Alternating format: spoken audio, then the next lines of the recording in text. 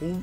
What's up, Fortnite fam? We just got done in Europe, and now we're jumping over here to NA East for another 6 rounds of Fortnite action. That's right. Welcome back to the Fortnite Champions Series. I'm your host, Zeke, and joining us here on the analyst desk, it's Adam, and we got Vivid. What is that? That's right. They will be our analysts here breaking down all the action. Gentlemen, how you guys feeling? It's the first week of action, baby! I feel amazing. You're hyping me up so much, is it? Dude, if I had a tambourine, I'd bash it excitedly, but I've got this paper, so FNCS is back! It's primal time. It's just gonna, this is incredible. I've worn this shirt, like Sancho was rocking a bit of animal print earlier on for the primal thing. I brought a bit of pink and blue into the mix. I've got to represent Great Britain as well. Man, I feel, and my hero, Vivid's here as well. He's I want to be best friends with him by the time this is over, so I love you, Vivid.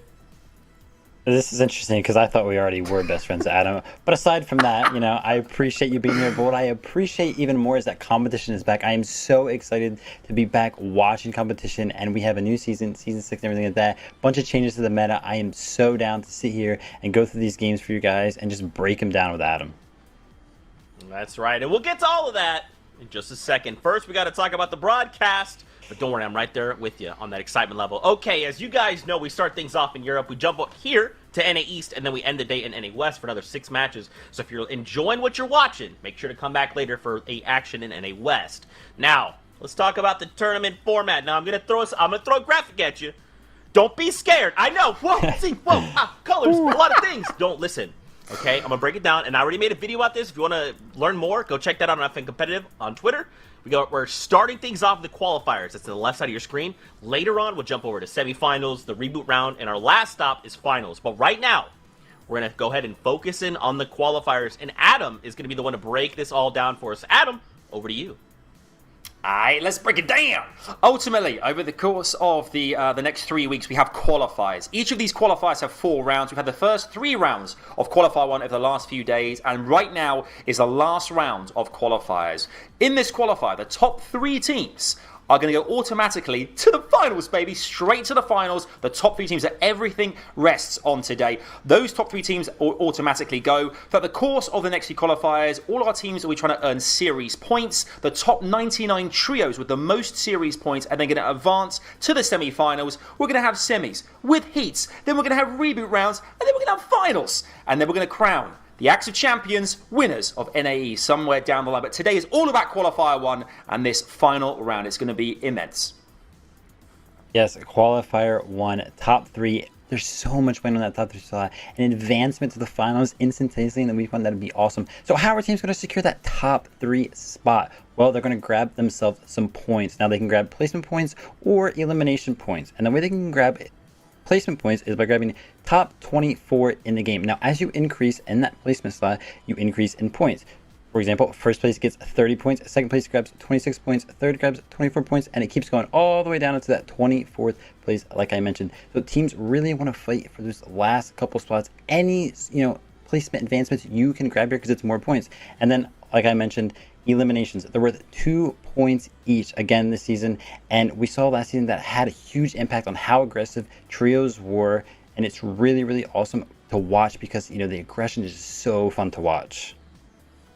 That's right, and we already saw some of that coming out of the action over in Europe, so I'm hoping that NA East will continue to bring that high. But of course, don't forget, in finals, this is your prize breakdown. We've got 7 regions and of course acts of champions to give out for every single region. So it's going to be an incredible time. The next few weeks / month is going to be incredible. Make sure you come on by, follow your favorite Twitch streamers, wherever they're at, YouTube or wherever they stream. Follow these guys, because these guys are absolutely incredible. And make sure to follow all of the action. Now, we already took a look at kind of the 7 regions that are going to be competing. 3 of those have already wrapped up. And Middle East has out now actually a 4th, so we're going to toss it over to these 2 to break down what they're seeing in Middle East and how we can potentially translate that to the performances here. Yeah, here we go. Speedy, Hype, and 7-Man. Incredible. First place there, 41 eliminations. The final 2 games, 23 of those came in those final 2 games. So pivotal. They only finished outside the top 10 once. You look at Modis, Kai, and Abu as well coming in there in second place. They had 2 victory royales. 15 eliminations and 12 eliminations. Across the other 4 games, only 2 eliminations in total. So even if you have a few bad games, you can still get through. And 161 points in 3rd place there. We have Wagner, we have Pro, we have Dexify as well. They only finished in the top 10 in 3 games, but 32 eliminations got them over the line. But all the other teams, those series points will go towards their attempt to get into the semi-finals down the line. But great region, great stuff happening, and it's good to see that that teams are getting those victory royales and the eliminations, as we saw as well as Vivid really well put there as well. Standings so tight now. Eliminations 2.8. The standings are really making a difference. Only 1 or 2 points between each place. So this table, these are going to flip flop left, right, and centre. So exciting to see. Oh, I thought Vivid was going to add to that. Nah, go ahead, Zeke.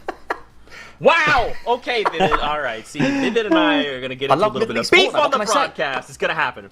All right, so we're going to get ready to jump into the games in just a moment. But as we've kind of talked about, we're in Season 6. We're seeing a lot of new things. We're talking primal weapons. We're talking crafting, endemic life, running around that are giving you crafting materials. So we put together kind of a little highlight reel of some of those things that we can be keeping an eye on. We got Adam here. We got Vivid. They're going to be talking through it. So, gentlemen, take it away. I love that you're using the word endemic so much. It makes me so happy to see these words. Okay, I'll get another one. It's an effervescent atmosphere now here on Fortnite Primal. We're seeing bones, we're seeing cogs, we're seeing primal versus mechanical, outskirts or more central. There's so much going on. There are so many animals now. I can't believe I'm saying this. Dinosaurs. There are raptors in this thing, which impact the game so brilliantly as well. Everyone's playing for meat, they're playing for resources, for mats. There's bows! Vivid, I mean, as a pro player in the past, you must love to see this kind of stuff as well. You know, the bows are a very, very cool touch and addition to Fortnite because of the precision, the marksmanship that is required to users. I love watching clips that come out from using those things. You know, there's back-to-back headshots. When you hit those, they are absolutely phenomenal. And then, you know, like you were mentioning, there's a bunch of new weapons, primal weapons, and then the return of the famous, the beloved pump shotgun. It is back this season. It is back in competition, and it's going to speed up these games so much. Gameplay is just going to be instantaneous. You're going to be making sure that you're paying attention to what these players are doing on every single minuscule scale, because all the edits, everything they do, where their position, it's all going to matter. You give me goosebumps here, mate. You give me goosebumps. Whew. I think we're all ready, man. And I know you're ready too, Fortnite fan. The battle bus is warming up, so we'll be there in just a second. The next thing we got to talk about, it's your favorite. You know when you love it. It's predictions. That's right. Which of these trios are coming out in that #1 spot at the end of the competition today? Adam, what you got for me? Yes, do you know what? I love seeing that me and Monster are on the same wavelength, man. We're aligned. I love this. Day, Mirror, Reverse. For me, these are a trio who consistently perform over the course of the last 3 rounds, actually, in this qualifier. We've seen them, I think, come 1st, 4th, and 8th position. I think yesterday, actually, they were averaging 11.38 eliminations per game, which is just something else when you consider the point structure here as well. That goes without saying that they are ahead of the game. We know they're previous FNCS champions as well. These guys could go all the way. I see them making that top 3. I'd be very surprised if they weren't there or thereabouts. But I'm very confident, very excited, and obviously MDF thinking the same thing as well. Well, if I'm wrong, he's wrong, and he's never wrong. So there you go. Yeah, and Ozzy's going to go ahead and pick Degen, Aders, and Skittles. I'll let him talk to you guys as he talks over the game about his pick, but, you know, very good trio right there. No doubt in my mind that is a good prediction for him. And then I went ahead and chose Oz, Jersey, and BBG Calculator. That is actually Calc. We've seen him before, but we've seen him before with different teammates. He always has new teammates every single FNCS. He can't seem to find himself some teammates that want to stick with him for some reason from FNCS to FNCS. So the reason why I've picked him today, because I love the storyline. I love how he has new teammates every single season, basically. And I'm really, really excited to see what he does today throughout this qualifier. And I really hope he catches up a top 3, so that my prediction is correct. Okay. I'm liking the breakdowns, and I'm liking these picks. This is good stuff. All right, so now I want to touch on this subject right here, okay? I'm curious to see what your guys' thoughts are on the differences between Season 5 and Season 6, all right? In EU, we already saw that at the end games, especially in Season 5, a lot of times trios were just kind of like, okay, I'm going to stick with the circle, and I'm just going to kind of let this play out until whatever happens, and it usually led itself to, like, a heal-off. In EU, that wasn't the case, right? Right before Storm Circle closes, these trios in the end game, they're like, If I just let these guys go to a heal off, it's over anyway. I'm going to be eliminated. I'm going to go back to the lobby. So I can't allow that. I at least have to get aggressive and try. And 9 times out of 10, it worked for them. Do you guys think we're going to see that translation here? I think it's absolutely possible they could do. I think heal off, I actually find them quite exhilarating. I think there's a lot to be said about heal offs, with the likes of floppers and slurpfish and a lot of shield opportunities as well. Lots of water in the map now as well to go fishing and grab some stuff too. So the resources are there. I think as well, the crafting aspect I think is really interesting as well. Obviously, Vivid touched on it earlier on, but the fact that now that you can kind of craft on the go, and you get your bones, you get your metal, you get your meat, you kind of create your own weapons as you go, adds a new dynamic. It kind of makes the RNG factor not as pivotal as it could have been before. It kind of feels more like everyone could go into all those kind of end game scenarios as the storm shrinks. Everyone's kind of level. It's level playing field now in some respects. So I think we could see, as we said, the standings and eliminations are going to be one thing to look at, but to see the way that all the players kind of come in and they're or thereabouts the same, adds another layer of competitivity. Is that even a word? Competitiveness. I used effervescent earlier. I can't believe this thing. I busted that bad boy earlier on. Now look at me. But I think this it really makes for an opportunity. And the bows as well. The bows. I think we were watching DreamHack recently, and NAE for the AR and the pump were two of the hottest weapons, created the most damage. Yeah. In third place was the bow. The bow is devastating. The fact you can upgrade that as well and create so much damage. I mean, Vivid, this is a weapon. I love to see it, and I'm sure you do too. Yeah, biggest meta change from last season to this season is definitely a lack of mobility. Last season we had shockwave grenades and bouncers. The lack of those means that teams need to play aggressive for those refreshes because they don't have the mobility to get themselves from point A to point B. So they have to use those materials instead to get from point A to point B. So they run out faster, and they need to be aggressive, like Zeke mentioned, to grab those refreshes a lot faster than they would have last season. Oh, baby. I like this. Gentlemen, we are going to be here. We're going to be hanging out. Fortnite fam, we're getting ready for these games. But when we're done, between games, we'll be here breaking down all the action for you. So if you're enjoying the action, stick around. Make sure to tweet at these guys. Let us know what you think as well. But it is time. We're kicking off the competition. This is Qualifier 1 of NA East. We've got Monster D-Face and Aussie Antics standing by. And one of these two gentlemen is really cool, and the other one just got married. So I'll let you decide which ones those are. Gentlemen, over to you. I mean, I was going to say that I was waiting for it. That is one of the major things that's changed between last season for this season for me. Yes, thank you. But even my wedding wasn't going to keep me away from casting all the NA East action. I'm so excited to be here. We have another season, Monster. The guys just summed it up perfectly. There's been a lot of changes, but I know we're going to get the same top-tier gameplay. Yeah, exactly. Like you said, there's been a lot of changes, and here we are. The standings as well, the players coming in has also really changed for this week 1. So I think what we're looking at today, Ozzy, is going to be a new kind of setting set up here for pros to make a name for themselves, right? I don't think that the top 33 that we're going to watch compete today were the ones that everyone was expecting to be here.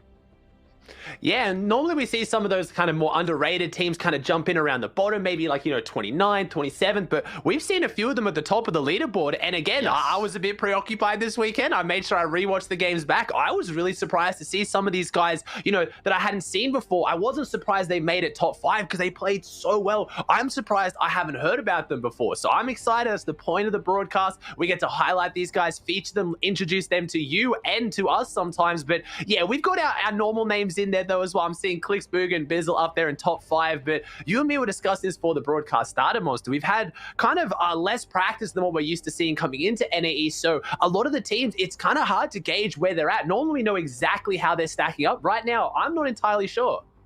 Yeah, and that's the thing, man. Like, NA East is in, I would say, volatile grounds right now.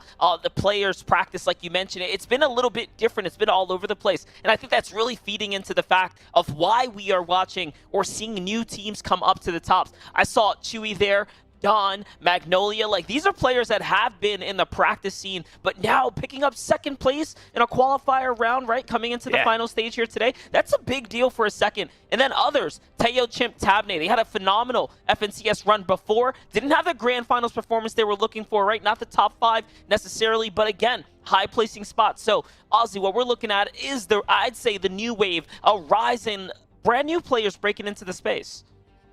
Yeah, it's going to be exciting to see as well. And we've seen quite a few meta shifts, so maybe some teams just adapting better to that, or it was always their style and we didn't see it. This is the first meta, I think, going back until like Squads FNCS, where we've seen no mobility. Like, we have the vehicles and we have the upgraded tires now, which it helps mid-game, but end-game, last season we had bouncers, and that might not sound like a lot, but compared to nothing, that's quite a lot. That's enough to get some good rotates, some good elevation changes. Right now, we are back to just who knows how to position themselves, because if you position wrong with only, your materials to work with and no mobility, there's really no coming back for that unless you can get eliminations. And that's what I think we're seeing. Some of those teams that are just better at getting eliminations endgame, they're restocking their mats, they're getting themselves out of sticky situations, so it's leading to more consistency, where a lot of those teams that I think maybe played a lot more placement heavy and just sat for rotates and didn't go for eliminations, they're the ones that are struggling, I feel like. And I feel like that's also why Reverse 2K, Miro, and Day were just outside of qualifying last season. Remember, the season that they took the FNCS championship title was the no mobility meta. So I feel like it is very much their time here and now. Like, this is the season that they were champions once in. This could be the season that they come and fight back for that championship. I had the pleasure of interviewing with Day, and he said just that. It's how he's feeling. But oh my gosh, game one kicking off with a bang, quite literally, as Sully's going to find Straw Hat Charlie up top. What was that, battle for the chest there? I think that was a battle for the chest here. This is an interesting drop as well. Obviously, one of the main new additions, the Spire, one of the most exciting drops on the map, but the loot is a bit spread out right now. And without 100% chest spawn in the game, a lot of players are having to just go for the loot they can guarantee. And I guess that big shiny chest on top was one of them. But I think what also led to that is if you've ever dropped Spire, or if you want a tip for dropping Spire, is you actually aim for those zip lines, because then you're higher up. You grab the zip line and you jump off. And that's the fastest way to go to the lower levels as well. I just think maybe last moment they spotted the chest and they all went for it, but that is not a drop I expected to see heavily contested. I see two teams at Lazy, two teams at Retail. Those are the drops I was expecting, and we do have a contest here at Sweaty Sands that has been going on not just this season, but for seasons. We've seen Gabe Tahi and Sprite drop this spot quite often, and it looks like we have no Clix monster. Yeah, and that's unfortunate, definitely, to kick the game off and be a member down, but Gabe Tahi and Sprite, I honestly believe, are those next up-and-coming type players. Like, they are right there, arguably in that tier A to S rank, right? Like, they are just up there with Bizzle, Bugha, and Clix. So this is a tough draw spot for any team to fight their way out of, especially being a man down, and this is why we're seeing the disengage come here. But Ozzy, I want to take our attention back to the drop spot. We just watched a good chunk of the map not even contested. I'm talking about Camp Cod and the mountains south of the Misty down there. Like, all of that was completely clear. So I don't know if, like, these guys want to mix it up for today to play for top 3 or not, but there's so much more space to really take. It's an interesting one as well, because Camp Cod has one of the strongest NPCs in the game. It has a guaranteed upgrade, even sells mechanical parts with really easy quests. Like, if you want to drop somewhere to guarantee you're going to get insane loot, I'm talking epic or legendary assault rifle, epic or legendary pump shotgun, it's Camp Cod. But the reason a lot of these pros don't go when it comes to these final rounds, these really stacked set lobby games, is going to be because of the Storm Surge. Getting out of there, you're down, you're behind the mountains, you're in the water, the rotates are quite difficult. But yeah, at the same time, though, I think I'd rather that than maybe something like this where you're double contesting phenomenal teams at Lazy Lake. And this is one of those teams we're talking about, Monster. Magnolia's team came second yesterday, and I've definitely heard of Magnolia, seen them around on the scene, but a second place in round 3, that is incredibly impressive. Yeah, just massive, massive pickup right there. And again, confidence booster, if anything at all. Now we're looking at, again, these newer teams that are making in here. Hungry, Balanced, and Crew at Lazy Lake. Another fight going down at the Swamps right now. And this is actually where you don't typically see the fight, on the warehouse section of the map. Not even the big main here. So this is a team getting aggressive on another in this early instance. I do wonder who's going to walk away on top now. Well, it's interesting. We don't normally see a fight here at all, because this is normally Jack, Slacks, and Acorn, our FNCS champions, home, and no one wants to go toe-to-toe with them. We're talking about it. Obviously, they're not here. They're already through. They're going to be there in the finals now, seeing if someone else can do it from their drop spot. And they're kind of putting it on loan, because at some point, even if you do well out of here, you're going to have to go up against the FNCS champs. But I like the opportunistic teams. They know that means they're not playing. They know that means they're not going to be here, so they're kind of muscling their way in. And all the fights we're seeing so far, everyone's playing a really careful, really safe Monster. No one wants to go in for that full engagement. Despite having the pumps back in the game, you have the ability to, open up a really big shot, but this is the best of the best in NA East, and no one wants to misplay and put themselves out of position. And some teams already have 3 teams being down, the feed continuously getting light up, and that's what happens when these drop spots are so contested. Caught Genesis on the other side, though. Coop, Leo is down, and Coop has to play defense here, but it looks like it's a 1v3 right now, as 2 members are down here, so it should be all but over for Adams, Caught Genesis, and Coop here to wrap this battle up, and yep, they do just that. So, the center of the map being a big draw spot, not bad at all. Great way to kick things off for them. Yeah, the 3v1 now as well. They got one of the finishes. I thought that was the last player, but man, putting up a good fight here against COD Genesis. And COD Genesis, one of the better fighters in NA East. There it is, closes out over the top. Coop had the angle, and look at the loot on Coop right now. The legendary assault rifle, the blue pump shotgun, they're looking fantastic. And I love how Viva was repping it for Calc earlier, saying, really struggling to find teams, and for no good reason, such a phenomenal player. But this is another team. I feel like this is going to be our kind of ragtag misfits team. Coop, one of the best solo players, not just in NA East, but the world. One of the only players to win 2 major solos events back-to-back, DreamHack and an FNCS, but has always struggled to find a team that wants to stick with him and really recognize his skill. And I like the fact they're coming up here with a bang, because I feel like COD Genesis has been in a similar position for multiple seasons now. So I really hope they perform well. Yeah, and just to kind of add on to that Coop story, too, after the FNCS was over and he was kind of like the solo king of the scene, and we transitioned into team-based game modes, he won a team-based game mode right after that, too. So, he was like literally on fire, but it does come down to your teammates, and we've seen that before, how not having the proper teammates can quite literally hold your career back in this instance, right? You need players that can keep up with you. You need those caliber of players to believe in you, and also just practice against in general. A team that we've seen kind of become the top caliber is this one right here. DGen, Agers, and Skittles. Yeah. I feel like they've really wrangled their way up and demanded respect from the best. Yeah, that's why they're my prediction to do it here. It's the chemistry as well. They've been playing together now. I believe this is their third trio season they're playing together. So they're one of the only teams in the world, not just NA East, that's stuck together since the very start. And Skittles originally as a pickup was a pick that was interesting for DGen and Ages as they break open this fight. The green pump comes out, 57 damage right now. So that's white as well. This player has no shield. They're looking bad, and they're getting backed up into the reboot van where you can't build. And this is interesting. I don't believe DGen, Ages, and Skittles have dropped here at Craggy.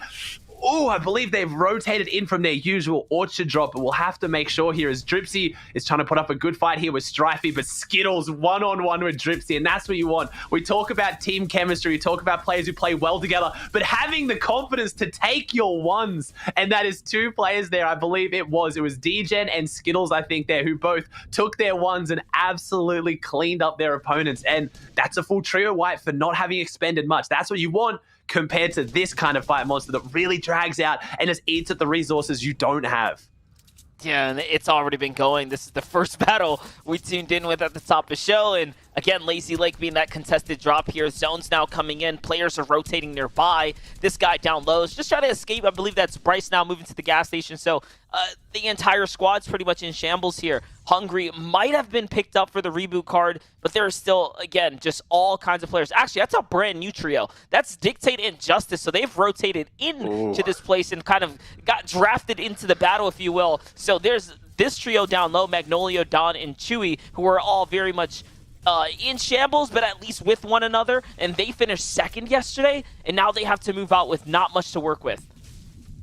Yeah, and that's what's going to be interesting to see as well. Round 3, incredibly stacked, phenomenal gameplay, but it's still not the same as these set lobby rounds, this round 4, and that's where everything changes. So it's going to be about seeing those teams that performed yesterday, can they do it here against the best of the best? And with this now change in format, top 3 getting you a guaranteed finals place for Monster. Obviously, the guys talked up at top of the show. Me and Monster haven't really been able to talk about that yet. A top 3, guaranteeing you go straight through to finals where the money at is insane. These guys are literally playing for it all in the first week of FNCS, because if you get that top 3, you are sitting breezy until the very end. You know that this season you have guaranteed earnings and you have a chance to play for the big prize pool that's in finals. You skip semis and the reboot round. Like, we've never seen that before.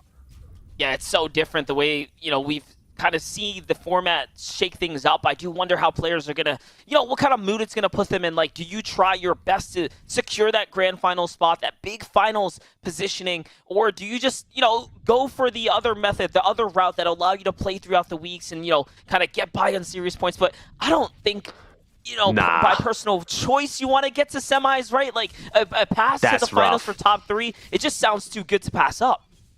Yeah, we saw a few of the players as well last season when it was that top 10, and it was kind of like, oh, they were confident, but like, there's being confident you're going to get top 10 multiple times, or you could. Then there's being confident that you're not only going to get top 3 in a final week, it's also the fact that if you leave it down to the reboot round, you have to get a victory royale or a top 6 in the heats and semis. Yeah. That is a very tall ask. I'm going to go out there and say that I couldn't think of a single team in the world that should be that confident. It's Fortnite at the end of the day. Anything can happen, and that's why we love it. You don't want to have to rely on getting a top 3 in a qualifying week, a top 6 in a heat, or a victory royale in a reboot round. None of those are easy choices. So I think they're going to be playing their hearts out for everything on the line here today.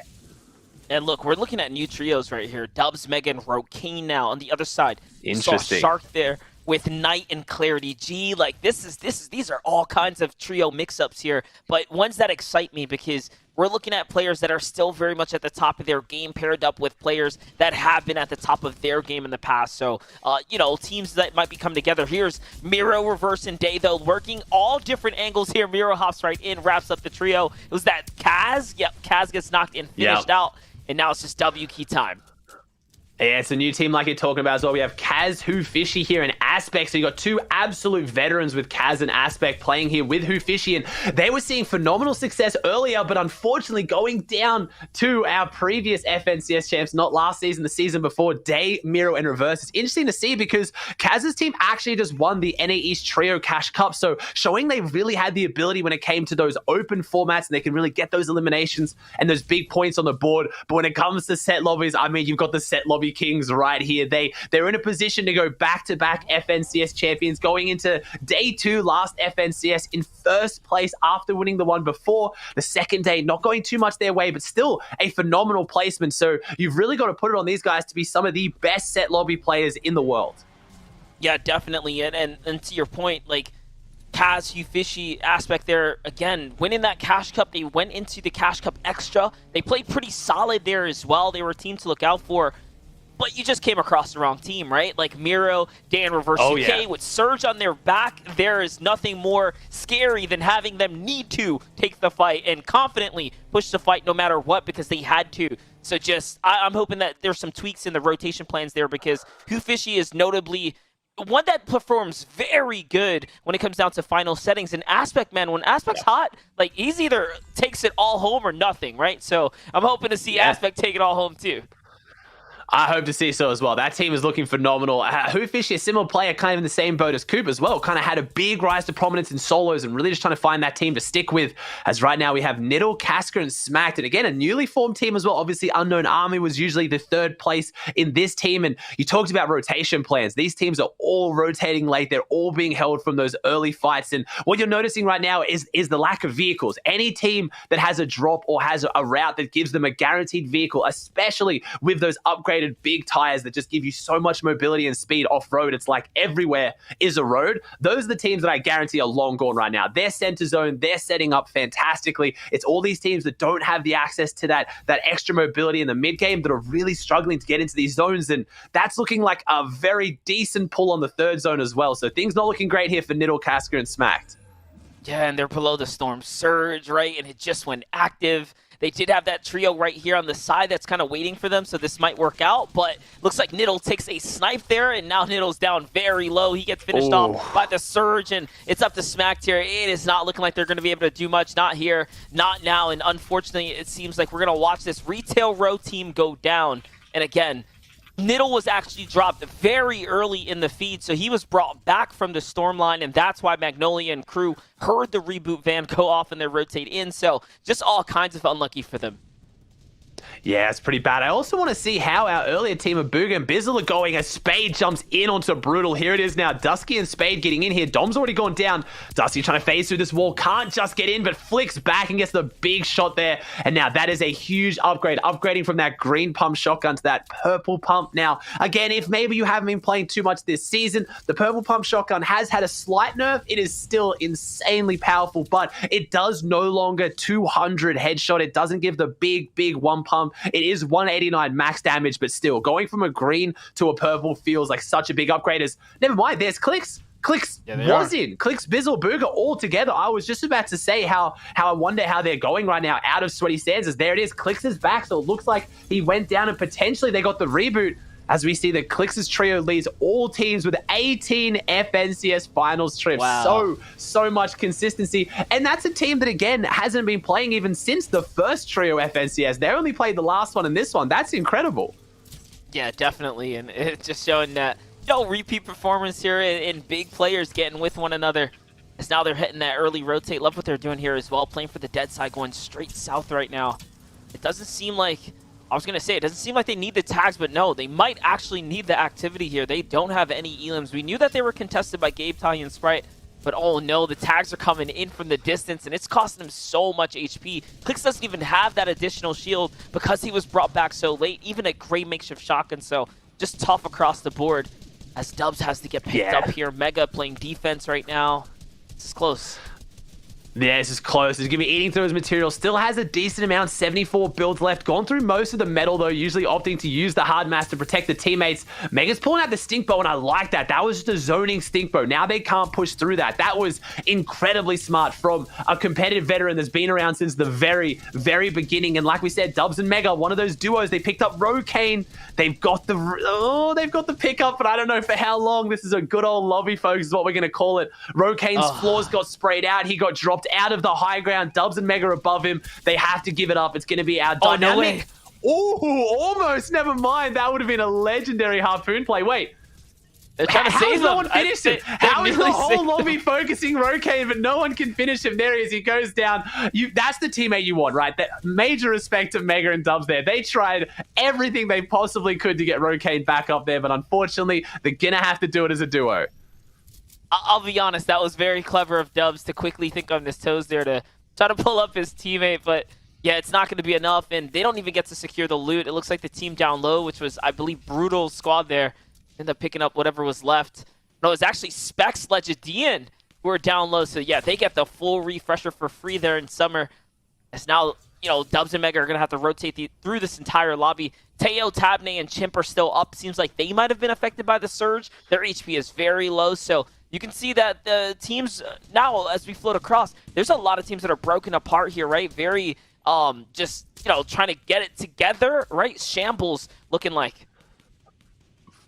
Yeah, some of them are kind of a little bit split. I like this as well. Clix, Bizzle, and Bugha invested a lot into this rotate, but they hit a really good dead side rotate. If you guys don't follow competitive Fortnite too much, that's very simply just the side of zone that has the least amount of players. A lot of complexity into what makes dead side, but they definitely recognized it early. And when we got that mini-map shot, you could see that just no one was over there. This panning shot showing it as well. And they've set up for success because even if they don't get zone now, they have all that tree cover in the woods to rotate out of. And we see they don't really get zone, but you can see how many less teams there are on that far west, far left side compared to over here on this east right side, as that's exactly where Joji, Osp, and Kalk are. And man, what a loadout for Joji. Legendary assault rifle, purple pump shotgun, and the blue mechanical bow with that insane 212 headshot damage potential. That one shot is back. Snipers are gone, but in the primal season, we see bows overtake them, and I would potentially argue, Monster, even be stronger than the sniper rifle. You can hit fully charged shots while jumping. You can just do so many things you couldn't do with a sniper that makes them more versatile. But the bottom line, one-shot headshots are back, and that can change any tournament, any standings in a literal instant. Yeah, not only that, I think it's just more skilled in my opinion. You know, hitting those shots are not easy, but hold up. Let's get into the action here as Magnolia gets chipped off of the Storm's edge here by Specs and crew, and now they're looking to take all these shots and put in that damage. And they were below the surge right before this, so they're very much on the line. They have to continue to get active here. As you can see, it's just going back and forth. Knight and Shark are getting pushed in. Clarity's already down. It's Dubs and Mega who are up above. Chimp and Tabney seems like they're already out as Teo is by himself here. So this pocket right here, all of these players really collapsing on top of one another. And it's Legendian and his team that are forcing this to happen. Yeah, and you're right, Surge. People need Surge right now. Players need it, as we see. It looks like Calc, Osman, Joji are one of those teams, one of those players. They've got med kits, but they don't have a lot of shield, and they have half. They're 30 above. If they can hold above, if they can hold a few teams and just get one big refresh, they'll be looking fantastic. But right now, they need the loot. They've had to burn through a lot here. I'm not seeing really that many shields being handed around. I think Joji might be popping. No, he's only got the med kit. Things are looking rough. They've got the loadout to be able to get some eliminations and do some big damage, but they're going to need it quickly. But they got half zones. So did Leo. So did Aviv's team right there. So everyone's trying to rotate into them and try to make it. And this could be an interesting one. This can go up the big hill. It can go through the trees, up the river. This is going to be an exciting endgame monster. We really are kicking NA East off with a bang as we just jump in to our second point threshold right now. So play some points given out early. Top 24 already got 5 points. Top 17, another 3. So these teams have been rewarded, but you need to make it into these rotating zones consistently. Yeah, and they're content with not taking high ground there. They're just going to stay on that layer instead of building up. So we'll see how that ends up working out. Tay gets taken out there by Tay on the edge. Teo's got to be happy about that. I mean, he was a solo. For him to even find anything at this point is a big W for him. And now it's all about making the move on in for reverse 2K. Yeah, he is by himself, 11 HP. Can't wait with the zone. Dubs and Mega have their eye on him, and now it's all happening here. It's all collapsing inwards.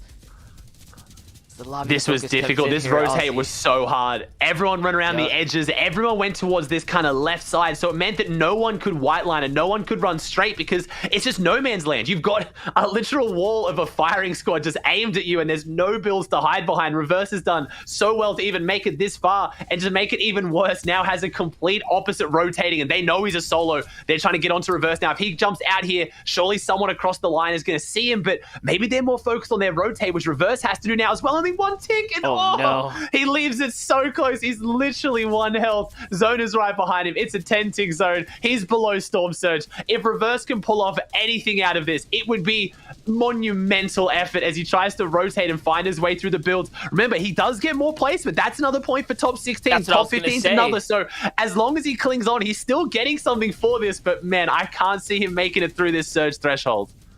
No, look, he's doing it. I mean, every single, moment now that he stays alive is an opportunity to earn points. And this is what you want to do. This is literally the only thing he can do. Great shot there, 132. But he can't stick around to even take the battle. He can't get shot at all here. He gets the siphon. There's no way. Reverse is actually doing something with nothing. And although it may not last very much longer, that was still very impressive. The second Elam for Reverse there. That's like 4 or 5 points, I believe, in placement, and the 2 for the elimination as we got a cheeky little look into who's on high ground. It's my pick for the day, Degen, Ages, and Skittles. These guys really show up in the set lobbies. That's when they turn up their heat. That's when everything comes to its own, and they've got 8 eliminations on the board already with 30 players still alive, 12 teams. This is looking like an absolutely fantastic start for Degen, Ages, and Skittles, just showing chemistry, finding a team, sticking with them, knowing the ins and outs, knowing how each of you play is so important. Also worth noting, did want to talk about it earlier, this is a high ground team and we don't have many high ground players who made it into the top 33 here, so I think they're going to run a muck up here all day today as Aegis drops down and connects, but he's running out of material monster. They're not finding too many angles for eliminations and refreshes right now, and they need to find one soon. I mean, at this point, with how many they got, it's probably best for the lobby if they don't get any more points because they have so many. Down low, though, Rise Jumper and Threats are first place finished yesterday for the second qualifier. Now are here. And look like they're doing pretty okay. They have the loot to work with, the HP as well to back it up, but into the boxes they go. This should be a big pickup, and it is. It's Coop who is a solo. Nicely done, quickly wrapped up, and this is where the big placement points really start to get given out. Yeah, we saw the guys break it down in the early of the show. EU this morning, we did not see heal off. This is a change in the meta. It's definitely due to that lower mobility. Players aren't making it to the end game with enough material and enough meds to go for the heal off. They have to use them early as we see Rise Jumper and Threats running through the low ground. They don't have a lot of builds left though. They're all having to cower in one box. This is a sign of a team that's desperate, but they've got the firepower. They have the ability with these players to get some eliminations, and there it is. That's their potential refresh. They are pushing forward on low ground. You've got to compare this to teams like Entered Edgy Commandment, the Claymore, the builds. They don't have the mats, but they have the aim, they have the firepower, they have the desperation, and they are just dropping players down here right now. That's 2 more eliminations, 4 on the board, but they need to find a refresh. They have nothing to work with. Yeah, they're still going, though. They're not giving up just yet. As Rise finally falls now, it's going to be their 4th elimination. Jamper and Threats are just on the door of getting taken out, but no, the Storm Surge. The Storm itself picks up another one for Threats here, and it keeps them in the game. Up top, though, Skittles and Degen working as a 2-man crew right now. Although a man down, clean things up, and they make it look easy. Ooh. They make it look easy, and if my math is correct there, that's a 13 elimination victory alpha. Again, I gotta say it, my prediction, but Degen, Aegis, Skittles showing up in such a big way, showing they still got it, because they've been a bit quiet in the Cash Cups and the weeks leading up to this, but they've just been so consistent in every set lobby they play for every FNCS, and they're proving why there. That was clinical. Yeah, and you saw, like we said, you mentioned it, they're a high ground type team. Calculator and his trio pulled that first half in, half out. They didn't build up at all. Granted, they didn't have the HP or like maybe the arsenal to kind of back it up on the high ground, but no one took high ground, and they saw that as an opportunity, and their playstyle played perfectly into that. But either way, we do have the boys over on the analyst desk to break it all down, so we're going to toss it over there before we get into game 2. Aussie Antics is so powerful. He gets married, he comes in, he makes a prediction, they win the game with 13 eliminations. He's too strong. I'm going to have to find a way. I have to talk to the guys back at Epic. Epic, we have to nerf him. Okay, all right. So, guys, this was a great first game out of NA East. They saw Europe, okay? They were like, Europe, you guys are going crazy aggro? We're going to do the same thing. A 13 elimination victory royale. I feel like this is where you want to be, right? To just be like, FNCS starts, boom! There it is. What's up? Honest, mate, you couldn't have said it any better, really. I think 13 eliminations straight off the bat, it sets a precedent as well for the rest of the team, seeing that they've had that much of a big head start there as well. You know, that alone, that's 26 points straight off the bat. Whether or not they get to the top 3, that goes towards their series points, which could get them down the line into that next round. So it's crazy. But I want to talk about drop zones as well. I think, you know, we touched earlier on my picks, Reverse 2K and Co. You know, they tend to always, I think it was even in the finals last year as well, Dirty Docks is the home of these boys. Straight off the bat, uncontested, straight into Dirty Docks. It's a great place to drop as well. For new players, it is full of vehicles. It's full of ways that you can farm cars, you can get tons and tons of materials and mats very early on. And these guys love to run Riot here as well. We can see Steamy Sacks as well, which is another prevalent place as well, which I'm excited that I can see Reverse 2K and everyone. They got very early eliminations as well, which already sets a precedent. You know, when they're pushing, they're getting their mats, they're leveling up all the weaponry, and then go straight in for the eliminations. What do you think, Vivid? Where's your head at with Mikey 6 here?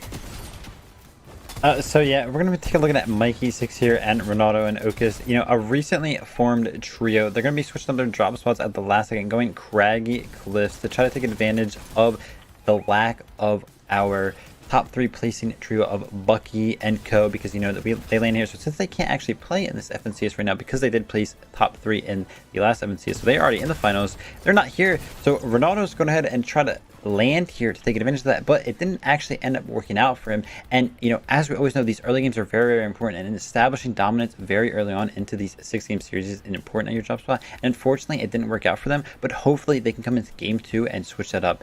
And then another trio that I want to look at, Dubs, Mega, and Rokane. Actually, Dubs and Mega had an unfortunate previous FNCS season where they didn't actually make it into the finals when we were expecting them to, so they went ahead and switched up to 3rd and grabbed Rokane. Adam, talk about the standings for us. Yeah, check this out. I mean, as you say, Dagan, Azures, and Skills. We saw earlier on, as we were saying, they had 8 eliminations very early on. It went on to 13 in total with the victory royale as well. 56 points right off the beginning. Right off the start here, so there's a really, really good start to things. Beef, Lupian, and Nick coming in there as well with 8 eliminations, 42 points, 26 placement points as well. We're getting really, quick here as well, eliminations from a lot of our teams. You can see Jamper, Threats, and Rise there with 5, Predator, Squish, Player 5 with 6. I mean, the top part of the table there, you can see that people were really trying to duel it out. They were trying to get those 2 points per elimination, which makes a massive difference. But as you can see, at the top of the table, that I can't believe Skittles already, the team was already 14 points in the lead, which is absolutely incredible. I'm sad to say that I can't see my selected trio anywhere in the top 10 list right now. It makes me very sad. It makes my heart sad. But the likes of Class, Dom, Dusky, Spade. I mean, it's good to see so many great teams there who are creeping up. We knew they would do. There they are, 11th place. I get 11th place in 5 eliminations. I'll take that. Yeah, no need to fear, Adam. There are 5 more games. So as you were saying before, these leaderboards, they do flip-flop around a lot. And, I guess we really are besties, Adam, because my prediction is in 12th, right next year's, with a mere 20 points, 2-point difference between our two predictions there. Very, very close there. But I did some quick math on that first page right there. Okay, so don't hold me to this, but I'm pretty sure I did the addition real quick in my head while you were talking about it. I think there was 53 eliminations covered on that first page alone there. So that means those top 10 teams accounted for more than half of the elims that happened during that game. Making it to the end game is very, very important. So that way you can go ahead and grab all those placement points and all those elimination points. So, these teams really want to make it to that end game so that way they can take advantage of the format. Yeah, that's actually something that I wanted to point out. Vivid, was that it's kind of crazy. The first page is super top heavy. That's not something we kind of normally see. We see it a little bit more spread out. And Adam, it's a little scary that just in this first game, this top 10 is already pretty well established. It really is. I think we've seen actually in previous rounds ahead of today as well that it got a little bit. I mean, at first, a lot of the big teams were really they were getting those eliminations. They were really moving their way up to the top. But then it started to kind of teeter off a little bit. I think people are being a little bit more cautious, thinking, okay, I want to get to that 4th round in the qualifiers. I want to make sure that I can cement myself there regardless. I play a bit more cautiously, wait for the standing points, and then progress. Now it's a case of, I think it's the first game, as we said. I think Vivid mentioned as well, we've got 5 more games to go. There's plenty of opportunities here for the teams to start rising the ranks. But for right now, we're going to see, I think, a little bit more cautious for the rest of the teams for the next couple of games. But I think once we hit that halfway point, then we're really going to see all guns blazing, going for that top 3 position. And right now, I think our top 3, I just don't think they're going to move from that position. I think Aussie's all over this, and I can't believe I'm saying that, but I think he is. Aussie, Vivid, do you agree? I actually do, because Aussie was very, very good at predicting that season. I made some good predictions myself, but he was always right there with me. Well, Ozzy, we'll have to see if your pick can hold it down. We got 5 more games, a lot of wiggle room left. Let's see how this all unfolds at NA East.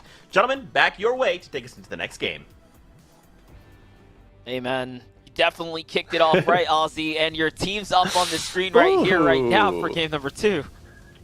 Yeah, let's see it. I mean, I was excited for it. I knew their draw spot. They've got the same draw spot. They've gone for multiple FNCS, the same team. They also, again, a high ground team. The guy summed it up perfectly. We'll see, though. It's kind of scary now, though. It's a top 3 or nothing. So do they keep up the pace? Do they keep going for these big elimination victory hours, or do they play a little bit safer? It's tough, but we get a glimpse of how their draw spot works, and I love it. The biggest thing about this draw spot was it was always a good draw spot. It was always strong. And then it had, with the addition of the bunker chest, which we haven't talked about too much today, it has added so much to their arsenal. They get a potential of 2 really easy to get bunker chests on this rotate route. They obviously grab these quests for extra gold as well. There's a lot they can do up here. The Orchard is such a deceptively underrated part of the map. You look at it and you think, yeah, okay, it's like some buildings, some loot, but once you add those bunker chests and the quests in the area, it is fantastic.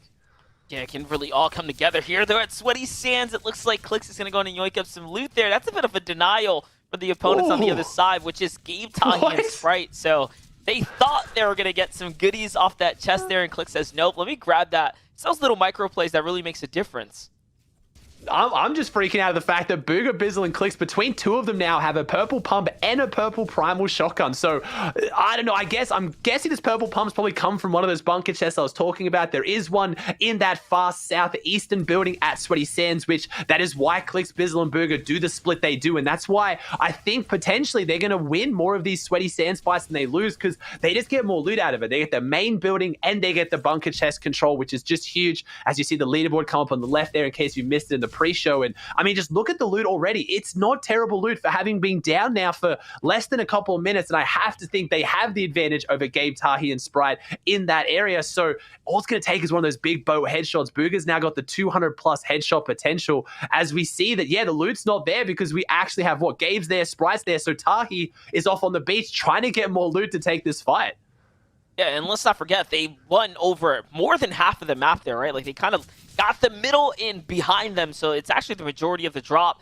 Is now we jump in with Predator. We talk about this spot being on loan for this weekend, and it looks like it's just going to be a bloodbath back and forth between the teams that are landing here. You know, both sides are effectively griefing both of their chances or opportunities, right, to have this drop and make it work for them while the champions are not here.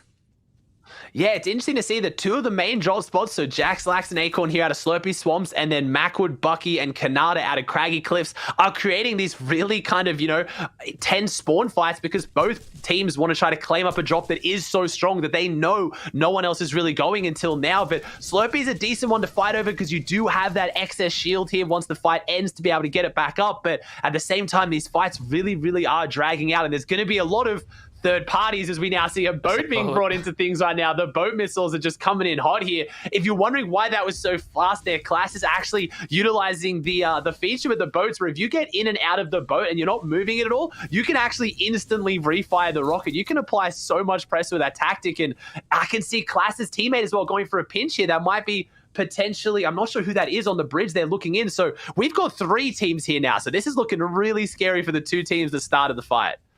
Yeah, and they've effectively pushed out Susscript here, but on the other side, Aspect is already down from this trio, it seems like, as Shark is up top. Fishy and Kaz are having to work with one another. Kaz gets punished there big time, and now he's going to have to go on to defense. Great defensive shot, though. Little 54 to say, hey, slow down. We have this high ground. Give us some space. And it's a 2v3 situation, so it's not going to last very much longer.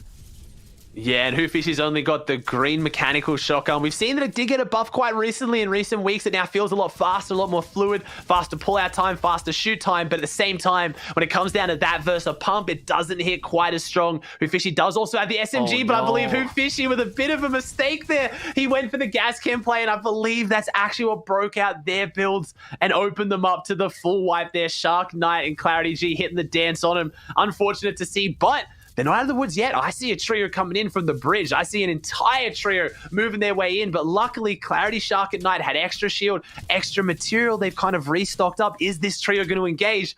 They're lurking and they're seeing if they can set up for something. Man, I love the way the production is doing this. I just don't know who it is. They're kind of always just out of frame, but this is a fight that is definitely breaking down over a sweaty.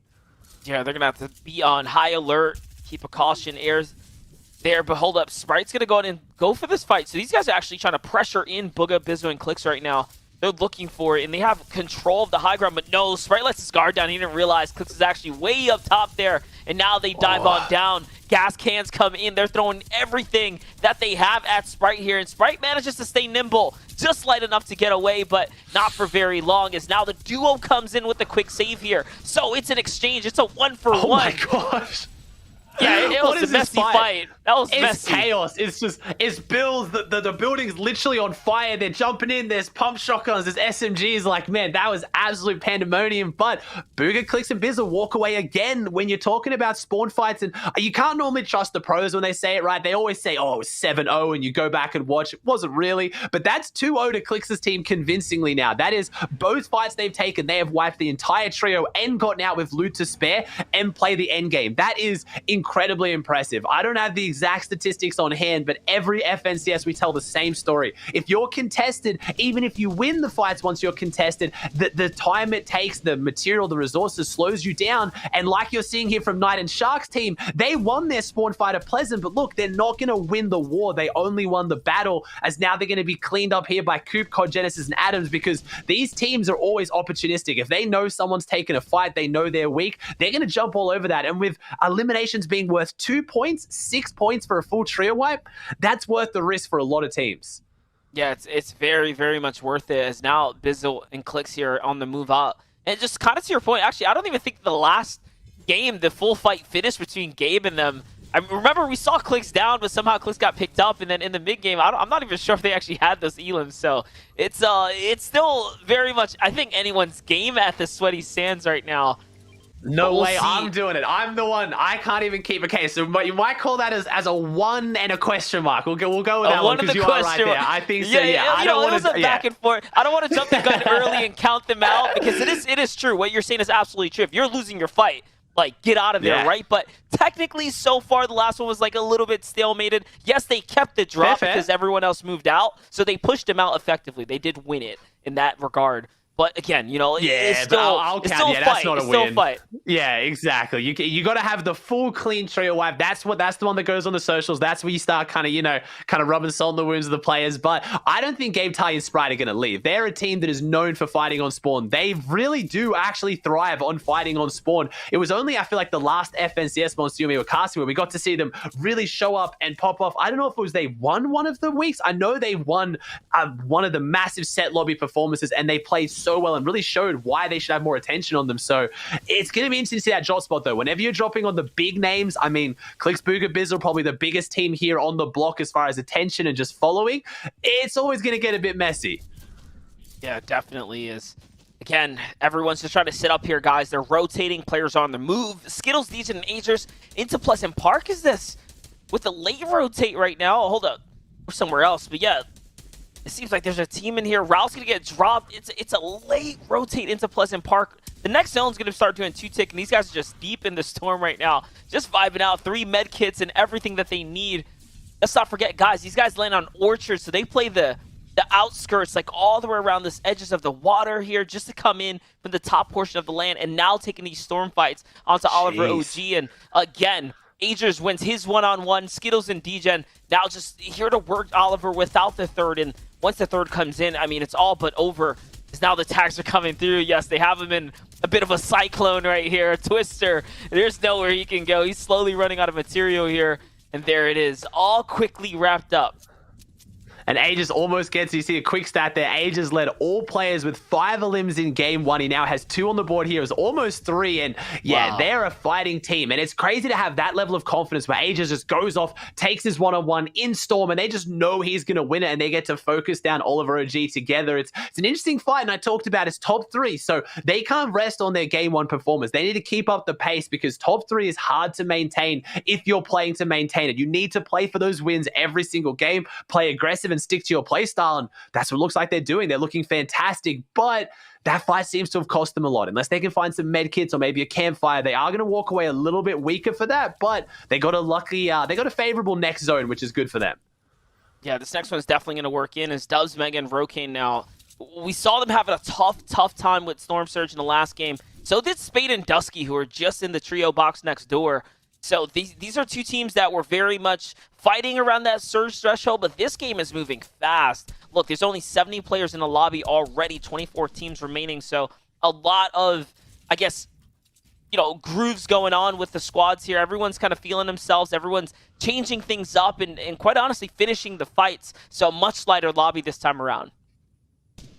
Yeah, and as well, and taking those fights on edge, it clears up that side of the zone. So as much as it looks like a difficult rotate, you get the healthy, clean rotate in. There's less people holding you. So we'll see, though. Mega, Rokane, and Dub set up in a fantastic position, but it's a lot of the teams that we saw set up in these positions, Monster, that didn't get their surge. They were the ones that we saw to be struggling as Mars, Crumble, and Nexi, a team that we haven't talked about at all today, I think, as Mars kind of just always seems to go under the radar in a competitive sense. He's obviously known as the Arena King. I don't even know how many points he's at now. It was 100,000 as of, I think, over a week ago. So my man has been grinding, but they show up in these tournaments and they're doing it out of stealthy. And it's so interesting to see their playstyle. They utilize, as you can see now, the Stinkfish. Almost no one is using them. A lot of people opting for the Stink Bow, but the Stinkfish have a much bigger radius than the Stink Bow. So if you get high ground, or even if you stay in the mid ground, use those for damage and zoning. They are so incredibly strong. But I think their main advantage is the fish. They have 3 eliminations on the board. Stealthy has a surprising amount of fishing holes. They always walk out with those, and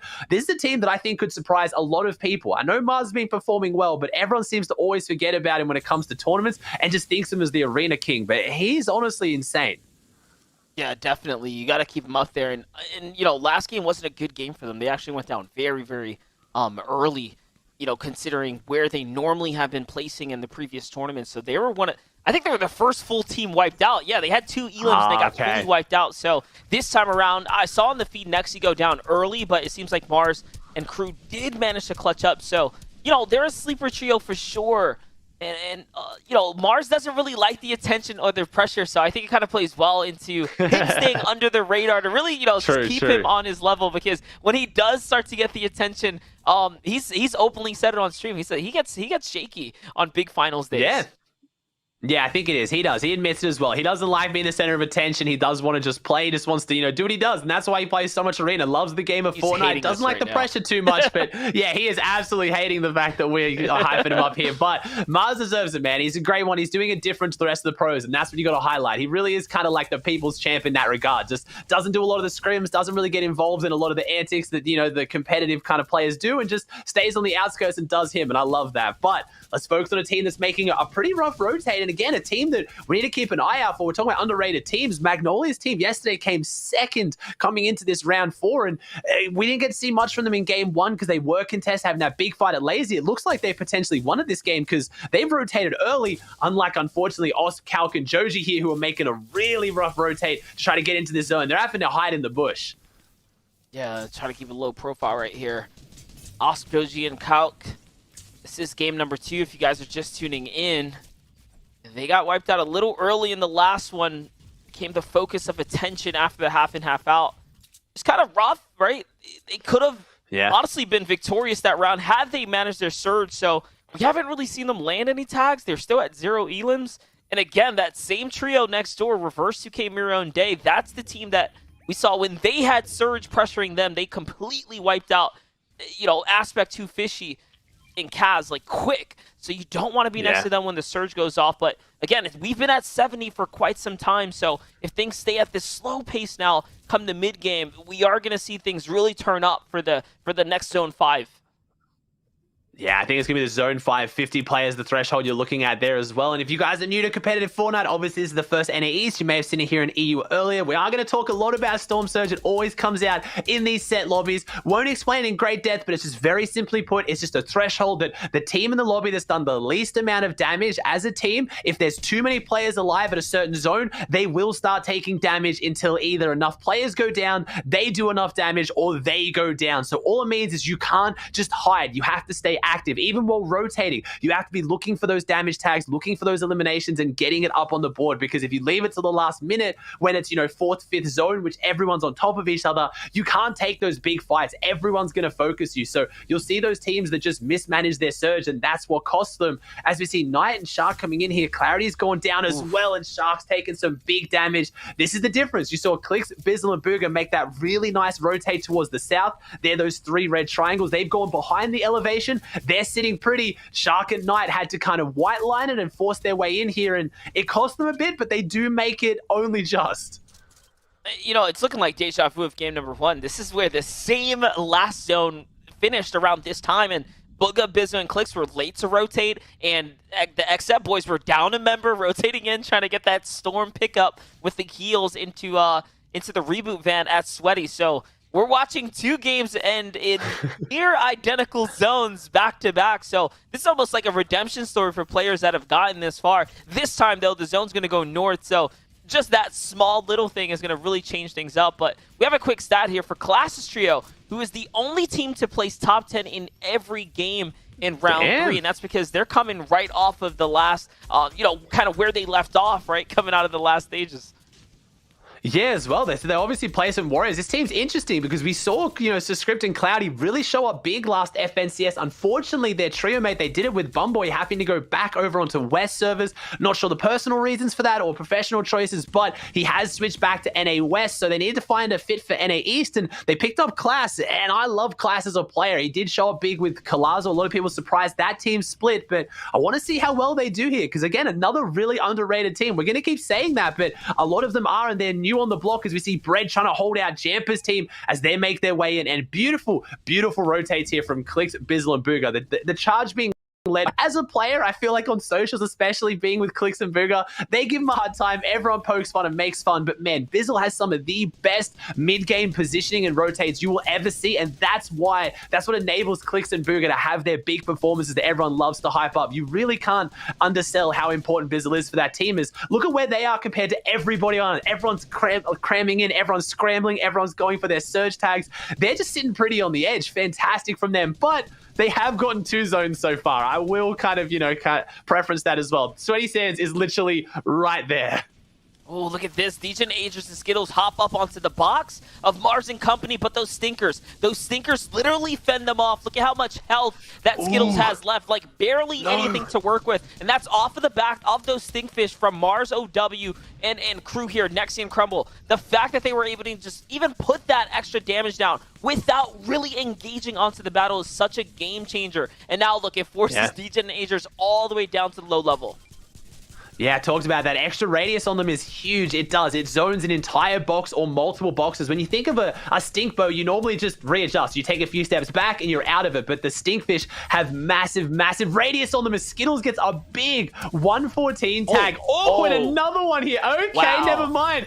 We're fighting our way back. Okay, you might have the stinkers as we're going with Monster here, but Skittles, he's got that big legendary pump shotgun. He knows how to use it. And man, the tables turn quickly. Mars is now on the back foot. Crumble's gone down. Nexi's going down, and man, this team can really back themselves in a fight. That's 5 eliminations on the board. That is already 10 points with no placement. They're looking good here, man. They turned that one around quickly.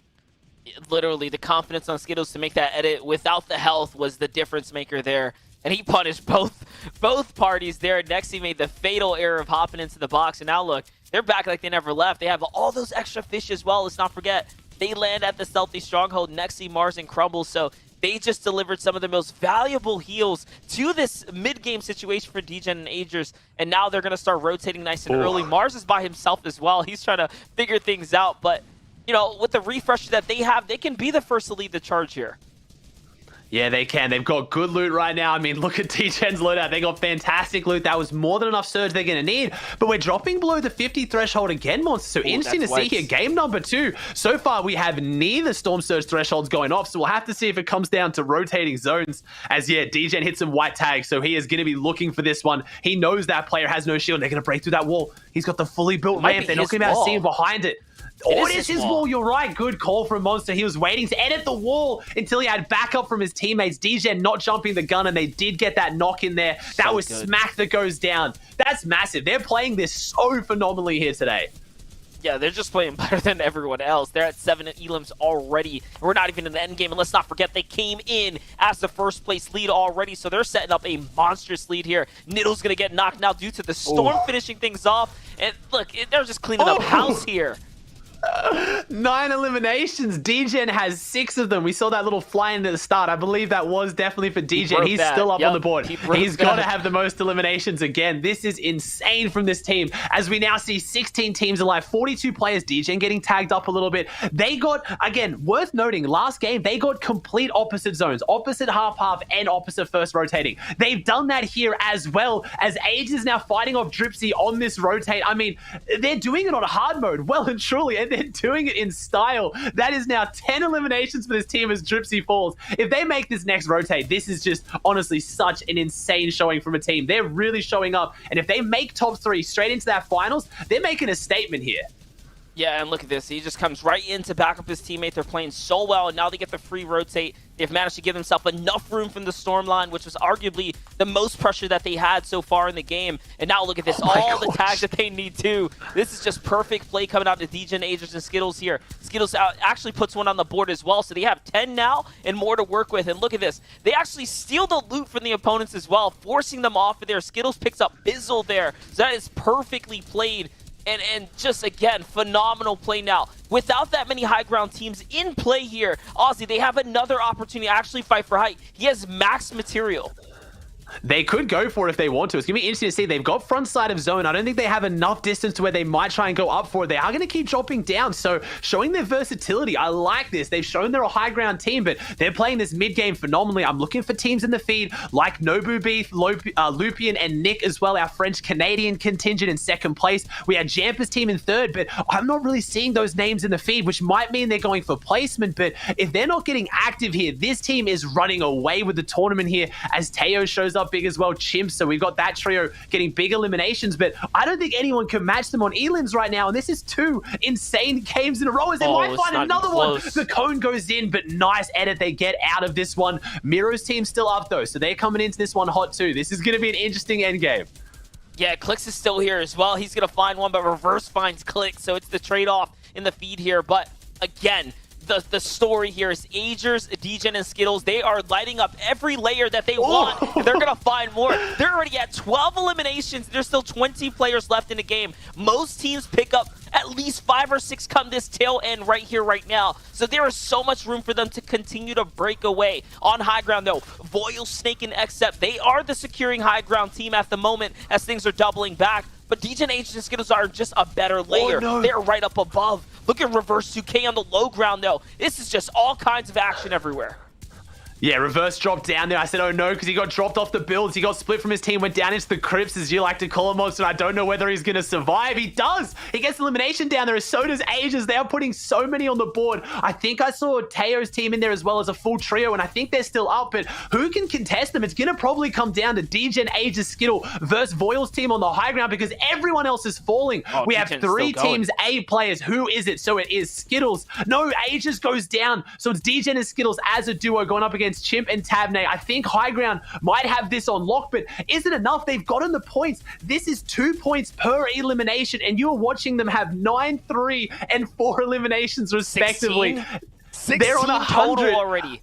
112 points in the second game here, Monster, and we still have placement points to go. But this is not the duo. Degen Age has been the duo forever right now. What can Degen and Skittles do? Voil, Xcept, and Snake need to go a little bit more aggressive here. Drop down and start applying the pressure. There it is. That's the problem. Degen and Skittles are sandwiched. They're going down. Degen goes down and he falls. Skittles stays up. He's setting up for the heal off. Never mind. If he can somehow pull this off, it won't heal off the win, but I think he's playing heal off for the second place. Gets the med kit off, but he doesn't. I think the med kit's been mistimed. I don't think it's going to go off. If he goes off without popping the floppers, he will be so upset with himself. No. And he does. Skittles goes down. The med kit was mistimed, but an insane performance from them as Snake drops down to close this out. But they're running low, and he gets down. The 10 health is enough. Except Voil and Snake win this one. But is it still the story of Degen, Agers, and Skittles, Monster? What a game 2 and game 1 from them. Yeah, and honestly, shoutouts to Chimp and Teo as well. Tabney, they're making that final appearance again. They break into top 10. That's how they did it just before this as well. In that second qualifier, they came through on placement. So we're seeing all these big teams, the newcomers, the vets, right, that are really filling those slots now start to show up. Yeah, the vets are really showing up here as well. They're showing how consistent they are. We know who's going to be in first place, guaranteed, but can they hold it? But the story's still top 3. This is good for the other teams that are down there who are struggling because the more points they get consolidated on one team that runs away with it still leaves 2 spots. So I don't know. Yeah, listen, we don't know. We're going to have to see what Vivid, Adam, and Zeke knows because they're up next. What the heck is happening? Listen! Agers, Degen, Skittles. This is just the first week of FNCS, guys. This is just game 2. Calm down. Look, you're playing like it's finals. I respect it. But still, what's happening here? You know, I gotta give it to Voil, Snake, and Xcept. They did find themselves victory route, and I love that Ozzy actually made this point. When you have one trio that's kind of locking up a lot more of these points, that means like everyone else can look to try and distribute those points amongst themselves and potentially make like a little bit of an easier fight for those other 2 spots, right? But in the same regard, like, if some other trio just shows up and they just start taking these points away as well, I mean, I feel like if you're at that point, you're looking at one spot. You're looking for everyone trying to fight for that one spot, and it's just not going to happen. Yeah, I mean, and you know what? And Skittles was so close with the full med. It's so close. Just mistimed it, and that would have been so sweet. So sweet. But to see so many eliminations again, I mean, these guys are in it to win it. I mean, the masterclass we just saw there as well of maintaining, of dominating, was something else. great to see, and I can't. Yeah, I think you pretty much almost handed the baton to the finals right now. But we'll see what happens. Let's talk about some other trios here for a second. Clix, Bizzle, and Bugha as well. I want to kind of highlight. Obviously, we know a lot about Bugha. He's a world champion. Bizzle, I remember we can see him here. Katowice Royale a couple of years ago. I was lucky enough to host it, and I remember seeing Bizzle then. Even then, top of his game here, and to see him all these seasons, chapters later, still delivering the goods, no matter what the meta changes in the game, still managed to do so. We can see Clix as well. These are a team that always tend to land at Sweaty Sands, and they were immediately confronted with Sprite's trio. They did well. They managed to hold their own and went quite the distance. And I think later down the line, I want to say, because this is obviously a drop spot as well. They've always used Sweaty, even at FNCS last season. Tend to dominate quite a lot. They haven't had a top performance throughout the course of this, but they managed to coast their way all the way through to now, and they were kind of in amongst it, weren't they? They kind of got to that last kind of few teams, but then DJ and Co stepped in and wiped them clean. Man, that toss in the gas can there was absolutely beautiful. And you mentioned consistency through drop spots there. Bizzle, Clix, and Bugha, switching over to City Sands, keeping it the same from last season, but a trio that hasn't kept the same. Xset Shark, Xset Knight, and we're used to seeing Xset AV there, but they have switched up for Clarity G. Weren't really finding it working out with AV, so now they have Clarity G, and they are contested at Pleasant Park. Very strong drop spot there, and it doesn't seem to be working out for them so far, but I have high hopes for them. Here we go. Look at the points, man. Yeah. Look at the points. 100, and we were talking. Yep. They've more than doubled. They pretty much doubled second place there with Jamper, Threats, and Rise. I mean, DGen, Ages, and Skittles, 29 eliminations. Look at the rest of the board there. I mean, the closest is 13. I mean, they've more than doubled the second. I mean, and that's obviously my pick team Day, Mirror, and Reverse here as well. But we heard the guys talking about Teo, Chimp, and Tab doing a really good job as well. We can start to see that things are changing, even though Boyle and Co and Snake got a victory royale there. 45 points. The eliminations haven't been the same. Only 5 eliminations compared to 29. These guys are popping off right now. Yeah, this is absolutely incredible. And a trio that I love to see up here actually is Teo, Chimp, and Tembin, because me and Reese talked about it a lot last season, how these guys weren't very known last season, but they came out last season and had a very cool run. A couple of victory royales that ended up putting them on the map last season, and to see them continue that domination, continue their rise up these leaderboards is very, very cool to see. So I'm happy to see the storyline there. But yeah, as you mentioned, Day, Mirror, and Reverse, they had a very good game. They ended up ending 5th that game with 8 eliminations, the second most in the lobby there, tied with none other than Churros, Sheriff Don, and Magnolia up there. They both had 8 eliminations last game, and then obviously the highlight of last game, Degen, Aders, and Skitters, 16 eliminations. Absolutely incredible. Well done to those guys.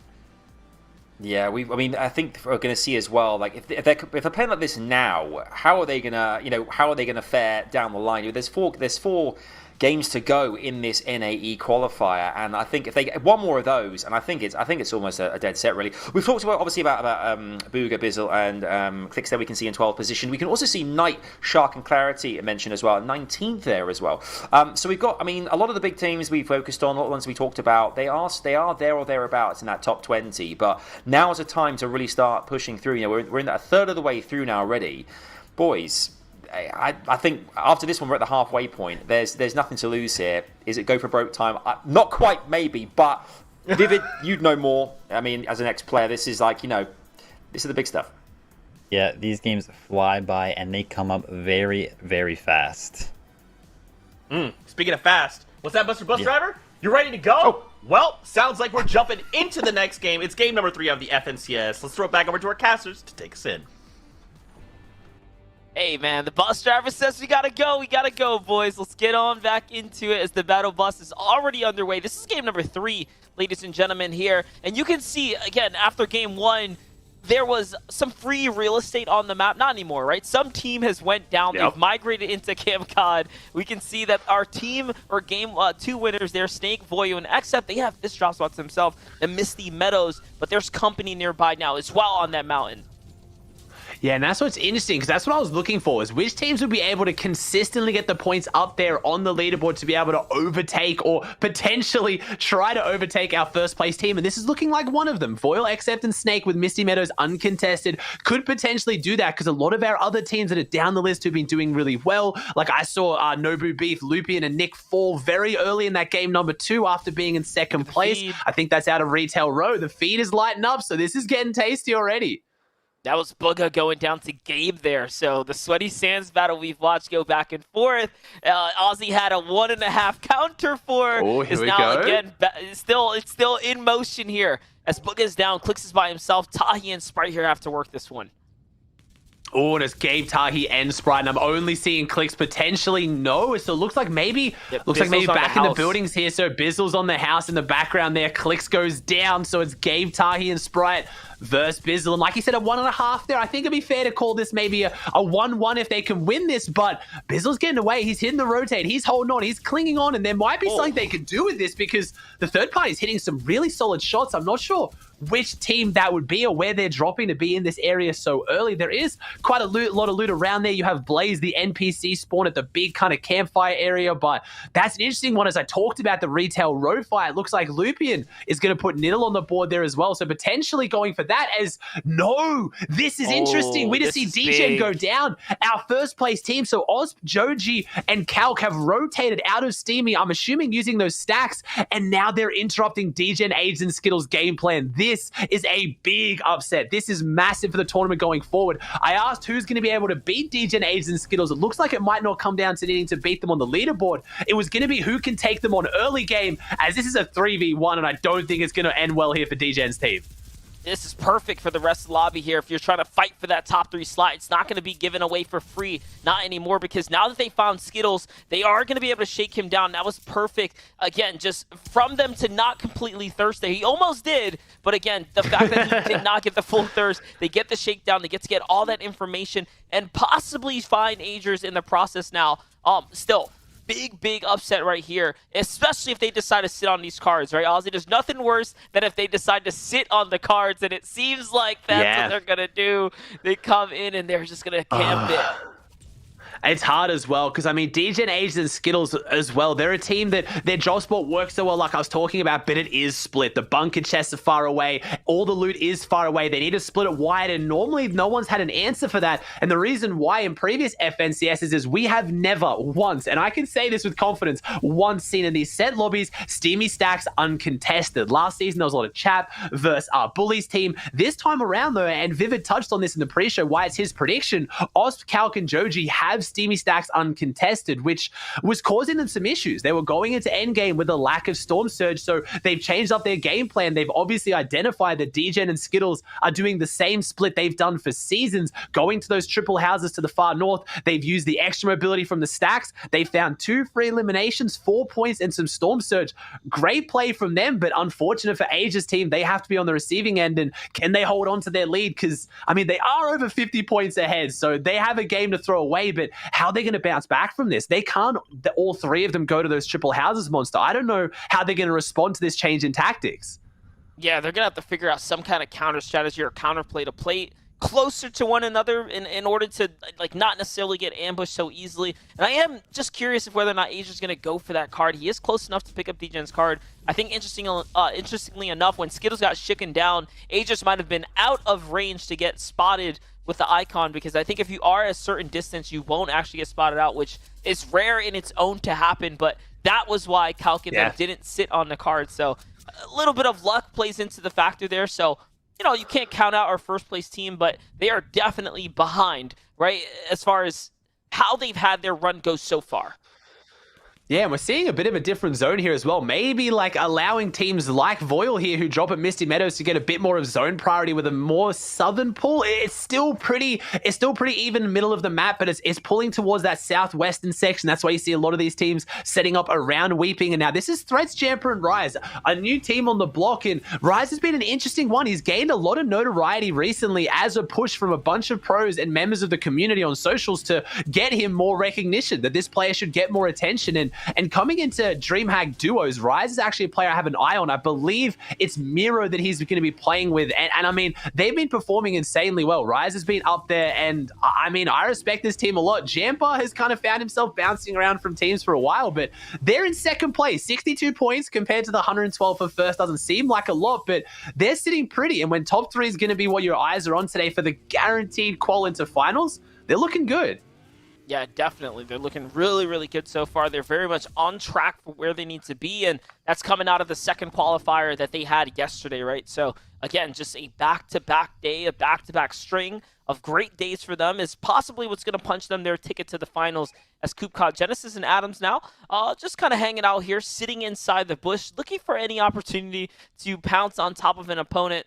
Take a look at the format there. 30 points for that Victory Royale. You can really see how the placement points start to stack up in that top 5, and that's why those crucial heal-offs can't be missed by players like Skittles when you're watching that last round there, right? Because it could be the difference between 3rd and 2nd, which will make the difference between 1, 2, and 3rd place when we come into the final standings later. Yeah, I did like the Skittles took to socials for that one to blame it on Ping, and I think people let him get away with it. I mean, they're that far in the lead. I think he's allowed to. And we've seen a lot of the medkit. The medkit heal-off is a difficult one. There's almost like a bit of an animation that has to go off at the end of the timer. If you time it to that precise second, sometimes you will miss it. I mean, most notoriously, luckily for Clix in DreamHack finals, he did misplay the medkit in the final game, but luckily for him, their points were so far ahead they didn't need it. But it happens to the best of the best, so I don't want to put too much slack on Skittles there, but their team looking a little bit rough here as COD Genesis and Adams are going to rotate towards this Spire, and we're not going to get it this game, but I just want, not even maybe today, Monster, but sometime in this FNCS, I love a Spire endgame. They are so exciting. You have that huge high ground, you have all the zip lines in there, but this one's pulling pretty far west here as Rise is looking like they're taking an interesting fight here over Holy Hedges, and it's a team they're going up against that we talked about being one of the more underrated choices coming into this. They've been up there on the leaderboard, and I haven't heard too much about them. Yeah, right. And we get to see how they get their surge, how they get set up in the mid game or the early game here now. There is just, it's only 2 players, but they're pressuring in from 2 different angles, and Rise has to catch up to his teammates here. He just go ahead and slide on out. So there it is. His whole trio was actually off in the distance, and he gets out of that little pocket as he had a team sitting right up on top of him. And to your point about the Spire, actually during the Cash Cup Extra, we got to see a little bit of that Spire in the end game. And it was so unfortunate. There was a team that got mashed right against the indestructible wall. No. And, you know how that went. There's no way you're going to get out. So the Spire's an interesting one. Yeah, now we saw that a lot more with the Coliseum as well in previous iterations. Just Fortnite, you're so used to breaking everything, and then you get up against something that you can't break, and it goes against everything you've learned in the game. It really does. It throws a kind of a wrench in there. But Threats, Rise, and Jampa utilizing, I don't know if it's the Campfire or potentially Blaze, the NPC spawn out here it's going to be interesting to see how teams handle this rotate. Very unfortunate for our first place team of Asias that this zone was going to be one of the hardest zones to rotate for them they've seen so far today, and it's the game where they've been slowed down on that rotate, but already we're seeing about the same amount of players alive, maybe more than what we saw last game in Game 2, Monster. It's interesting we went from Storm Surge on every single threshold Game 1 to not getting Storm Surge on a single threshold in Game 2, so the pacing's changing up a bit here as everyone goes for that top 3. I think that's what it is. There's no point playing for 8th, even 4th, right? Like 4th doesn't matter as much. There's series points, don't get me wrong, but a guaranteed ticket to the finals. That is enticing. That's going to make you pick up the pace. Yeah, EU was the same thing. It was very much like waves. You know, you had the high tides, the low tides. Coming into Game 5 was one of the most stacked games of all the rounds. And then the last game, again, things just picked up again because you had teams racing for 1st through 3rd. So we're kind of seeing the same thing unfold here as teams are trying to, I guess, fill the gaps, right? Fill the gaps of what or how much they need to catch up so far in the competition. Downspade and Dusky, though, they've been doing okay so far. They're very much off track, if you will, if they want to be in that top 10, that top 5, I should say, that real kind of fight for the 1st, 2nd, and 3rd spots. But, you know, this early in the competition, we're only in Game 3. There's a lot of room for continuing to improve, right? Like, even the 1st place team now, we don't know if Asia's still up, but they've very much been stopped.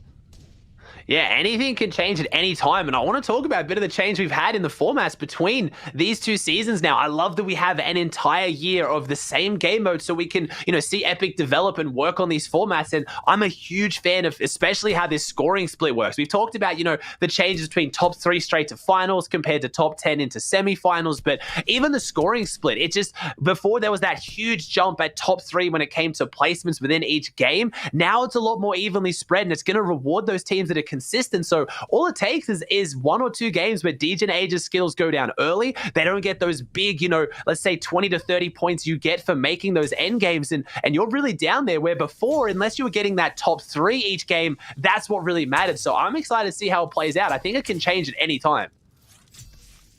Definitely. And talking about change here, Stinker Bow in hands of Mega here, Ooh. Really attributing to the fact that they're not worrying too much about the surge this time around. At least they're right up above it. It's due to the fact they're able to put these tags down, right, and just get that for free here. So it's really working out this time. I mean, this team is not having fun with it. They don't know who this is on the other end of the stink bow, but man, they do not like Mega right now. It's just, again, the radius is small. I talked about that earlier, but when it's like that, though, and you have to keep building bases, no. They are stuck in it. Jeez, normally, there you go. And that's the stink fish, though. That could potentially be Mars's team or someone. Look how much bigger that radius is. No, it's not. Right. It's Cloudy, Class, and Subscript running in here. And now Mega gets a little bit of a taste of his own medicine. Looks like Mega has to smell it here as the stink fish get thrown down. And look how much health they lost. All of them are like less than 50 health here. That's huge. That's so much damage. That's almost 150 free Storm Surge with really not, I don't want to say no counter. You can spread out and you get away from it. But once it starts, it's guaranteed damage instantly unless you miss throw. Yeah, it's definitely a little taste of their own medicine there, unfortunately, as the karma creeps up from the mountains or from the woods here, and they're kind of hurt now, right? They don't have any more whites. They've exhausted the consumables that are down inside the gas station, all the corn and whatnot that was there, those forage items, and yeah, they just don't have much to work with. Agers is under Storm Surge naturally, and it makes sense because he didn't have his teammates to really depend on getting tags with, but does manage to out-heal it. Luckily, the lobby's moving just fast enough here as Durant, Nani, and crew wipe up a team there. So Ager's still in this here, not counting himself out just yet. Yeah, not count himself out, man. And what courage here to fight his way back to this one. He's not going to give up. I don't think any player would give up in this situation, but it's going to be a rough one. And he's happy to see that first Storm Surge threshold not pop, because that's the hardest thing as a solo, is just getting your damage up. He has the loadout. He can hold himself back, as Larson and Oliver OG's team get a full trio wipe there. That's 6 points on the board. That's huge. And Oliver, yeah, that's big. Oliver OG is a player that's kind of been around, gained a lot of notoriety from streaming and gaining popularity. Now partnered as well, and he's joined TNA as well, so really getting some attention. But it's great to see him kind of showing up here on the big competitive stages in this round. I really hope he can show up, but that's that full trio wipe at this point in the game without seeing any of his teammates go down. That's big for them, as Ages just, I mean, if he gets this rotate for free, he could pull something out of this game. Even a 5 to 10 point game could still be massive for him here. Yeah, all he really has to do is get somewhere in the middle of this next zone here, but he's got to be careful. I'm pretty sure this is Reverse 2K and company there. Big 105 shot, and it is enough to put that damage down. Remember, he does have that high-level pump shotgun as well. Like, this thing does enough damage to have anyone respect you, solo or not. And the fact that they don't have information because he initiated this battle just works out perfectly. And yes, that was Day, Reverse 2K, and Miro. They're going to back off. They're going to give away that building to Agers there, but Agers is still not completely safe. They rotate right into Joji, Osp, and Calc, though. And again, this is a team that was hurt just a little bit, so they're trying to bounce back into this round now. Yeah, this is a team that needs to do big things here. We saw game one, they were set up in a fantastic position, got given half-half zone, but their Storm Surge was the issue, rotating out of that uncontested Steamy. Now they've got their 2 eliminations on the board, they've got their loot on the board, they need to show up big, and it's a newly formed team, so I'm excited to see how they play their end games. A lot of decorated players, a lot of players we've seen do big things, but I want to see how they play their end games together, because that's what these early weeks are really about. It's about finding those top 3, but it's also about seeing how the new teams perform, as Ages players has been found out and potentially identified as a solo, as he's getting held really hard here. Can he just get in? He's only got 26 builds. It's all wood, and no, they're only going to get their top 25 points for placement, but there's still 5 points on the board there. Not bad. I think even unless someone can have a huge performance here, they'll still be in first place going into the next game, but still very unfortunate for our first place team. Yeah, I mean, think about it, right? Several other trios got fully eliminated before anyone even found Aegir, so you still got to respect that. 5 12 points, or 5 big points he had to fight for, or hide for, if you will. So it does end up working out, and it'll go a long way. Eero making an interesting decision here to go into the zone. He does see a medkit, so that's worth it. It's worth the exchange here. Taking a medkit into endgame, we see how much more points you can steal away if you can just stay alive for a little bit longer, so do respect the push there. But they don't have luck with the zone. They haven't had much luck with the zone up until now. Like, all 3 of these games has really been pretty rough for them as far as how these zones have been just pulling far west or far north in the process. So for them to even hold the spot that they have right now in the standings is very impressive, but they're still battling. They still have an uphill fight to climb here. And this is going to be a difficult zone here as we see Zone 4 pulls even further west, again, like Monster was talking about, and that's going to create a really congested edge because you've seen that already with the zone pulling down here towards the west, everyone is clustered on this eastern edge, and then they've got to pull west again, means they're going to further cluster. I mean, look at all the teams on top of each other here. This isn't even in yet. They're just trying to fight their way in, as I was going to say they might have a bit of tree cover, but it looks like they found themselves in the open, fresh air, and that's not where they want to be. You see Reverse scoping it out, thinking about which way they're going to go. Are they going to go right behind all these builds, or are they going to go left to try and avoid these teams? Because, I mean, you got Day leading the charge. Just go through the builds. No one's better at just running through not only builds, but other teams than Day. He is absolutely leading the charge right now, and so far it's working. Yeah, listen, Day was on the call during the DreamHack post interview, and he talked about it. He said, listen, we're going for first no matter what. No matter what week they're playing, like, they're not playing that, for second, third, none of that. They want first places all day long, and Dave's trying to put up the numbers, and he's got the skill to prove it. They've already done it before. Take a look now as he has to catch up to his teammate here. He's going to work around the outskirts and now starts to try and, again, slide his way into the front here. All these players are literally on the same side right now. This eastern portion is just highly congested. Kalk is going to find Reverse there, though. That's 1 down from the equation, unfortunately, and now it's up to Miro and Day. Yeah, I don't know who's going to have gotten that half-half zone, but they're looking fantastic as everyone has to rotate again. This is just an absolute textbook of just congested side going into congested side into congested side, as this half-half is just going to pull so far down, and everyone on that east to northeast edge is just going to have to pile on top of each other, as it looks like Dave potentially gets an elimination here as well. They're 382 above. There is something they can maybe do out of this, as everyone's making the rotates to that half-half. I just want to imagine who got the high ground there, as we get this is a pretty fast southern pool too, so this is a chance for teams to kind of jump up and have their big performances. Miro jumps in, and he goes down to literally 1 health, has the minis, has the medkit. Is he even going to have time to get them off? He might, though. That's 1 minute now, the long 10 seconds on the medkit, but never mind. Let's just get the Siphon, jumps out and finds the easy elimination on a Specs. Had no idea he was behind that wall, as I don't know. Oh, never mind. Miro finds a really nice passage off to the left. This could be doable. They're clinging on here, and again, 1 more team to go down and to get their second set of placement points, which would be huge. Can I just say, shout out to Day, who came into the rescue and fended off that full trio. That, when Miro should have been taken out there, but now Tabnate's going to find Day on the rotate here on the outer edge, or it's Teo there. He picks that one up. That's a big refresher for the underrated trio of Tabnate, Chimp, and Teo there, as now they get to come in with that fresh loot. Miro does make it to the new zone, though, so he's just about there. He's going to go in and finish off the final run. He's got some HP to work with, more than he had before. 9 builds is still rough, but overall, at least he gets to fight for more points. We saw what Reverse 2K did as a solo. We know players, this entire team is capable. Any one of them can do it as well. Miro is here, and again, you want those top 15s and all the placement points that come thereafter, because it does start to add up. And that top 17 is so crucial. Top 24 is 5, and then top 17 is 3, and then it goes down to more around 1 per team. So getting that extra 3 is massive, as we've got Coop, COD Genesis, and Adams. I asked about who was going to get that high ground position. It was I'm kind of calling them the Misfits team right now, the team that's kind of been brought together, trying to form out of players who really struggle to find solid teams to stick with. And I would love to see Coop have a big performance here, but he has to drop off the high ground. Someone got frontside and built up for it, but he's got that big legendary pump shotgun, and I feel like a lot of players are synonymous with the pump, and Coop's got to be one of them. He hits those big shots. As we got 15 teams, 39 alive, but we got a lot of our teams jumping back up, Monster. I saw we've got COD Voil's team in this one as well. Spegu's in the feed, so a lot of people have seen the Degen Ages Skittles have gone down, but they can't just do placement. They need eliminations too. They need a big point game to get back in this one.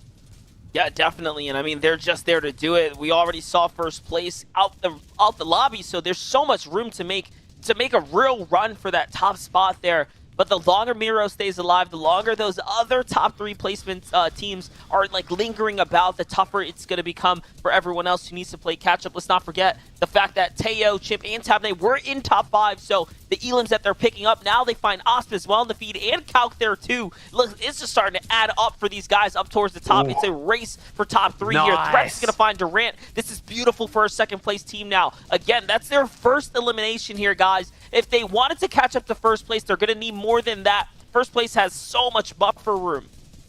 Yeah, we've got to put the pressure on him here. Here it is, Threats. What can you do? We've seen that Threats has some of the most clinical aim in NAEs. He needs to put it down right now, needs to find these eliminations because they're playing catch-up. 78 points. You got to remember, Degen, Ages, and Skittles, who are out of this game, came into it on 112. So that's why we're putting the pressure on them. They need more than just the placements. They need to do more, and that's what these weeks are about. That's what these rounds are about. Top 3 is everything. As you called it, Chimp, Teo, and Tabney. We might have to change up the storyline here, Monster. They're not that as underrated anymore. People are paying attention to this team. They have shown up big in the last 2 seasons, as Chimp has 4 eliminations on the board. Teo has 2, and they're pushing forward. They're marching forward on the low ground on a beautiful side of zone. This team is playing the low and mid ground so well, and they drop down onto ultimate low. This is it. This is where we've seen elimination after elimination come from, as everyone funnels down here on low mats, low resources, and you can pick them up. 6 teams, 15 players. How many of them can they get, as our second place team is almost down as well? Teo's team needs to keep pushing. They have a chance at this. They already pulled a tough spot in the last one too, so Jamper is really just holding on here. He finds a player behind the wall, and it is a knock. No follow-up. That is onto Tabney. So Teo and Chimp now have to play as a 2-man team here. They've been broken apart, and it's a 3v3v2. So they are a man down and a full team up above with all that pressure coming in. There's not much they can do. The reads are just better on the low ground squads, and now we're looking at a good old-fashioned 3-on-3 here soon. Teo's just barely holding on, and he gets wiped out. Here it is, the 3-on-3. You love to see it. Low ground versus high ground, but no, so Scripts goes down in this one. Dusky, Spade, and Dom on the high ground. What can they do? Can they close it up? We've seen upsets from the low ground, especially with the pump shotguns back in the game. You can't count it out. And I'm a little bit scared to see how Dusky's team's playing this. They've got the elims on the board. They have 11 in total. They're going to drop down and apply some pressure. I like the spray from above. I like the fact they're breaking the builds down, but they don't know what Class and Cloudy have on the low ground. They don't know what resources they have, but they know they have the numbers advantage. It is a 3v2. Use that. Find the angles before the stink bows come out. Let's see this. This explains it. They're setting up for the heal off on Dusky. The other players are going to drop down. He has the builds to stay up. What can Dom and Spade do? Can they close this one out, or is it going to come down to Dusky's medkit and flopper? As honestly, Dom and Spade are playing this so slow and clinical. They really don't want to give this one up. They know this victory out is worth so much more, Monster. Yeah, it means a lot to them right now. And again, Dusky cannot afford to take any damage. You can see he's trying to break all the builds behind him, just making sure there's no opportunity there. But no, Cloudy takes too much damage. He's going to deny. He's going to deny the heal, denies the Siphon in Class, fails the medkit, and no, that should be it. That was the fatal error right there, Ozzy. There's not much you can do after that. Even now, here he's going to have to wait it out. Everyone ends up denying the heals to Class as well. They all deny the Siphon, and Dusky walks away with a free victory there because of it. Yeah, Dusky had the med kit and Dusty got the med kit off early as well. But even then, at the same time, even without the fumbled med kit, Dusky had the extra flopper. I think he still would have won it. You don't want to see 2 fumbled med kits 2 games in a row, but it is more difficult than what you think. We're sitting back here. We can look at the timer. He's playing for a potential qualification into hundreds of thousands of dollars. But the game's pacing's been so different, Monster. We've seen absolute, hell's blazing. Everyone's running at everyone. And then we had a real slow, methodical closeout. But how's the leaderboard going to look? Did anyone make a sizable jump up on DGen? Teo's team, I think so. Yeah, I'm thinking that game in particular was definitely one that's going to change up the standings. I mean, we saw those top teams get really broken apart there, but we're going to send it over to Zeke and the crew at the desk here to give us their insight on that run. Thank you guys so much. Fantastic cast so far. My goodness, gentlemen, this is a completely different air about this game. This is what happens when that #1 team gets taken out really early. Everyone else is just like, what? We can stretch our legs. We can walk around. We can play the game. Wow, very different. And I gotta say, just being able to deny those end game moments when someone's trying to go for the heel off, just expertly played. Just insane. Twice on a bounce, these meds have been squandered now, and it's just like, what is going on? But hey, we're in qualifier, the qualifier 1, round 4 right now. Your head can go a little bit sometimes. We can give these players that, but incredible, yeah. I mean, Dusky and Co there as well. I think 12 eliminations, racking up the points. But we want to take a moment here to think about what's happened. Obviously, we lost DGen and Co pretty early on there, but let's have a look at just how great this team is, because they've done such great work so early on in this competition. I think it could get them all the way here, Vivid. Yeah, so something that I want to highlight here is how good Agers, DGen, and Skittles are at being effective and being efficient for their trio. So Agers, as you guys can see, is on the other side of this wall over here, and then Skittles is over here dealing with his own thing. DGen realizes that his trio mate Agers is in danger because he's on the other side of this wall, and Skittles is obviously busy picking up this elim over here on Miro. That's why he's picking him up. So basically what DGen ends up doing here is helping his trio mate out, makes that edit for him, brings him back, and then look at this. Instantaneously, both of them take stance on this edited, or not this edited cone here, on this cone here, and get this elimination on Dubs over here for a refresh. This play right here was absolutely incredible. They turned this into from a situation that was like tragic. His teammate was trapped on the other side of the wall. He makes the edit. They both regain instantly and just instantly fight back and pick up a elimination and a refresh for the team. That was absolutely incredibly well played, and I can't believe they turned like a bad situation into a good one. And, obviously, we have to watch through the rest of the clip because DGen was just absolutely popping off. He has 7 elims here, and I believe through this clip, we're going to see how he picked up some of those eliminations from that game too, because, man, did he have a lot. Look at this. Beautifully well-placed shots over his own edited walls. He just has full control here, Adam. Yeah, they certainly did. I think you're looking at this. Yesterday, I think they came around 25th yesterday, I think it was. And then they had an average of 5 eliminations. And now here we are, left, right, and centre, just 9, 10, 11. You lose count. It just goes to show on a good day, anything's possible. But standings-wise, let's take a look, because this leaderboard is going to be so good right now. Obviously, with those guys going down a little earlier, it opens up the competition for everybody else as well. Yeah, right, let's take a look. And they're still there. I mean, they made 5 points on their score from the last one. I mean, it's still 117, way out in front. I mean, we're looking at 4th place there, Dom, Dusky, and Spade. They're still 27 points off even touching that 1st place. And with 3 games to go, I think it's looking pretty good still for them. Yeah, and a trio that I just love seeing climb the leaderboard right now is Teo, Chimp, and Tamnate, because I was there last season. I was there on the desk talking about these guys at Victory Royales, and they were like this team that nobody had really ever heard of last season, and now they're here, 3rd place right now, halfway through the day. If they keep up this pace, they will be securing themselves a spot in the finals. That is absolutely awesome to see. Oh, it really is. I mean, you saw MDF and Aussie getting very excited about these guys as well. Clearly, it's great to see some teams in particular. You can always see them progressing every time they take to a new competition, a new tournament, a new opportunity to compete at a high level. It's great to see them growing all the time, and that seems to be one of those teams. Looking at the 11th to 20th spots here as well. I mean, you see the likes of Bugha, Bizzle slip down a little bit to 19th, there or thereabouts.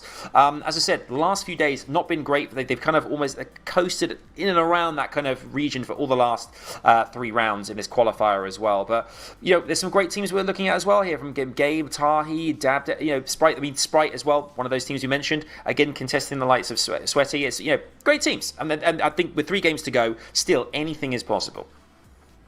Yeah, 3 games to go, a lot more action, and we have seen a lot of action, and somebody that we've seen a lot of this action from is D-Gen. His trio's mates there, Agers and Skittles, but mainly we're going to be focused on D-Gen here because, man, look at these stats. Elims, this is the most elims that have ever happened across all regions after 2 games. 29 elims. And then obviously that second stat there, 16 game elims. Very, very good. A record as well. Those guys are doing absolutely phenomenal today. Yeah, it's great to see, and I think even though that slip up in game number 3 there's 3 to go, and I think a team like this, they're going to want to get back into this and prove to people watching at home, to the rest of the lobby as well, you can have your slip ups, but when the quality is there, the quality is there. Absolutely, that's so eloquently put. I love it. But Fortnite fam, we've only got 3 games ahead of us. Anything can happen. We watched the number 1 trio. They fell super early on in this game.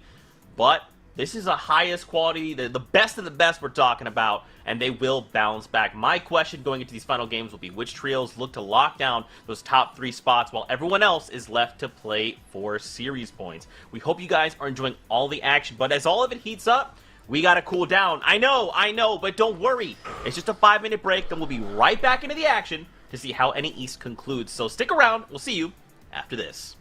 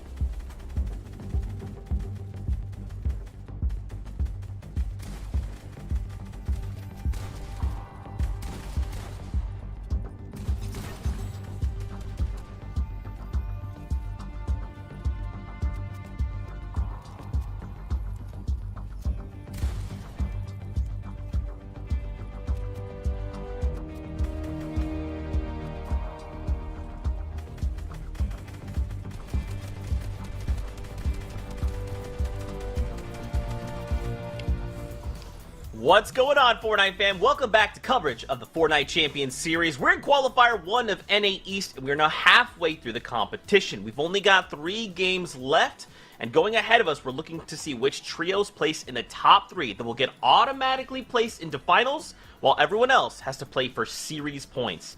As the action has been heating up, we've been seeing a lot of this #1 team.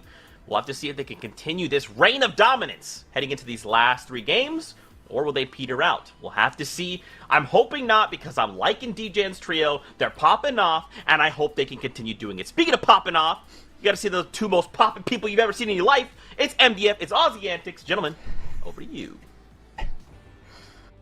Never say that again, Zeke. You are showing your age, man. That's like that's a 28 kind of slang right there. But no, here we are. We're having some fun here, Monster. Aussie. What's up, Aussie? What you got for me? I was just going to say, me, as a young, fresh 27-year-old, I can say absolute boomer comment there. I'm sorry, mate. You really got to get with the times. I don't think that's what we're saying anymore. As focusing on the gameplay, though, that map shot, I think I just saw 4 or 5 teams deep in First Storm. Obviously, we've taken that break, so we're coming back. We're a little bit behind. We haven't seen the spawn fights, but it looks like the spawn fights haven't really ended, as there are a lot of players still out there. Yeah, definitely. There's a bunch on the outer edge here. Spade, Dom, and Dusky trying to find the team over in the retail section as well. This is the Risky. This is an interesting area to rotate into. There's always excess vehicles, but that also means there's going to be teams here consistently. They get tagged on the way out, which means that Raw and company now have the heads up that there's a team here, and this becomes a messy 3-way fight between both sides.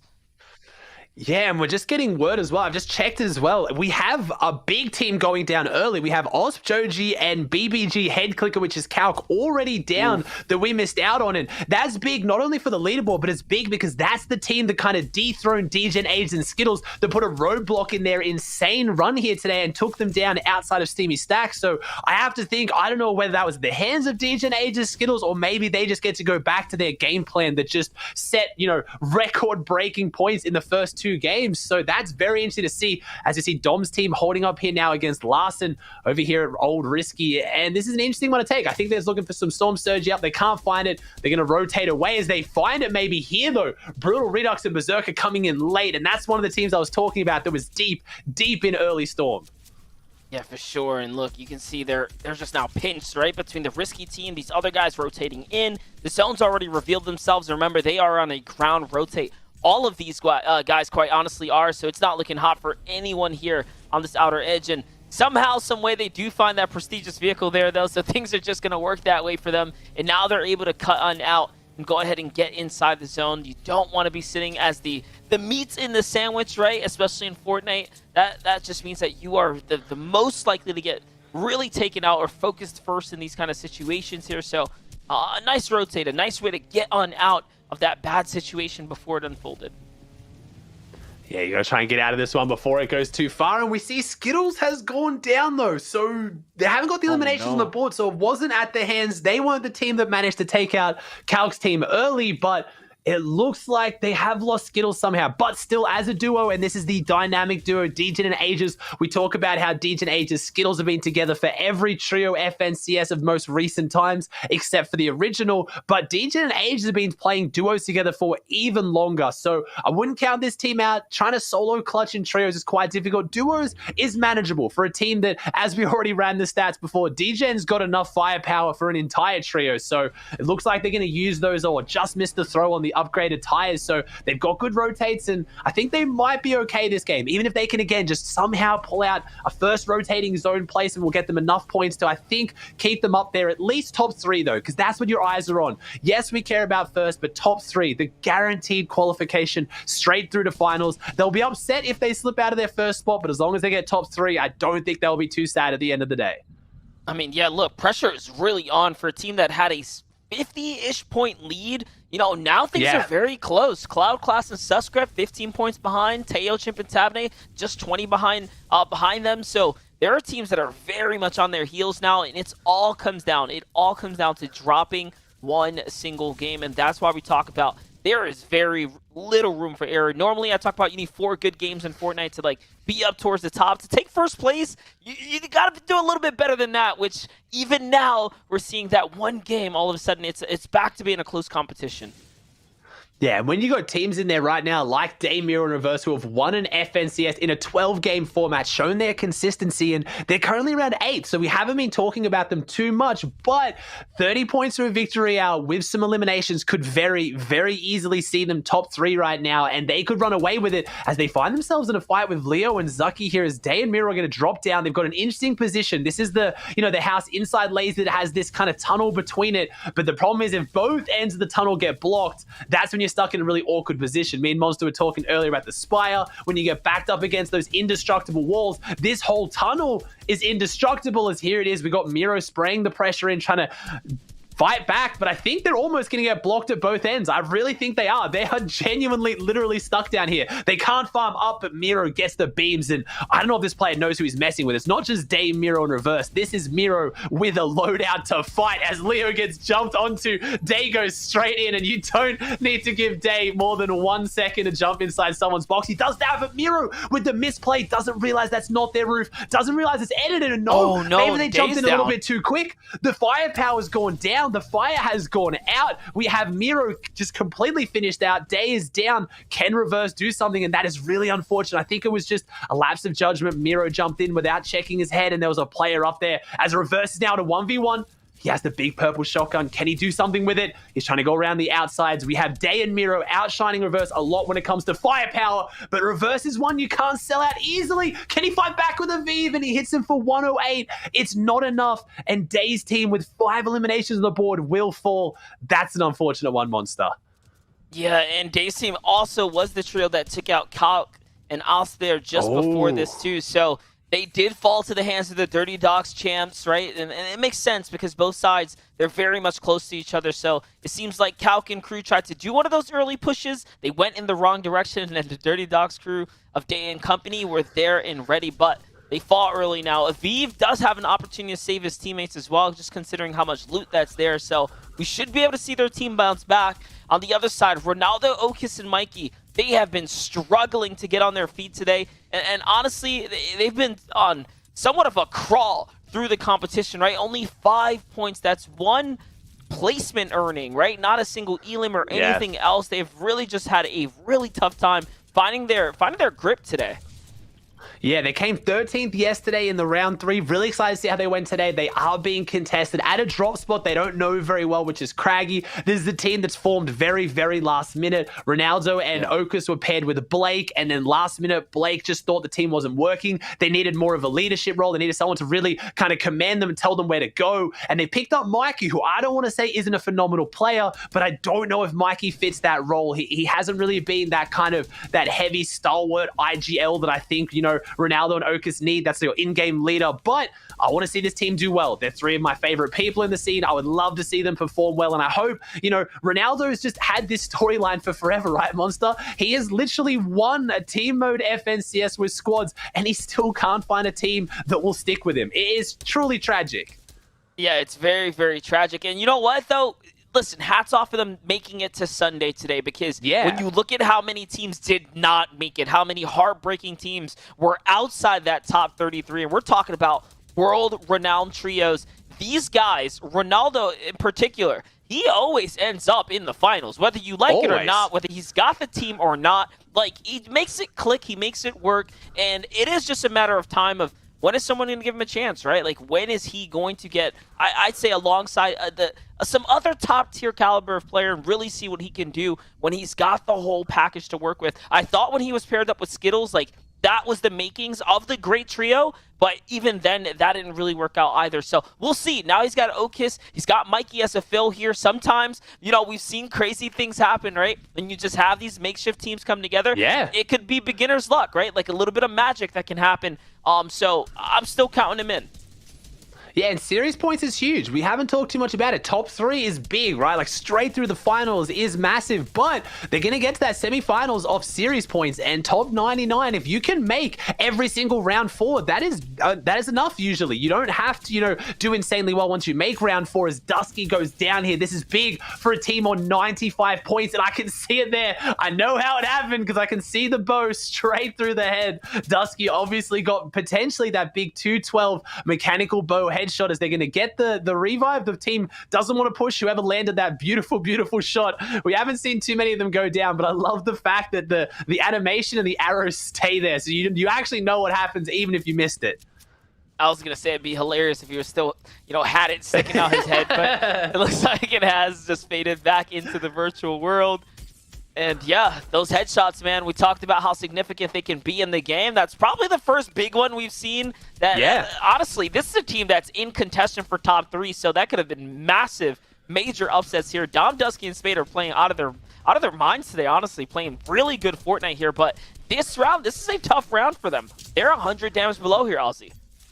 Yeah, that bow headshot, they get him back up, but look at the meds they've lost. Dusky is just still on the 30 health. They have no spare white heals or shields. Spade's not even topped up. It's going to be a scary one when they're 101 below. They need 7 players to go down in the next 28 seconds. It's not looking fantastic for this team. They've got to pick up the pace, and they came into this on 4th place, only 4 points behind 3rd. So very, very much in contention as they find a med kit. That'll be nice for Dusky or Spade to top them up for this next fight, but the point still stands. They're gonna have to take the fight. They're not getting their Storm Surge. They're not surviving this unless they fight a team, but the team beneath them, Leo and 20, are pretty low as Spade goes down. They do hand the medkit off to Dusky, though. It's gonna be a 2v3, 101 below, and that's it. Storm Surge is going to start ticking. Get in or get out, because you're not out surviving this. You're not out healing it. You got to find your damage. Where are you going to do it? These are the big movements, and they get in the box right now. It's a full trio. They get the angle. They get the steer on the top. He gets in, but no, they were just too weak, and your 4th place team falls. That is gut-wrenching for them. Yeah, it's just not going to be enough. Just too late, too little, too late. Not enough loot, not enough aggression, right? When the surge was there warning them and the clock was ticking, you just got to move sooner. It was Brutal, though, who followed up onto Spade with that shot in the distance. It's him who's got that mechanical bow. It is him who's hitting all that pressure here on the lobby. And look, they have 4 elims because of it. They're not very high in the standings at all, by the way. They still have a long, long way to go if they want to be up towards the top, but this is their game that can turn things around. 4 elims already, half in, half out. Not a lot of material, though. Look at Brutal. He's got 4 builds, so I might have to retract the statement there. We'll see. They're looking worse for wears right now.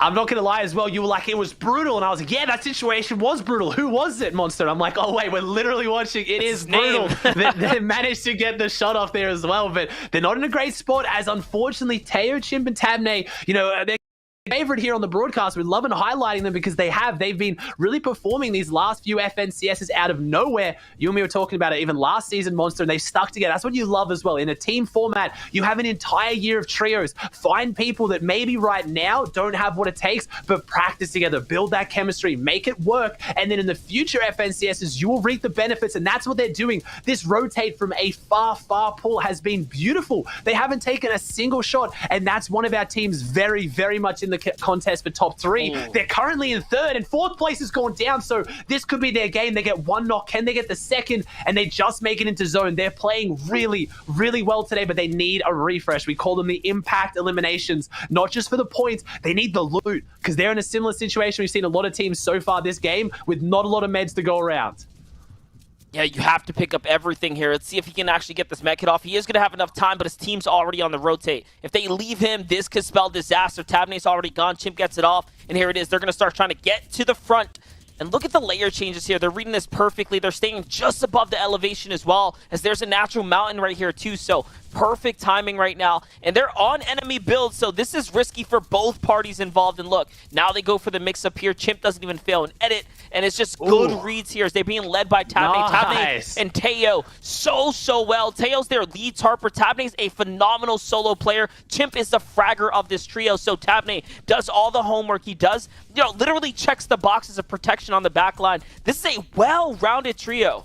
Yeah. I'm not going to lie, that rotate was absolutely phenomenal. That was beautiful. A lot of teams opting for that. We talked in the pre-show about a lack of mobility, not even having bounce pads. In this situation, a lot of players could just all bounce pad to front side and build up. To save those materials, you'll see a lot of teams doing this. They kind of muscle their way into tarps and use the enemy builds. But if you don't swap layers and you don't stay together perfectly, you can find yourself being held. But honestly, I am so impressed. Opposite half, opposite first rotating. Not only do they make it, they're doing it with elims along along the way. If they can get a refresh in amongst all of this, they're looking so fantastic. Monster, I'm so impressed. Genuinely, this team is doing so well, and this is what the broadcast is about, showing you these players and these teams you maybe haven't heard of before. And Monster, you've done your homework, rounding out the team's kind of their play style the best. Teo is leading this team to victory at the front so well. Yeah, these guys have really been doing so much work, man. They're putting in so much work, and you're seeing the work ethic pay off. They have to be careful now, though. All that layer changing has now led them to be second height. But on top is a newer trio, so this could actually work out. The fact that we have somewhat of a more inexperienced team in these final stages of ADV, Bryce, and Balance. All these new teams that have had great runs up until this point now getting to show it all off here on the FNCS stage. This is perfect. This is what the broadcast is all about. Building out these storylines, showcasing these new up-and-coming stars, and ADV is popping off here. He's going to find that right there. He's going to mark out that loot. Do they want it? They kind of need it. They're thinking about it, and yes, the Harpoon is there to pull it all up. This is perfect for them. And the leaderboard's being brought back ever closer now. These other names are coming up and they're consolidating those points. We talked about how DGen's team was almost like taking all of them at the start, but now everyone's getting their chance. They're all playing for that top 3. We've seen it time and time again, though. High Ground gets the placement. Can you get the eliminations? As Chimp, Teo, and Tabney, full trio down there, still doing so well. And we have Voil's team still in this. Voil's team was still up there. They jump down here and Justice goes down. Tabney is so low. He has Teo here. No way they're going to get a rotating zone revive. I think they will. If they get zoned here, they've pulled it off. These are the teammates you want. This is the chemistry. And the shots are coming in from above. He's not even dropping a beat. He holds it. He sticks it. This is the teammate you want. This is what we all dream to play with. Tabney sticks it. Doesn't take a single bit of damage. Can Teo do something with his second life granted here? As they're pushing forward together, Teo goes down again, but the pressure applied was enough. It was worth it. Tabney, Monsters put you on the spot. You are the fragger of this team. What can you do here? Yeah, look, he goes for the setup for the medkit here. He does have to be careful, though. He took more damage than he would have liked. Voil jumps in the box near door. No. Tabney doesn't even know he's next door, but he doesn't even care. He's going to go for the heal off, and he will pull it off here. No! Just barely. It's the animation. It makes the difference, but now Balance and Hungry should be able to close this out here. Bryce doesn't have any more builds. He is literally hiding behind a rock right now, literally to stay alive, and it is going to be enough for that high ground team. That was an exciting finish, though, Ozzy. That could have went either which way for any team there. I mean, I respect the main kid. I feel like I don't want to say the Obs team is doing these guys dirty because you got to watch it, but that's the third failed med kit we've seen so far in 4 games on NA East. But like we said, it's difficult. It happens to the best of the best. But what an exciting end game. They had a big point game there, and they're still only on about 68 points, I think I saw at the end. So that was a team that just surged their way up through the leaderboard. Can they keep doing it, though? 2 games to go with top 3 on the line. They're now in contention. Let's see if they can spice it up. I love to see someone bring it all the way back in the tail half. Definitely. And Chimp, Tabney, and Teo there, they do it again. Another top 3-ish finish there, which means they're just on a rocket ship up the standings. We're going to toss it over to the boys at the Desto to give us their insight because it's becoming closer and closer now. It's a race here today. What are these games right now? This is so close. It's so insane. I really did think this was going to be the DGens trio, like the show, right? They was just going to be all focused on them. No. We got 2 games of that, and then NA said, Zeke, chill. Check out all this other stuff, though. Like, imagine if Tabney had gotten off that medkit. What that could have meant, right? You have Bryce, Hungry, and ADV, 7 elims. They had high ground going in that circuit. I'm like, there's no way, like, maybe, like, but there's all these other factors. No, they said, you know what, Zeke, we got the big round. Don't even worry about it. Don't even worry about it. What do you know, Zeke? You know everything, Zeke. You're the man of the hour. I think as well, you touched on some great points there. It was great to see that Bryce and co as well, and rightly so from Oz and MDF as well. It's great to see newer teams we don't know much about who are excelling in FNCS. We can learn more about. That's what this is all about: learning about new teams and how they're kind of how they're developing as well, and how the new up and coming stars of the future as well, which is really exciting. We've got tons and tons to talk about. Loads of great eliminations. I want to start with saying as well, I'm very sorry to my best friend Vivid. I think my picks, Reverse 2K and Co, took out your boys. Head Clicker and Co, and I think they're out of contention now. I'm so sorry, Vivid. I love you, and I apologize. Listen. They may be out of contention for top 3, but there are still a couple weeks left where we have predictions to do, Adam. And I hope you saying something like that doesn't come back to bite you It's so but yeah, good, you know, checking it out here, actually, as we are highlighting what you were just mentioning, Daymiro and Reverse, known as very, very solid fighters. And yeah, they're just going to be wiping the floor with Joji and Head Clicker there. And, you know, something that I wanted to mention, you know, Aussie, you're talking about these guys and the failed med kits. And listen, I think you're going to need a video or some sort on how to properly do a heal up, because today it has been like just facepalm after facepalm watching some of these medkit attempts and heal off attempts, because guys, you know, you guys got to know the basics. That's you know, heal off's been going on for years now. I was doing that back in the olden days, you know what I mean? So okay. Yeah. This guy, the olden days. Yeah. Do you know? Let's have a look at the other standings here as well. I mean, oh whoa, we've had a flip. Wow, the Cats in pajamas. They've snuck around. They've got themselves a ton of eliminations, and they have consistently delivered standings as well. Teo, Chimp, Tabney. We saw that revive clutch there at the end. Incredible scenes. 130 points. It just goes to show. Degen, Aegis Skills had such a good start, and they've dropped down to second place. They've been on 117 for a couple of games now, just not being able to get something in the last couple, which means that they've dropped down. But still in the top 3, though. Tons to play for, but man, am I excited to see that Tabney and Chimp and everyone has got there as well.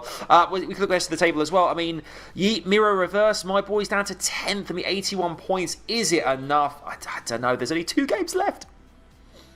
You know, 81 points is a good place to be there. They're only 20 points behind. Now, I say only 20 points. I guess nothing. You know, there are obviously some games to be made there, but you know, 2 consistent games can really change up this leaderboard. And you know, like you mentioned, we had a huge change at the top of the leaderboard, because you really do have to stay consistent over the 6 games. If you have 2 or 3 good games, you know, there is still a plethora of games to go through. You have to remain consistent to keep a good spot on these leaderboards. Secure your spot to finals and secure some series points, so that way you can make it to those semifinals.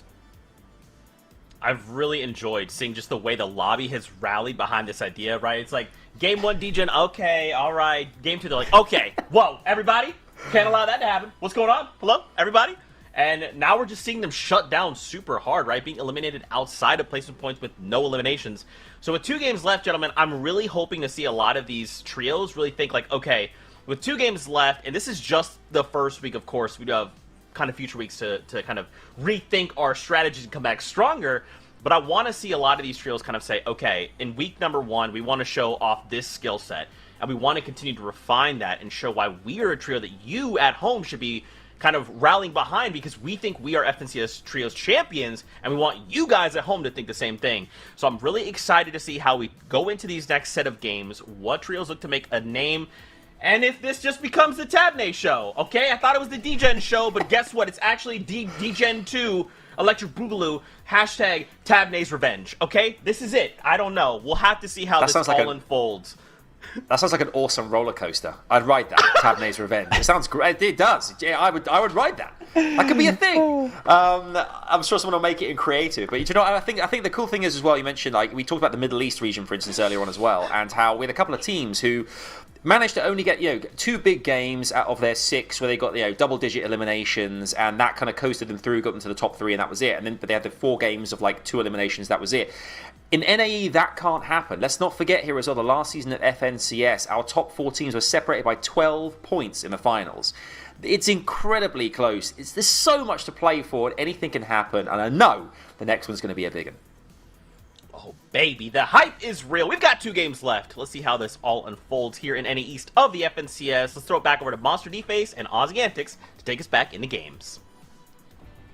Let's get back into it, guys. Let's get back into it. And here we have it, our game winners of Hungry Skills, or ADV Skills and Bryce. Now, again, that Lazy Lake contested draw spot for them. It's a rough place to be right now if this is your home. But, Aussie, what I want to bring our attention to is the standings. It's getting close. It's looking like it could be anyone within the top 8, even to 10, honestly. In a race for the at least the 2nd, 3rd, and 1st spots, because, you know, Tabney, Teo, and Chimp, they have a nice lead, but we know that lead is not solid, right? It's on shaky grounds. Oh, yeah, and I would say normally to the 8th, but when you look at 9th and 10th, 9th being Mega's team, 10th being Days, yeah, they can drop some serious points when they get going. So I'm looking at that. Anyone can jump up and take this. There's a lot of points on for offer, but man, Teo, Chimp, and Tabney are playing so well. And I know Zeke put it on me as well, and I know Vivid talked about, getting a video out there about the medkit players. I mean, Vivid, you can do it. You're an ex-pro. You've done this before. You've dealt with the pressure. You can point the finger at other people and judge them. I have never found myself in the position. It does sound as easy as just counting it out and knowing there's a delay on the animation, but I'm not allowed to say that. You are, and that's why we brought you in, as we see another spawn fight is going down that neither team is really winning out of. We haven't seen either team go on to perform insanely well, even if they win the fight. Bugha, Clix, and Bizzle might have the better of this one. It looks like they might try and close this one out quickly, but Bugha can't find his way and needs to be careful, though. Just manages to put the stare on the gas can there. Man, that's some quick reflexes. Yeah, Ty's in the lead here, though. He's got so much of an HP advantage, and Bugha loses his shield and then his HP afterwards as well. Clix gets the med kit off, so they're back in this with 100 HP a pop, but it's looking like a close 2-on-2 now as the reset does start to happen here. And it is just going to come down to who can land a big shot first. They've already distanced themselves from the opponents. Clix doesn't quite know where the other enemy is. He's just lurking nearby. And this might be Tahi up top. Look, he's rotating right into it. Okay, so Sprite was actually playing into the van there, trying to go for the bait out. And that's why Tahi had that high ground. But they're not going to fall for it. Bizzard does have this max legendary pump, though. Anything can happen now. Anything can happen. Interesting as well, Bizzle, like I talked about earlier, not normally one to be known as the fragger of the team, and what a shot. Hit every single pellet there on that one at 182. No, Bizzle was so close to having that moment. If you're a Bizzle fan, you know Clix, Bugha, and his fans, they do. They pile it on a little bit, but man, Bizzle did everything he could there. That was 2 big shots, and he was so close to clutching it up. That's an unfortunate one, as we now tune in to another POI going for the 5th round of spawn fights again. Yeah, these guys are so spread out. Like, you had a full trio of Shark and Knight over here, or Shark and Clarity getting into a fight with one of the off members. Clarity gets taken on the other side, so both sides end up exchanging 1-for-1 here. And it's a bit of a reset. Let's see who's left on this trio, though, of Who Fishy and company. I think Who Fishy is still in the mix over here. Yeah, they got Knight on defense right now, and there's a third party, that same third party from before, putting in those shots. Again, just inputting themselves into the discussion here. Yeah, they're putting themselves into discussion. And it's interesting to see, like we said, these are all really, really good teams in these spawn fights, but no one's really winning out of them. It was only last game that we saw our game winners actually come out of a contested drop. Otherwise, it's the story is as old as time itself, most when it comes to competitive Fortnite. If you're contested, even if you win, you don't actually win in the end when it comes to the games, as Bryce's team is trying to back it up here potentially. As I say that, though, coming off a Victory Royale, if they can do it here again, they have 2 eliminations on the board, looking for the last one. They might be able to break that story maybe and potentially push up to a top 3. I mean, one more performance like they just had, and it's very, very likely, as Bryce finds the 27 tag. Can't do much with that green pump. It was an awkward angle, but they're fighting it well. They're trying to find this revive, but they know as soon as they go for the revive, that gives them the opportunity to jump in. But no, they're going to be able to stick it. He's got 1 build to try and hold this off, and the player's spraying out from below. That's the 1 build. He's going down with the big pump, and he finds it as well. He drops down, gets it, and that's 2 times they've won the spawn fight in a row. Can they make it 2 Victory Royales in a row, though? Yeah, look, they're rocketing their way back up. I mean, they're just now, again, in contention for top 10. So all of a sudden, a team that was very far behind is now all of a sudden just putting themselves into discussion here to quite literally race for 3rd. They still have a long way to go, and it is going to be contingent on how these other teams play. But again, there's so many teams getting active now. Who Fishy is a part of this mix-up here. Aspect is no longer in the game. He's going to have to hit the quick reset. They've always managed to maintain the high ground, but again, with little material, and that's why they haven't really been successful here, is now they have to disengage. They're backing off for the card of Aspect, who was taken out here in the gas station. Let's see if they can find it in time. Seems like they are going to do just that. So again, a little reset, but not looking hot for that team at all. Yeah, they're going away, and they're going away in the car. But unfortunately, they could have just. I don't know. I don't want to put it. I don't want to put it down to a lack of drop spot knowledge. But there was upgraded tires right there next to them on the other side of that wall. If they threw those upgraded tires on that car, it absolutely flies across land. So, bit of a misplay by them, unfortunately. But Night Shark and Clarity G are going to take out the Pleasant Park fight as we now swing over to the Spire. Man, NES is bringing the action today. We got so many fights breaking down as it looks like Coop and Adams have the numbers advantage, I think. Yes, Code Genesis is off in the distance. Never mind, no, is right there with them, jumping into this fight here, and they're going to close it out. And we'll see if we hit a dance. So we get, I see the respect. Okay, the first spawn fight we've seen one when no one hits the dance. I like it, the sportsmanship. Yeah, but these are massive points right here. Now they are up to 96 points. They get the full team wipe, so they're in top 5 if the other teams haven't really picked anything up. Chimp, Tabney, and Teo, they're probably shaking in their boots right now, right? Just like, all right, we're in first place. We've been here before, but can we hold that lead? There's been so many times in the recent, I'd say, tournaments where they have gotten to these spots, where they have gotten to the final stretch, and they haven't been able to maintain it. This is their opportunity to maintain it and make a statement for an FNCS. Could you imagine qualifying for finals as an underrated team to be, again, looked out for and then absolutely respected because they get the early claims on where they want to play for the next for the grand finals?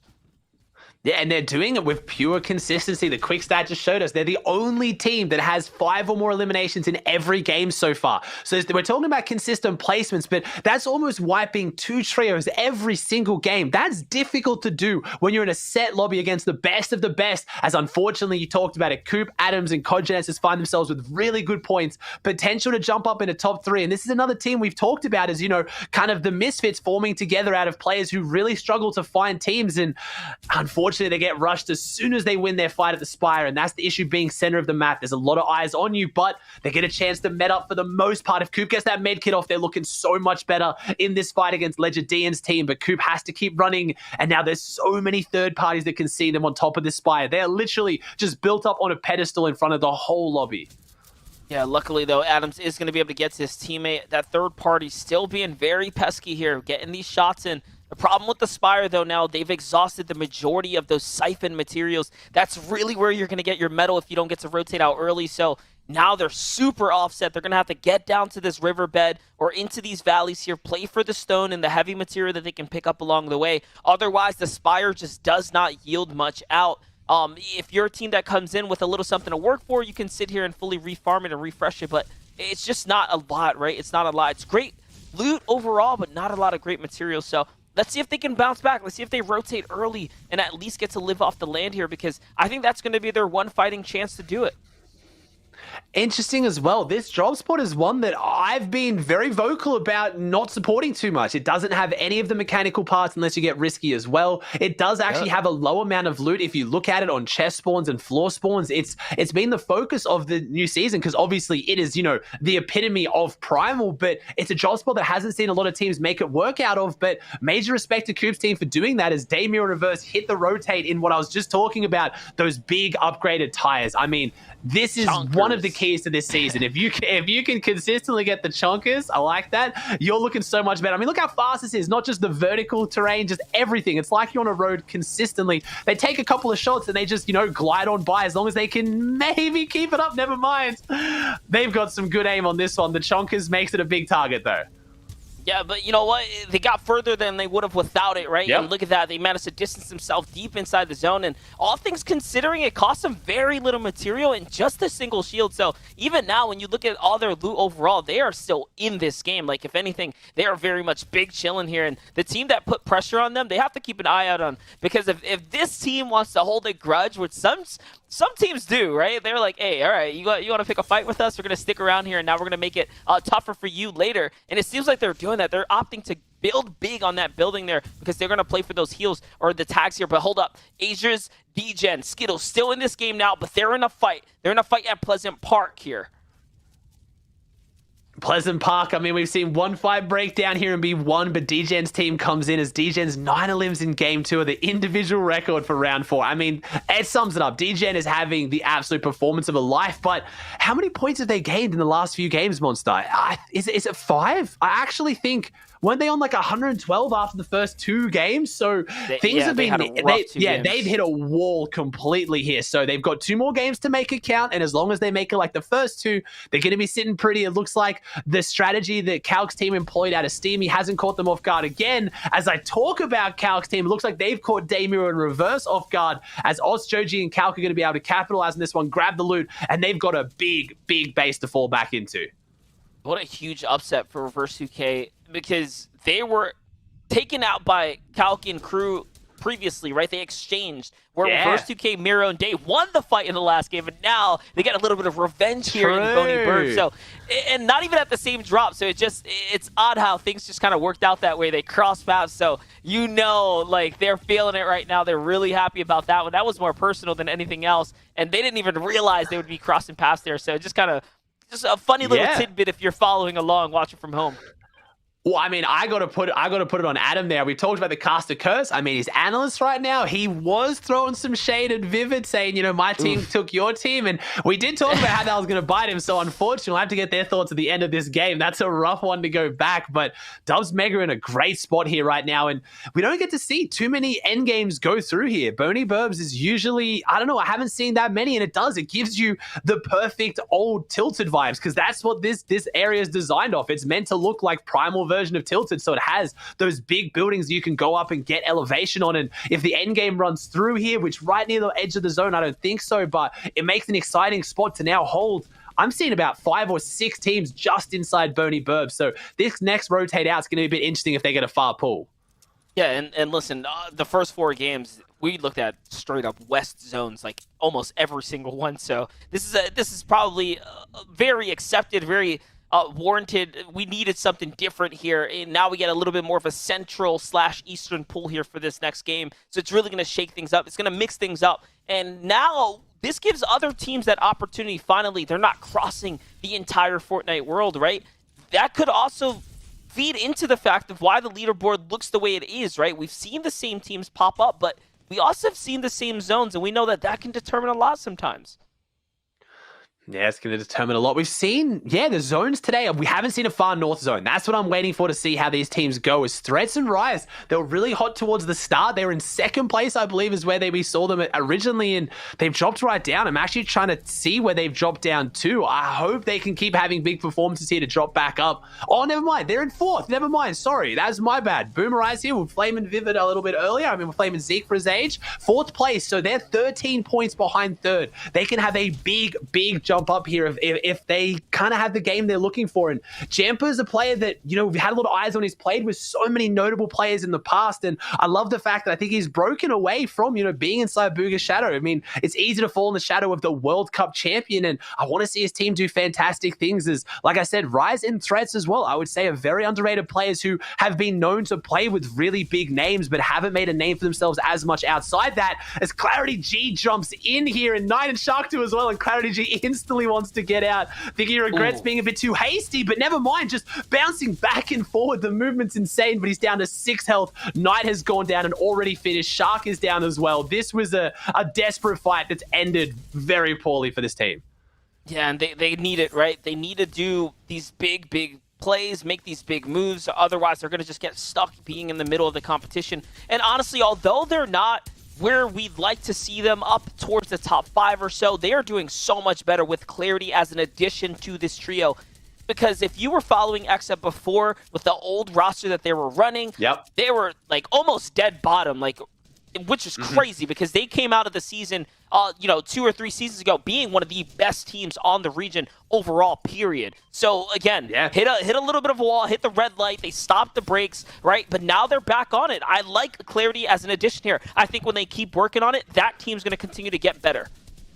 Yeah, Clarity, Mikey, and Niddle split up and have all found themselves in different teams. It's interesting to see a trio split up and no one stay together. Normally it's a duo and they find the missing piece, like you just said there with Knight and Shark replacing AV. But we see DJ, Age, and Skittles, a team that's stuck together for every FNCS we've seen in most recent times, except for Season X's FNCS. And look at the loadout. We're dropping between the two of them. I believe so far, unless my eyes deceive me, and it's potential, we've already talked about this, Ages and Skittles both have legendary or epic assault rifles and pump shotguns with full meds, and they get a close zone. This is this team's chance to show what they can do and jump up. But the recipe for success we've seen from them is early eliminations. They only have one.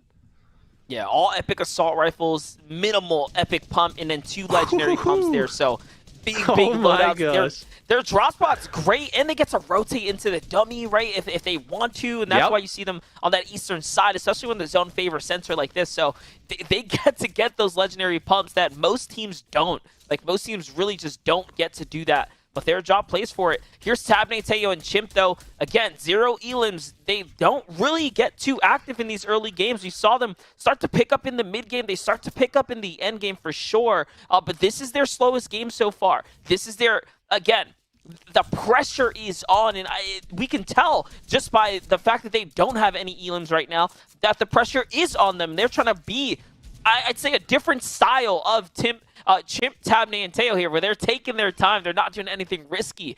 But, Ozzy, will that be the thing that holds them back, though, right? When you start to mix it up and not be yourself, right? And we talk about underrated teams trying to prove themselves, and it's scary. There's a lot on the line. Normally in these qualifying weeks, there isn't so much on the line. You know, if you hold your first place slot, if you hold a top 3 in our last 2 games, you are playing for hundreds of thousands of dollars. That is pressure in its purest form, and they're 155 below the Storm Surge threshold. You talked about how they haven't got active. It looks like they're playing a bit scared. 21 below, so there has been a shake-up there, but that is still below. It doesn't really matter how much below. Obviously, if you need any damage, although this is a few AR tags, but it's creeping up. It's now 54, so the pressure is on. They're not yet in zone. They don't really have the firepower. I believe it was Chimp or Tabney. One of them only had a green makeshift assault rifle, so they don't have the firepower to take on a full fight, and they need to. You're comparing this loadout and this positioning to the team we just talked about in second of Degen, Age, and Skittles, who have the entire arsenal of firepower for them, but they're taking the shots and they're not going down easy. I hope they can bring it back, and maybe it's Trap and Durant who are rotating behind them that are their chance for Storm Surge, and there it is, the big 103 tag with the green pump. That's what they needed. Didn't overextend for it, showing they do have the composure. You know, making me and Monster eat our words a little bit here, that they're here to play. They know what they're doing. They're just playing a little bit safer, as Teo's down to only 28 builds, though. Yeah, and Teo, honestly, questionable rotate. He puts himself in between 2 teams, so again, the longer they stay here, the higher the risk is involved. But luckily, it seems like the zone's going to go down, or it goes against the river current. So everyone's going to have a tough time here. They're actually going to have to play the land here to make it through. And now the surge is back. It makes a return, and it's getting the focus onto Teo and company. Here comes the minis. They're 100 below. 9 players have to go down. This is a crucial shot here. He does not hit it. It's not looking so hot. It's not looking hot at all. And like we said as well, our second place team that's right on their heels is still alive in this one. And unfortunately, they're almost out of it. I don't know if Tabney is going to be able to hold on. He's still 74 below. 6 players have to go down, as Cloudy, Class, and Subscript in third. I don't know where they are, but that's it. Our first place team is down. Can Degen, Ages, Skittles jump up? Can Cloudy's team jump up? Can Jampers, Dom, Voil? All these teams are fighting for top 3. We have 2 games to go, and a top 3 is going to guarantee them a spot in the finals. Not semi-finals, finals. They get to skip everything. They get to sit back and watch these teams battle it out in the coming weeks and know they've got a ticket in the finals. So the pressure is mounting. Everything comes down to this. Voil's team right now in 6th place. They need a big jump up, and they're looking to do it here, Monster. I mean, I love this format change. 2 games to go. This feels like the finals, how much is on the line. Yeah, there's so much riding here, and you have to play perfect Fortnite at this point. There is only a game left after this one. This is game number 5, guys. There is no more room for error. It's going to come down to a race in the final game, especially considering we just watched the team go down. Degen finds elims there. I don't know if he was actually traded out there, though, Ozzy. No, I think they're all three still alive, and I think that was 2 eliminations they got. I think there was 1 to DJ and 1 to Skittles. I'm not 100% sure myself either, but I only saw them on the kind of giving side of that feed. I didn't see them on the receiving, so they're looking fantastic. As Dusky as well, though, picking it up. So that's 5th place, so we've got a lot of teams active right now. I believe every team, except for our first place team, is in this, and that's not what you want to hear or see if you're Teo's team. Everyone's jumping up here. So Script goes down to Dusky. That is massive. That is trading. 5th place onto 3rd place. This is what you want to see as a Fortnite fan. Man, it's exciting.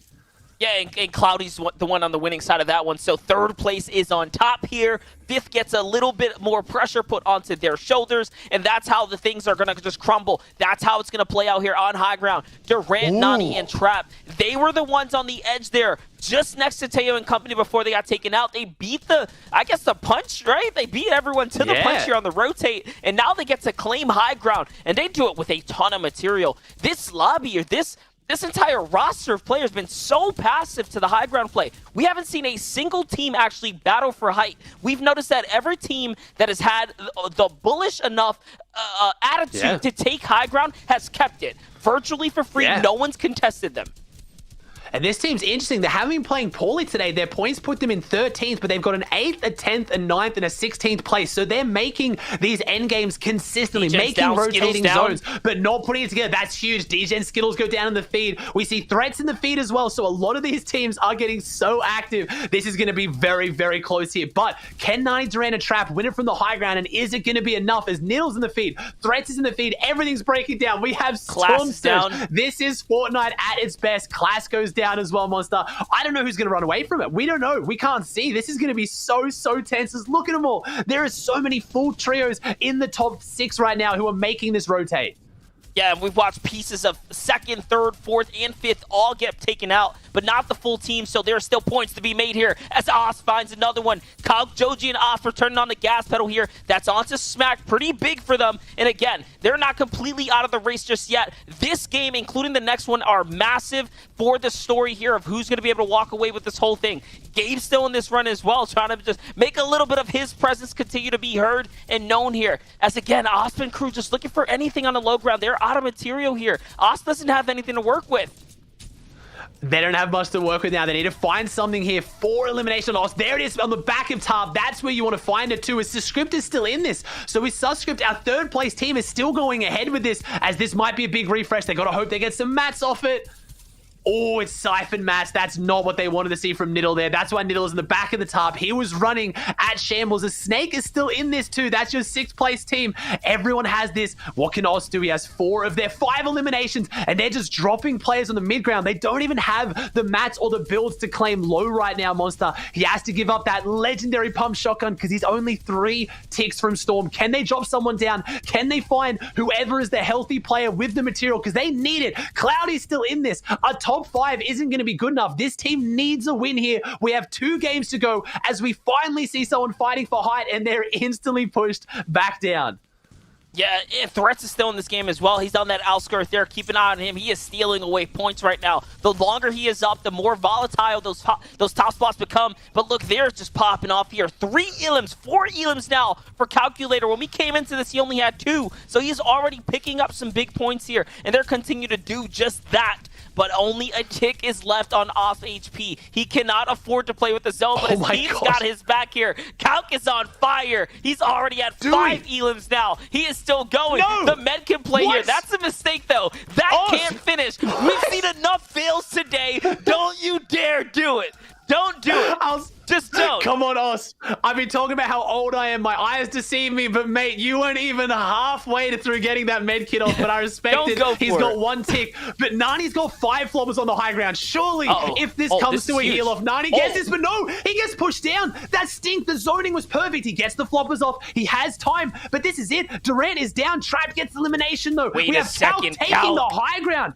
Calc, Osp, and Joji, especially Calc, this endgame, have turned it up here. 108, the big shot. This is your competitive veteran. This is your first ever trio FNCS winner. Bringing it back seasons later. Calc is back to play. I think we saw him with 0 eliminations at the start of that endgame. Finishes on 8, Monster. What? 13 as a team right there. 13 eliminations. Talk about a comeback story. Calc, I had to just bring up like how he walked into that end game with 1 or 2 elims, and then he was just racking up. I know we were watching it from a different perspective, but my gosh, off the peripheral, you could just see him lighting things up there. And we talk about teams bouncing back. I mean, they were currently in 19th on 54 points going into that game. So that is a massive one. That was Vivid's pick, and we get to see whether they can bring it back. They've got uncontested Steamy, 1 game to go. They might be the team to pull back the upset. They are very, very much in contention now. And I want to get to that game, so I'm going to toss it over to the desk so we can speed this up right here. MDF's ready to go. I'm ready to go as well, and we'll get there in a second. Friends, we just were talking about this right before we kind of hopped on screen. It feels like in NA East, it's a who's who of who's going to win. We've been seeing just different teams kind of come in, show what they've got, and just wow us, right? Like in EU was like, oh, there's that same team again. Oh, yeah, no, they placed top 3. Oh, yep, totally. But here, completely different story, Adam. Yeah, it really is the case of anyone on their day can do a job on the rest of the lobby, and we're seeing it every single game. There's one trio that tends to stand out. I gotta say, Bad Savage for the last games giving Vivid a hard time, saying like, my trio took over your trio and did a job, and now look, 8 eliminations for Calc, and then the entire team 13. I'm so sorry, Vivid. Forgive me. I owe you like a hot chocolate and a nice pastry of some sort, so I apologise. We've got, so honestly, every single game is different, and we want to talk about like what happened with our top trio going into that as well, because they do some magical stuff, don't they, Vivid? Yeah, I really wanted to highlight how these trios work through all of the builds that they go through and everything like that. So we're going to be taking a look at that, and it's going to be really, really awesome. It's going to be from Game 4.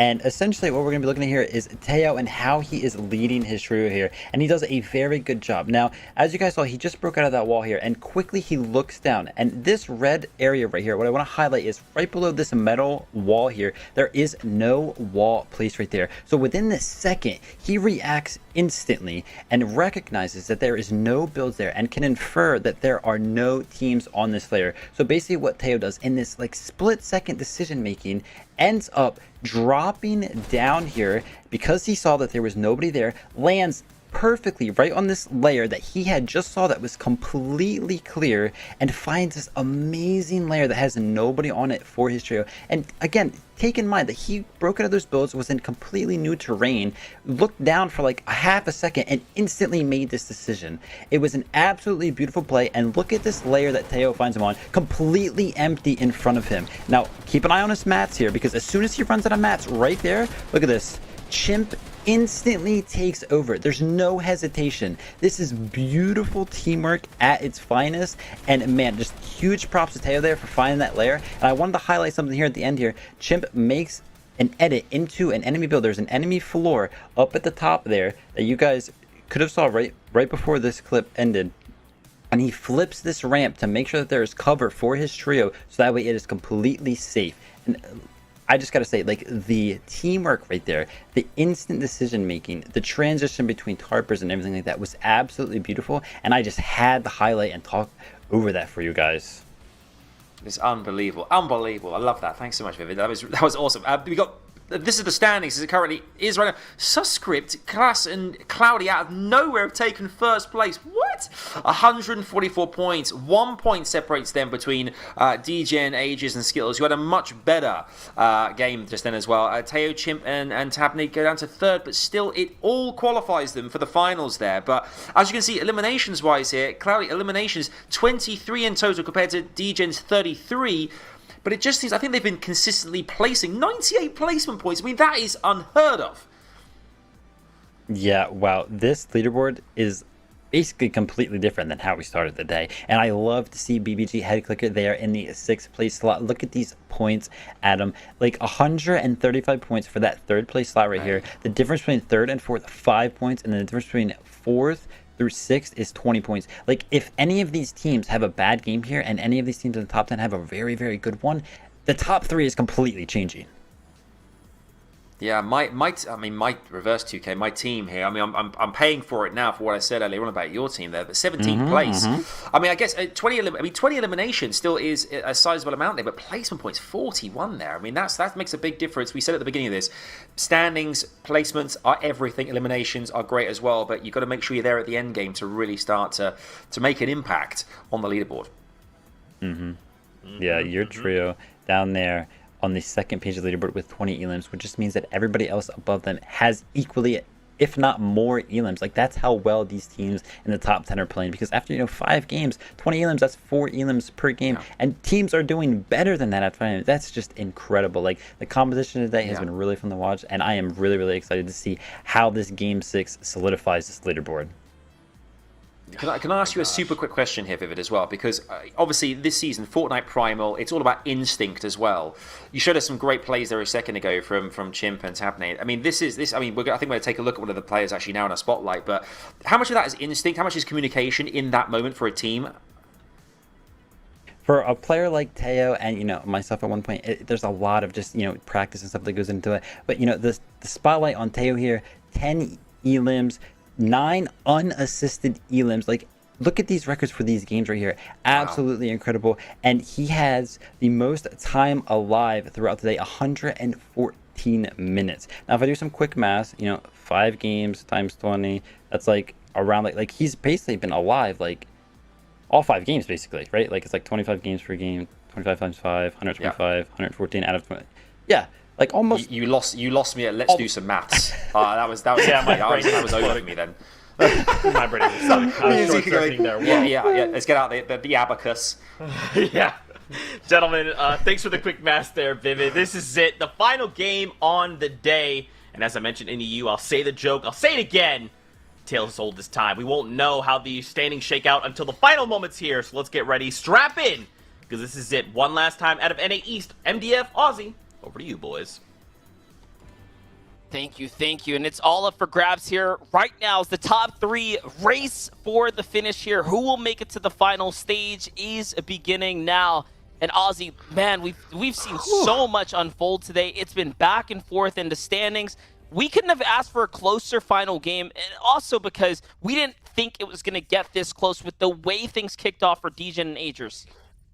Yeah, it has been absolutely incredible. There is 1 point between first and second right now, and then there is less than 10 points between second and third. When you think it's 30 for a Victorial and it's 2 per elimination, this is so tense. And fourth place, Jamper's team, only 5 points below that. Remember, we've talked about it enough, but in case you somehow have missed all the action, you've just tuned in, with the new format, those top 3 teams are going straight through to finals. Not semi-finals, finals. That's where the hundreds of thousands of dollars fall. So there is so much pressure on these guys right now, and this leaderboard is so incredibly close. Cloudy, Class, and Suscript, an entirely new team that has formed. Again, Class filling out for Bumboy, who's gone back onto NA West. I mean, this is insane, but can Degen, Age, and Skittle somehow throw a point record initial 2 games to then find themselves outside the top 3 at the end of all 6 months? It would be tragic, but man, it's made it exciting. Yeah, without a doubt. And there's still light at the end of the tunnel for everyone outside of that, really just depending on how those top teams play out. Remember, we have seen so many teams now honestly pick up some record-breaking paces as far as the individual performances go, like, and probably just team paces in general. I know we talk about, like, historically how it stacks up to everyone across all regions, but I feel like there's teams right now playing at their own record paces, and it's continuing to go down just like that. As Sprite, Gabe, and Tahi, again, this fight here at the Sweaty Sands, this is going to go on weekend after weekend, guys, so get comfortable, strap yourselves in, and get used to it. Who is going to be the best here? The pickaxes come out, the dances come out. That's how this last game is going to fold out for Bugha, Basil, and Clix here. It's Sprite, Gabe, and Tahi walk away on top again. Yeah, that's a rough one as well. Clix, Bugha, and Bizzle came in hot. They were 5th overall out of round 3 on 146 points. And now here, when it comes to set lobbies, when they're guaranteed contested game after game, they have struggled. And I know that's rough. Clix fans are not going to be happy about that one. That one is going to be vocal on social media, but we'll see how they bounce back next week. They did this last season. They played week after week, and they finally broke their FNCS finals curse, and they showed up on the big stage when it mattered. So I think they can still do that. We'll have to see how they bring it back, as Loopy and Nick and Nobu Beef, unfortunately a team that found themselves in second after game 1 have dropped down the leaderboard as well. As Coop on 103, I mean, we have so many teams that have a chance to maybe jump up in this top 3, or at the very least, like you said, secure some massive series points. Yeah, I'm not seeing Shark, here, Knight, or Clarity. Right now it's Mega Dubs. Oh, they and went down Brocane. early. Yeah, I saw them in the Cog feed Genesis as and soon as the Coop. game started. Oof, that's rough. As again, this just shows that anything can happen. It really just does depend on what the other teams have up their sleeves. And for Dubs, Mega, and Rocane, they're in the battle right now for top 3. Like, they are in this conversation. One of the few teams over that triple-digit mark. So these early game elims can be the difference maker to really catch them up, as every elim is worth those couple of points that you want to be picking up. Miro's going to find some in the feed there. That's big for them. It's going to be hard to come back. I mean, Miro Day, like 2 of the scariest fighters in the world, not just NA East, but they've had a rough day today, but it's still all about making statements. It's all still about getting series points. We're going to focus big on the top 3, as this is a fight that really, really matters. Ages, DGen, and Skittles in second place. If they get a single elim in this fight, this will put them into first, as it looks like they're getting more than that. They already have 1 on the board. Make it 2. This is what we want to see from DGen, Ages, Skittles, because this looks exactly how it looked on game 1 and 2 when they popped off and jumped up and had big points. They took this fight at Craggy. Craggy is currently being double contested by the team you're watching get fought and Ronaldo's team. And the slowness of that fight and how much it delays them and takes up their utility. DGen, Age, and Skittles rotate in and take advantage. That's 3 eliminations. That's 6 points on the board. Our leaders are back on top, but can they hold on to it? Can they stay in top 3? And that's a huge, huge start for them. Yeah, and we haven't seen much of Cloudy, Class, and Suscript's early game, but we know they rotate in late. They play they play nice and slow, honestly steady coming into those final zones. For DGen, Ages, and Skittles, kind of a different story for them so far. They've been very much active in these early games. Honestly, it was probably a big part of the reason they were taken out. What was it, Game 4? Game 3? Game 3 we knew they were landed on from Steamy Stacks, but Game 4 was definitely an upset for them too. So they're back into things. They hit the upgrade here. That's one of the most important parts about this upgrade, or this rotate here, is you get the gold off the opponents if you wipe the team, and then it's virtually free pumps for everyone. They don't even have to use the upgrade cogwheels or anything like that. No gears needed. And buying the med kits too much. Just bought 3 med kits. That is big as well. As right now we get a quick stat. Look at that. This is the closest the standings have been after 5 games in any region. So NA East is really bringing the heat. We have NA West after this. We'll see if NA East can hold the mantle, but right now showing up big, and it really has been because DGen, Ages, and Skittles managed to, you know, I don't want to say fall off the pace. I'll say pushed off the pace, because it wasn't due to them misplaying. It was other teams just taking advantage and really just, you know, pushing the envelope and then pushing them down the leaderboard. But we've seen 2 phenomenal games from them. So as my prediction here to win today, I'm backing them. I hope they can do it, but they've scared me a bit. They have been the complete story of inconsistently, either big highs or big lows, but this game's off to a big high start, so I hope they can hold on to it. Yeah, and listen, they were taken out by the team that just won the last game, right? Calculator, Joji, Austin. So they're playing phenomenal, and that's no fluke of a trio to come across right now, especially when they're on point right now. They're on point. That was a low ground victory for them, so you have to give all credits to them. So again, they're having a tough time because they have come across some tough opponents. Anything can happen as we're watching it literally unfold before our eyes here. Day Miro trying to make their rotate right now. Cloudy in Class, we wanted their early game. Take a look there at Holly Hedges, sitting pretty, sitting comfortable, full drop spot, no one nearby, but the surge. Can they find those tags? Come on, please. I want to see that big. We're going to see one at least this FNCS, I'm sure. That big, long-range 212. You talked about how much skill it takes.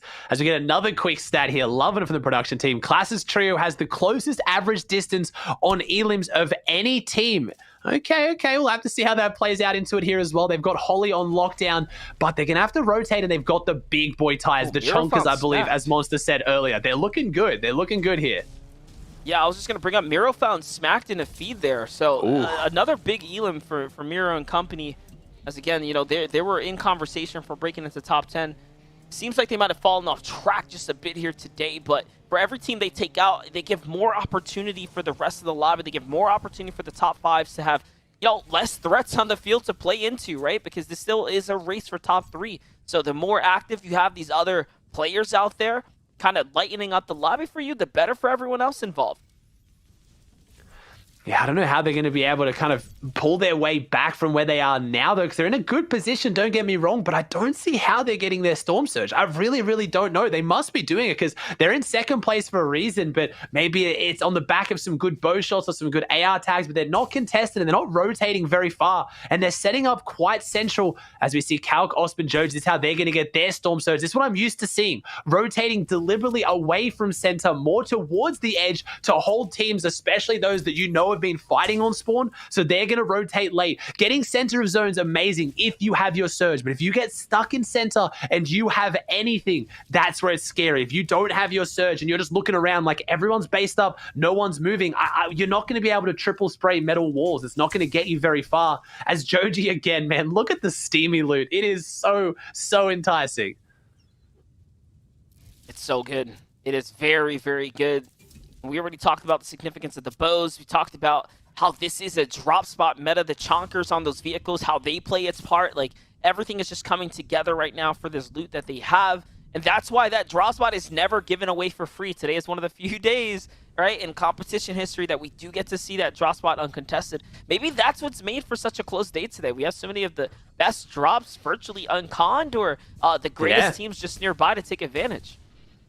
Yeah, it's quite interesting. Those players being auto-called through into the finals as well from the previous FNCSs, and those teams all still being up. It's making things a little bit difficult. So, I don't know. We've had Slurpee Storms have some interesting fights. Craggy's had some interesting fights. Here it is. Tim, Chimp, Tab, and Teo right now. But look at that, the legendary pump. Compare that to the loadout we saw them last time on. So, we're putting the pressure on them saying, you know, they need to do something big, and they just didn't really have the loadout to do it. They now have the loadout to have a huge, huge last game. Yeah, for sure. As Joji, again, we saw what these stinker bows can do. They can really flush out teams, flush out players from boxes, and that's what they're doing right now. Yes, those are great tags right there. That might have been the tag that they needed. Let's see if things catch up. No, we actually didn't see the heart markers come through. One did. There it is, the second one. But no, the Storm is actually, or the players are going to fall below the surge threshold there. Coop and Genesis are down. So that is it. They're out of the competition. That is a wipe for them. And this is just rough right now for some of these players.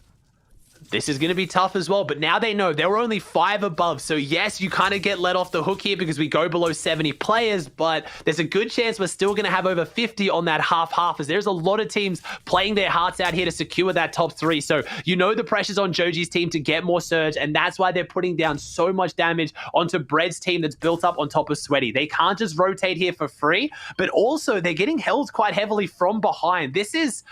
I'm going to have to hope Bread's team not only has a vehicle, they're going to need an upgraded vehicle, because Calc's team is going to be looking to hold them so heavily. It's not really an unwritten rule. It's how you want to play your game. Just know if you're getting shots on the player in front of you, that's great for now, but the roles are going to be reversed very, very soon when they get in before you and you're now running into them. So we'll have to see whether Calc gets their surge there as Day gets elimination in the feed and maybe tries to make something here in the last breaths of this tournament. And just to shout out Loopy and Beef and Nick, they've really slipped through the cracks of the broadcast today. They have been so close to the top. I think after game 1, they were in 2nd or 3rd place there, and then they fell just outside of the top 10, so the coverage is a little shy on them, but they haven't left that positioning. So these are those teams that are the scariest. Again, come like the big finals weekends, right? The fact that they're doing as well as they are right now, let's not forget what's on the line there. Series points, right? So every placement still matters for everyone. We know the conversation is top 3 for finals, but series points are still so equally important to again, qualify yourself, right? Qualify yourself to those semis. But now, let's take a look. Day gets beat out by Sully and crew here. It's up to Mirror in reverse right now. They have so many elims. Oh my gosh. Talk about coming back here and making a statement. 8 eliminations already. 65 players alive. They are on fire here, Ozzy. They are on fire, and you talked about it. You interviewed them. They said they were going to go for first, so I like to see that from them. There's no point playing for those, little bit of extra series points. Hey, we're playing for first, or at the very least top 3 here. We need a big game, and who can have a big game other than Day, Mirror, Reverse? Yeah, they could drop a 20. I mean, if any team's going to, if we had Day still alive, I feel a little bit more confident, but there he is. He's brought back in. He has the loot up there, and I also just saw the peppers. If they can hand those peppers around, they can grab that loot. They are looking fantastic, because I'd be a lot more scared of this very far rotate in a 2-tick zone if it wasn't for the medkits, but Reverse is outrunning it right now without using them. So maybe they're actually going to save the Peppers until they get to endgame. Interesting. I mean, Reverse has 3 medkits. Doesn't matter how much damage they take now, as long as they at least get in. I think Miro actually left the Pepper inside the build for Day, so Day is back there looting. It's up to him to actually eat it and quickly exit. So yeah, he is going to be able to catch up to the team. He is going to be able to get a full loadout. But remember, if he doesn't make it quick, like that's 5-tick we're talking about in a couple moments here. So, and they're coming in late. There's a lot of teams there. This is scary.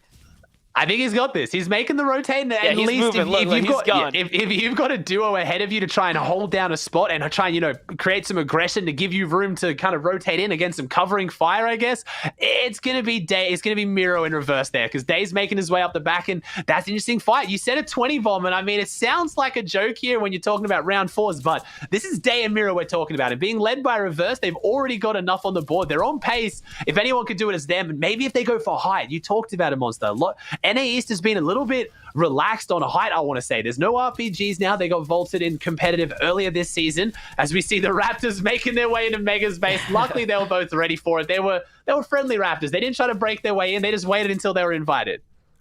Those Raptors, man, they can be super annoying at times. You got to be careful on when they sneak up with you, and you don't want them lingering around when a fight breaks out. So smart to get ahead of it. Although they were being very much friendly, you can't trust them. Can't turn a blind eye to those guys. But now Redux, Berserker, Brutal on the move here. Joji, Kalk, and Osp again still in this game here. I see. Oh, yes, that was good. Miro, Day, and Reverse did make it in, and they pulled this fourth zone. So they actually have first stats at the new zone there. Yeah, and we just got the stats as well there. This is actually a record for most eliminations for a team on any region before third zone. So right now, it's looking really, really good for Day's team. They're having the big game they need to somehow jump up here. As Miro's hurt, though, as you see Brutal's team on the high ground, and they get zoned, but they've got a lot of players on top of them and a lot of players around them. But if you're just tuning in, the teams that you have an eye on, I mean, honestly, anyone can take this at this point, but Cloudy's team, Degen's team, Teo's team, Jamper's team, Voil, Osp, that's your top 6. Those are the ones that are really battling it out. We could see a miraculous comeback from a team like Day, but those are the 6 teams you really want to follow, and we're going to follow them as best we can because top 3 is very doable for a lot of people right now. Look, they're still fighting right now. The more that they pick up, the closer that gap becomes, right? They're really catching up to the opponents here, but they have to be careful. Gas canisters coming in now. That's the attention they're bringing to themselves here in the lobby. Surge is actually going off. This is the biggest surge we've seen for this zone here. 63 players up. That means 13 have to go down in 50 seconds. This is actually perfect for Day, Reverse 2K, and Miro here. They could actually take full advantage of this. But, oh man, I was going to say, if they had the medium ammo to back it up, they just don't have that AR ammo. Yeah. So they are going to have to play into these close quarter fights. That's where the real risk is involved. It's the real risk, but at the same time, it's also where Day especially thrives when it's just jumping into boxes, holding these angles. My man does not miss. And honestly, Monster, I was so close to being like, oh no, it's not 40 seconds. That's when zone starts to close. But you're right. Zone is closing. There are 12 people that need to go down. This game is insanely stacked. That is so many. So any of those teams we saw earlier, like Joji's that was struggling with Storm Surge, they need to get active now as Chimp goes down. Third place. Chimp goes down in the feed. Ken, Teo, and Tabney keep it going here because they're in third. They need to hold on. It would be devastating if Ronaldo takes down Chimp. He is out. It is a duo now holding on to their top 3. As I talked about, Day in the boxes though, but he gets too aggressive. He jumps forward and Day gets picked up, but can Miro and Reverse try to get him back and get the revive? There it is. Day's got to cool it. He's got to calm down. And Miro falls. As a result, he can't hold off the whole trio. I have to think potentially Reverse is going to follow or he's going to have to run. And that's it, the Cinderella story. But you know we're going to see them in the future weeks. That's one consolation. That's a team I'm excited to watch. I'm sure we're going to see them in round 4. But that's it. Qualifier 1. Reverse's team is out. And you saw right there, Jamper gets punished on the rotate. Jamper, Threats, and Rise are in 4th place, guys. They're only 5 points off of Teo, Chimp, and Tabney, who, again, Chimp is down and out, guys. A 5-point difference and losing your teammate when it matters most is so sketchy. DJ and Aegis and Skittle leading the rotate on the front side there. They're getting in front. Cloudy Class still up there with Suscript. That's your 1st place team. all in the game right now. So you have your top trios still here, and the other trios still fighting for those top 3 spots. As Cloudy gets knocked as the team pushes across, this is not looking good. We just saw how dominant they were looking up there, and it's another team that sneaks up on them. I mean, is Joji and Cal going to go for it? They're going for it right Cloudy's now. Joji, out. Calc, and Suscript is Oscar out. going for it. This could be massive. Cloudy's down. Suscript's out. Calc and Joji could have the absolute comeback of a lifetime. They are playing so well. Last game was a 13-elim victory out. They can do it again, Monster. They're in the position. They have white tags. The high ground is theirs if they want to take it. I think they have this in the bag, and if they can somehow bring this back, they got a 13-elim victory out last game with the potential to do it again. This would be insane. I think they've gone from about 50 points. No, Os goes down though. Os falls in the process. Squish is down there. Can Joji and Calc do it from the high ground as a duo? I mean, NA East always bringing the action. We asked for teams to fight for height. We finally saw it. Calc's got a little taste of that win in the last game, and now he wants to play for it again here. And oh man, losing a teammate though, this really does rise the pressure of the situation here, but it doesn't get them out of this situation just yet. They're in the conversation right now to take this all home. They can still do this. There's not a lot of teams that are willing to contest them unless this low ground team is really feeling it right now, because they know that they are down a member and they're thinking about it. Look, they're lurking around those layers, but Calc is quick with his edits here. He is looking sharper than ever. See, that's the worst part as well. When you know it's a duo above you, now they know that the Osprey's down because they took him down. It wasn't another team that's contesting height and thinking it might be a trio. Calc's got to go down and fight his way back. The Cinderella run is still alive. Can Calc do it? Like I said, this was your original trio FNCS champion doing it now. Years and seasons later, Joji, the new young gun as well, trying to do something, and they do. They find one on the backside of this. They're going to keep pushing forward. As also, Skittles is getting eliminations in the feed though, so Skittles' team is pushing ahead. They're surging ahead. Can Calc match the pace? Because they're going to have to. And what a rotate it's going to have to be is no. Calc has a player in the box, and Joji gets stuck shakedown. He can't cancel it. He's on the backside, but I don't think he's going to make him. I mean, he's swimming. Oh my gosh. He might be in it. He's got double legendary assault rifle, a purple pump. Calc's going to go down, and Zone goes back. They get a bit of relief on the Zone. He's not going to get the revive, but he might get the materials that he needs to hold on here. I mean, surely not, Monster. Listen, that was the luckiest thing ever, because the shakedown happened, but the animation was canceled because someone thirsted the body in his hands. So it actually worked out. Joji managed to stay alive, but not alive long enough as he gets taken out. And there it is. His run is over. Not enough points. Skittles, on the other hand, at 165 is still going here. He is still in this conversation here. Teo is still alive. Teo is in front. Tabney gets taken out. So our second place, third place team are still here. I mean, everyone's got a chance. There's Jamper, Threats, and Rise. That's our fourth place team. This is an absolute battle for top 3.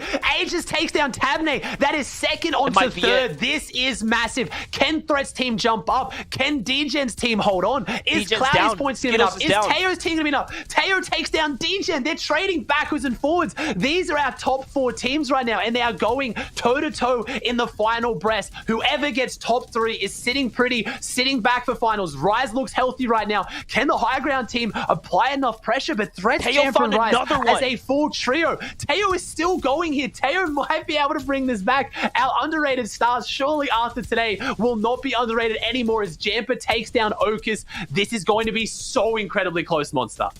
Teo has pulled so many placement points by himself. I think he has pulled off the ball here. He is still in the game. He still has max HP. He is in between 3 full trios on the low ground. He's on the outskirts here. Threats, Jamper, and Rise need to stop him if they want this spot from him. They quite literally need to take it away from a solo, but he is still here. Oliver on Dom. All the other trios are fighting each other. Teo might get more placement points here, and it could be too late. Too late for these other teams to come back. Threats, Jamper, Rise do not have enough eliminations right now. They need more. Aussie, they have to get absolutely active right here. They need to, but Justice's team came into this on 8th on 108 points. I don't know if they can maybe do something above that. Teo is still going right now on the low ground. Keep your eyes on the top right. I know he's not a full team, but this man is playing his heart out right now. He's doing everything he can, and no, they find him. It is a good old trio v trio. Threats team was in 4th coming into this. I think they secured a top 3, but Justice's team above the Monster came in on 8th. We haven't seen how many points they have. Justice's team could maybe have got enough eliminations to see themselves in top 3 as well. This fight matters so much right find out. They need Dictates to on the win. high ground. Does he have the heal off? Please, NA East, I cannot see another fumbled med kit. If any of you are going for it, you need to secure this right now. This isn't just your usual qualifying weeks, not your usual round 4. This is final spots secured. Hundreds of thousands of dollars on the line. Who's going to make it happen, Monster? Here it is. Here it is. They go for it. The low ground peak, and up he comes. Threats finds one, but he needs more. He has to win this game. They have to win this game if they want this spot, and it's one Elam away, one placement point away. Threats is down, and now it's all up to Rise here. Can Rise conclude it? Was it a canceled medkit? And it is not going to be enough. Gosh. Dictate actually wins the exchange there for a 9-elimination victory royale. That is so close for a top 3 race, Aussie. I don't know. I mean, they ended up there, and I think that was like high Oh, man. 150s. That could actually be enough. Cloudy's team went down early. I think DGen's team pushed forward Teo with the insane solo clutch, but Threats is in there too. So I actually don't know. We went into that game with the stat. That was the closest leaderboard we've seen from any region going into game 6, and I guarantee it's going to be the closest leaderboard to finish as well. I mean, what a day of games. What more can you ask for? And what's on the line is top 3, right? That's all that matters here. We're going to toss it over to the desk for them to bring us home because that was a ridiculous 6 games. For Monster, Aussie here, thank you guys for tuning in. Let's send it over to Zeke and everyone else to bring us home. I'm so stressed. First off, MDF Aussie, you guys are absolutely incredible. Fortnite fam, if you're not following those two or these two, please take time to do it. I guarantee you, it'll make your life much better. What an insane ending to NA East. It has just been... My heart is pounding. I'm legitimately stressed because I feel like coming into this game, it could have been anyone's game. It could have gone any which way, and now I'm even more stressed because all these players are looking to make it into the top 3 spots. They're trying to just say, look, whatever happens, at least for the next 2 qualifiers, we just want to go through. We want to guarantee our spot. But Adam, it's too close right now. It's way too close. This is the thing I love about this region, NAE. Every single time you watch anything, any competition, it always comes down to the smallest margins. So literally anything is going to happen right now. So much happened in that last game. Game 6 was off the charts. I mean, there was me kind of celebrating, thinking, hey, Reverse 2K and Co. Would have got a record for the most amount of eliminations before the 3rd circle. That's amazing. At least wins them some kind of, I don't know, coupon for a pizza at a family restaurant or something or other. That'll be a great little prize. That was something to take away. But then things start happening. We start Calc climbing to the top. They're trying to take high ground. We see all it kicking off. Even the last kind of exchanges there as well. Surviving the storm, getting 9 eliminations. Just incredible, Vivid. Yeah, and to recap on the day, man, the top of the leaderboard has changed so much. We've been through all 6 games now, and as these guys were mentioning, I am very, very excited to see how they ended up finishing up. And none other than Skittles, DGen, and Agers here to highlight the first victory royale. I mean, they started off so strong on the day, and we were betting that they were going to, just run and take it home and win it from the start. And I just really can't wait to see if they actually ended up doing that. Yeah, I think you're absolutely right there. I mean, they had such a good first 2 games there, racked up so many eliminations, victories, doing the business. I mean, Dusky here as well, that was a great one to watch with a ton of eliminations as well. We've been blessed today. I mean, even seeing Bryce, we mentioned this earlier on, seeing Bryce and his team there with balance and skills as well. A team we don't know much about, showcasing the talent coming up in future. Then, out of nowhere, your team, Vivid, Calc, Joji, OSP, are coming out and just suddenly turning it up in the penultimate game. Yeah, I really appreciate doing that. So then my prediction looked legitimate. I'm happy with how they ended up. They definitely going to finish top in here. And then, Dictate here picking up that win. And I will feel so bad if these guys don't finish in the top 3. But there we have it. DGen, Agers, and Skittles started off strong and finished just as strong. They end up in 1st place today, which means that they will be securing themselves a spot in finals. They finished on 171 points. 40 elims, 10 more than the second most amount of elims. Wow. Wow, blowing my mind right now. Jamper, Threats, and Rice. We haven't talked much about them today. They've snuck in to that third position. Fantastic from them. I mean, they made it by 6 points. Small margins here, and obviously Teo, Chimp, and Tabnir. As well, we talked about them a lot today. That insane revival clutch we saw, and Tab just working. I mean, you highlighted some of the great play from them today as well. I mean, this is incredible. Those top 3 teams with DGen and co going through in their first place. They're absolutely incredible. I mean, who else here? I mean, my team, 17th. I can't believe Ozzy's won as well. I can't believe he's done this. Ozzy is good with his predictions. He was very good last season, and nothing has changed. The man goes through a wedding, has a couple days off, and still comes back with a very strong prediction. So props to him for that. And also props to all these teams that play today. Not all of them can finish top 3 at the end of the day, but a lot of them, all of them, they just played really, really well. They made it here, and as long as they keep consistent and keep racking up those series points, they will 100% make it to semifinals and have a chance at going to finals themselves. Yeah, that's like the best point, right? So, for example, Dictate right there picking up the Victory Royale. It puts them in 4th, which is just shy of that top 3. Yep. But it's okay because they're still earning a ton of series points, and that will make or break them heading into the following weeks. But Fortnite fam, you know what time it is. The action is done here in NA East. Thank you guys so much for hanging out with us. We love interacting with you and talking through all of the action. If you want more, make sure to stick around, though, because we're going over to NA West now for another 6 matches before we call it here for this weekend. Once again, please give these guys a follow. Give Ozzy and MDF a follow as well. And if you're not going to stick around until NA West, then we'll see you guys next time. And as always, we'll see you guys on the Battle Bus.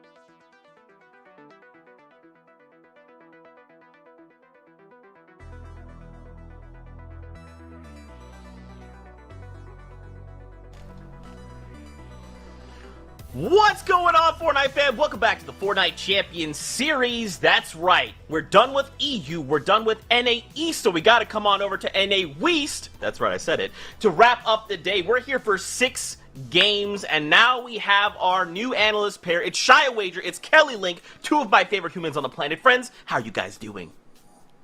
Good. We're going completely off script for NA West. We got the biggest finale trios already qualified. I'm hyped to see exactly who the new runner-ups are this season.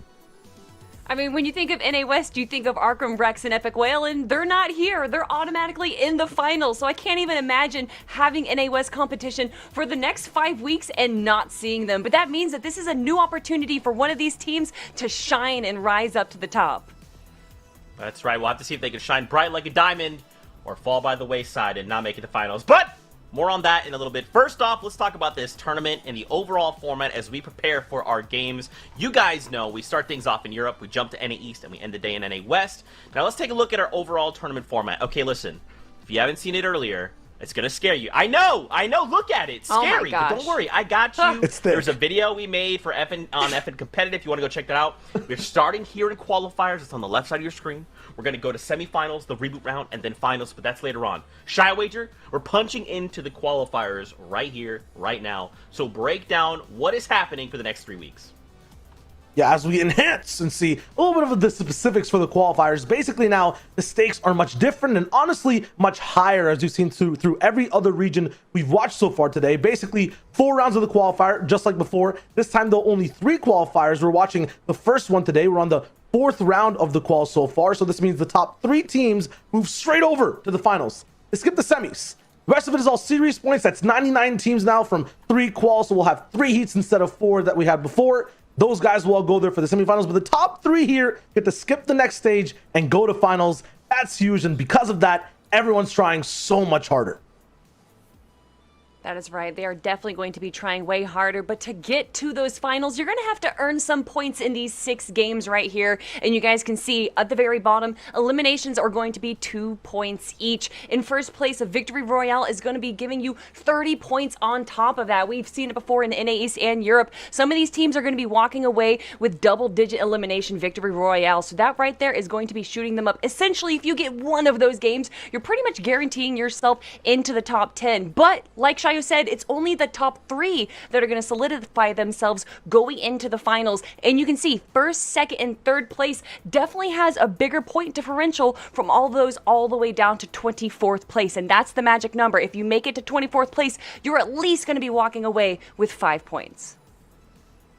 And of course, what is the end result here, Kelly? What is the thing we walk away at the very end in finals? It's prize money. It's the Axe of Champions, notoriety, and clout.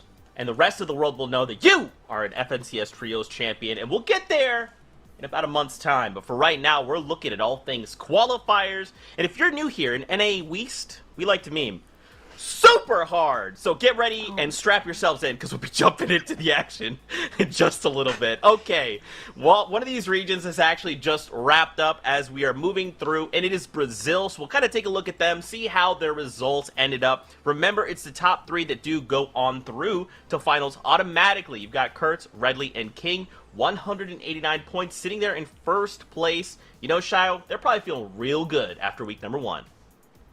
Yeah, feeling real nice. That top 3 is looking real good so far. Shaco History and Bugha are there too. 2 Victory Royales, 166 total points. They hit so well on placement overall. Might not be the Elam style we see from the first place team, but you can see Brazil is definitely getting so many different types of players and trios rolling through towards the top spots.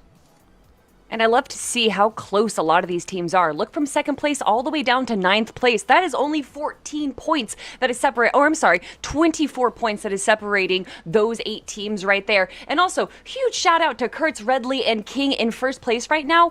Out of all of the games they played, they didn't walk away with less than 6 eliminations. Even when they got 18th place, they made sure to grab at least 6 eliminations. So love to see them up here. Excited to see how they're going to be performing in the finals in about a month and a half. Well, Shia Wager just decided he was going to stop talking about this other region. So we're going to keep the ball rolling, okay? We're going to keep all the action going. Friends, we're in Season 6. The season has gone primal. It's all about finding ways to be the best survival expert that you can. We're talking crafting. We're talking about endemic life, being attacked by raptors endlessly. This is my experience, but we have put together a nice little video. So friends, why don't you guys break this down for us?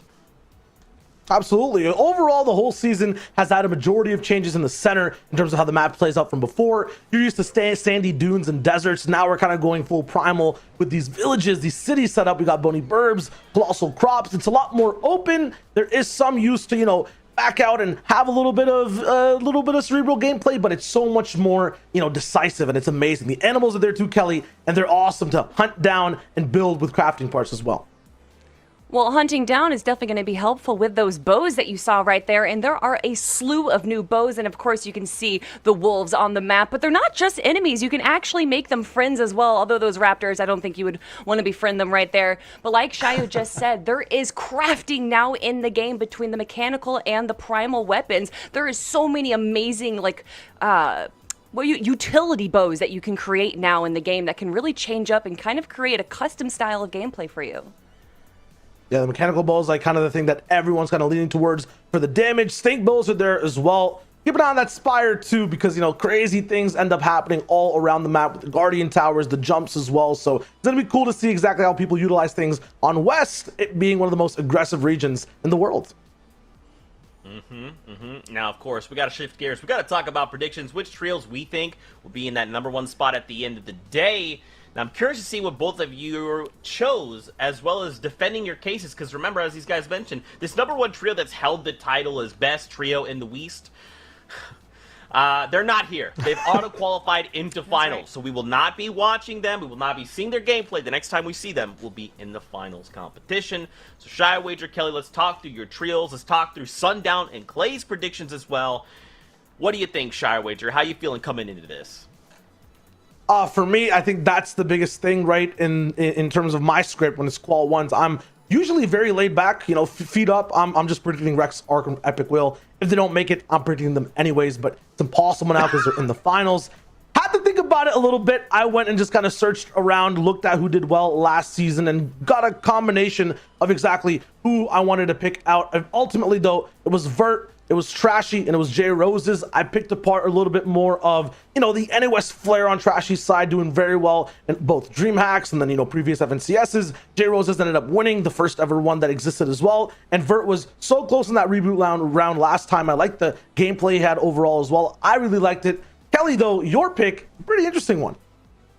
I don't think it's that interesting. Jaguar, Mojo, and Solution, they had an incredible performance last season, getting 8th place overall in the finals, and they actually ended day 1 of the finals in 4th place. So although day 2 wasn't as good for them, they had an incredible run. They're a team that stuck together for a really long time, and that's kind of the theme of this year of Fortnite competitive, is sticking together, which for Clay's pick right there, Falconer, Reedy, and Pure Chris, that's an interesting combo right there. But of course, Sundown's pick as well. Little B, Temple B, and Zinc, another team that's kind of stuck it out for a long time, and they were actually going to be my second pick, so I love to see that Sundown has them picked right here. Yeah, Sundown's team basically screams synergy, which is just really dope between Little and Temple. Zinc, part of the crew as well. And for Clay, it's all about elite experience. Might be a newer trio coming together to see exactly what breaks down, but at the same time, you'll have great, you know, performances out of them no matter what the situation is. Sometimes things get a little bit stormy in NA West. Sometimes those end games might just be full of pumps rather than builds. And if that's happening, you want experience by your side. Okay, so how are we feeling coming into this? Because once again, this power trio ain't gonna be here. So now we're looking at like this lawless town, right? It's just cowboys walking around, picking fights with everybody as the tumbleweeds or raptors move their way on by. So what do you guys think we're gonna be seeing in the competition for the next 3 weeks? Like, is this just gonna be one team runs away with it? Like in NA East, it was just literally every game was different. There was always a new trio. Everyone knew on the high ground. It was just different.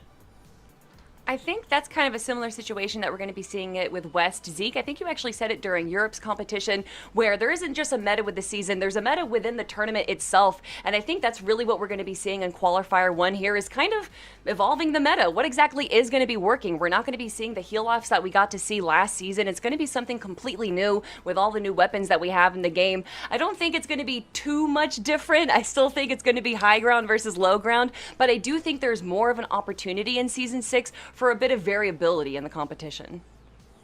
Big word. Okay, I rate it. I like it. And I agree with the meta within the meta thing. The thing is, I think we've seen 1 week where Arkham Rex, Epic Whale weren't actually involved in the qualifiers last FNCS, or one of them that happened within the last 2. So I've seen NA West play out in those situations. It's also kind of like, I mean, it still works. You can follow some of the top teams that are, you know, a little bit, a few tiers below the toppest team. At the same time, I think the major thing is not going to be the biggest team not being there, but top 3. That goal to hit is going to change everything for a lot of teams. Sometimes they hit top 10, they're comfortable in top 10, the boots get swapped out for flip-flops, and now they're on the sand. 2 things. First of all, sand's not here anymore, so no more vacation time, and we've seen it in every region. There's teams in first place in game 4 who don't qualify by game 6. So what I'm saying is NA West has to put in the work now for the first time in a long time, all throughout the 6 games. Sha, you mentioned something though, boots, and there's new boots in the game that I don't think we're going to be seeing whatsoever. That's Spire. Do you think that we're actually going to get any use out of it? Are any teams going to try and go for those Spire boots? If it's for some reason, maybe, but like the person who has the orb will basically, it's you have to carry it, Kelly, the whole way through. It's not possible. That person can't build. It's like having a chicken you can't even properly fly with. I mean, you can a little bit bounce there, but you don't have the flappy wings, so what's the point of even flying if it doesn't sound cool? But still, it's like, you know, it's gonna be try hard is what I'm saying. Like, people are gonna be there for the top 3. Definitely want to push their way through, because the trickiest thing in NA West sometimes are those semifinals. It's so hard in the heats to know who you're with. You get contested spots. To be able to skip that entirely and be in the finals, that is a huge ticket. I don't think any one of these teams wants to miss on, especially if they don't fight Rex in this week or any of them, right? This is the chance to make it to finals. Yeah, they can really take control of that RNG factor, minimize it as much as they can, and make it work to their advantage, right? I'm also thankful that you shift gears, because as you were sitting there talking about carrying people, I felt really attacked, like you were just calling me out directly, and it hurt my heart. But anyway, we're getting ready to get into all the action, because it's time. The battle bus is ready for us, and we've got 2 casters on deck. It is none other than Sundown and Claystelling, who will be hanging out, calling all the action. So I'll let them say hello. Friends, over to you guys. Thank you so much, Zeke, Shio, and Kelly. And what is up, everyone? My name's Sundown, joined by the fantastic, as always, Claystelling, to bring you the final region here, all of the action in NA West. It's Chapter 2, Season 6, Qualifier number 1. We'll see 3 teams book their spot in the grand final. And as always, Clay, I gotta ask, how you doing, man? Oh, I am feeling so good. Those earlier matches got me so hyped. I was sitting here trying to just like study for NA West, but I was just constantly hype the entire time. Because like Kelly said, top 3, everyone's going to be playing for that. Because there's no guarantee in the later weeks that, we'll just bust out a top 10 really easily. We'll be fine. No, it's not guaranteed at all. Yeah, we were able to kind of go through the qualifying format, but as a viewer today, what you care about the most, we're going to stress it over and over. We're going to talk about it a bunch. It's the top 3 on the standings at the end of the day will book their tickets straight to the finals. You get to skip those semifinals and potentially the reboot rounds and all the stress that goes with it, and you get to compete directly for the money and get to go up against 2 of the top teams from NA West, because unlike the other regions, NA West did end up having one of the top 3 teams disband who are no longer together as a trio. They ended up going through that process. So only the first and the third team will be advanced through, and 3 of those competitors we'll actually see today. And we're going to have an extra reboot round as well. It's going to be even more spicy here at NA West. It always is. And I want to talk about something spicy in the game. We've seen Peppers be the story of a lot of these trios games. Now, last FNCS, if you contested Holly Hedges, not where you wanted to be, you weren't getting out of there with a good placement. But this season, however, if you snag some of those peppers, you're looking really, really good. Yeah, we've talked about it time and time again, this season in particular, with the reduction of mobility, no more bouncers coming through, the launch pads are long gone, a thing of the past. We've seen these individual pieces of mobility become so much more valued, whether it's the dub running through and winning a bunch of solo cash cups, or those peppers coming out. I mean, I've been a huge fan of the spicy fish since they were added, being able to run some of those in the end game. You get a little bit of an extra boost, but now we've seen being able to make those rotations just that much faster. Save maybe 1 or or two kind of tarps worth of mats ends up making the difference, because 1 point or even just 1 millisecond could be the difference of whether or not you end up qualifying through to play in those finals. Well, and that's a great way to talk about the new point format, right? Instead of being that really big jump up, it's a gradual ramp when you get up into the top 5. So if you're top 5, you have a couple extra mobility items that got you there, it is 100% worth it. And then we've seen clutches. We just saw Tab Day and company get in that top 3 scenario in a very crazy attempt. So overall, amazing gameplay out of EU, out of NA East. But we're ready for the game number 1 here of the qualifier number 1, round 4 for NA West. And we're starting things off right in the middle, bus pass right over the middle as well. And you'll see a nice split there going between the north and south side. We're going to want to keep an eye on which one of those triangles end up being contested. You can already see at least 2 teams over at Slurpee, 2 teams over at Sweaty Sand. So the S's being contested relatively consistently. You can see 2 teams looking like they might be near Pleasant Park, but that northern team instead going to opt to go towards Stealthy Stronghold. And a good spread also in the northeast corner. A little bit surprised that the southeast is as open as it is. And there's 2 llamas down there as well. There are indeed, and this is actually my pick to win it all here today, and the reason being is you've got that expertise of Falconer. You've got it. He's been through every scenario possible in the West region. You put him on a team with Chris and Reet, a fragger out of his mind in these games, and they're going to pop off. And I'm not surprised that they're dropping over here. There are 2 different bunker chest spawns that spawn up there at those houses. They grab that slurp truck, and there's one on the little hill by the weather station as well. So a lot of control over here. And Orchard is giving so many more heals this season that if they need to stay here, if they need to get into an engagement from someone coming in, they're fine. And we kind of talk about the shift in strategy and the shift in the item pool, and it puts kind of stresses on specific items. Cabbages being a huge one, because now with kind of the change, the removal of chug splashes, the only way to get a medkit off in the storm is to actually have cabbages running and get yourself ticking above that 90 threshold before you end up hitting off a medkit. So now it's one of the ways you can almost guarantee a heal off against somebody who doesn't end up running a heavy fish strategy. As we're going to swing on over to Misty Meadows, typical of this kind of position here, where you'll see 2 teams split both the east and west side and then try and look for initial tags to get advantage of on their opponents. And 2 things this season is Misty kind of falling out of priority overall. It doesn't have that upgrade NPC there. You're not going to get a lot of mechanical parts, not a lot of bones near here as well to upgrade. So what you get coming out of Misty is pretty much what you're going to have going through these matches. And a lot of teams not okay with that. They're moving out. They're going to different areas. And you talk about getting tags. This season is going to be very, very difficult to get tags with your ARs. With those primal weapons not having first shot accuracy, only those classic weapons having them. If you go to Misty, you get a primal AR like we just saw there, and you don't find a bow, Storm Surge is going to hurt. Yeah, and you think, oh, I'll just use a couple mechanical parts and end up making one of those standard green assault rifles rather than not having the first shot accuracy. But every mechanical part that you then end up using goes towards not having a shotgun. And you can see these players valuing the return of that pump just so much. Almost instantly, you'll see every single player prioritize getting over to one of those standard pump shotguns. Granted, the makeshift did receive a round of buffs as well to make it a little bit more combat effective in the wall-to-wall situation. But still, the pump has reigned supreme for so long in Fortnite. They're so used to being able to use it that it's just nuts. It is, and the plays that players can make with it are amazing to watch. Their aim with it. Now, an interesting scenario for J Rose is Trashy and Vert back down into this little area. It seems like they wanted to. And they weren't pushed back down here. They kind of disengaged themselves at fire coming through, whether it be from a flame bow, a firefly, or a gas can.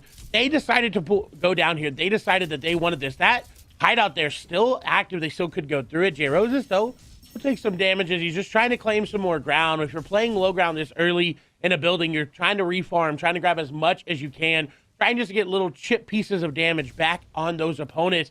And as you can see, this site, because of where it is going to take a long time. They're going to have to find something quickly because, like we saw last season, if you take too long on your fights, you're going to get third party. Like we move over, Mojo Solution and Jagveer are going to be in a fight with Bluzro and company, as Bluzro is going to go down. Mojo already with that epic pump shotgun, and another one is going to fall. One more left as the shakedown comes through. And you'll see if he'll be able to clean it up and make those the first eliminations of the match, the first full trio to go out. You can see that in the top left corner. Jagveer's trio was the only team with back-to-back wins in round 3. Kelly's prediction, she kind of talked about them having a great FNCS last season, kind of on the come up, somebody who we didn't really see a ton of, but now here getting the first trio out of the game there as Balance Nani gets sent back to lobby. And Spire Guardian picking up a knock there on Squishy. Uh-oh.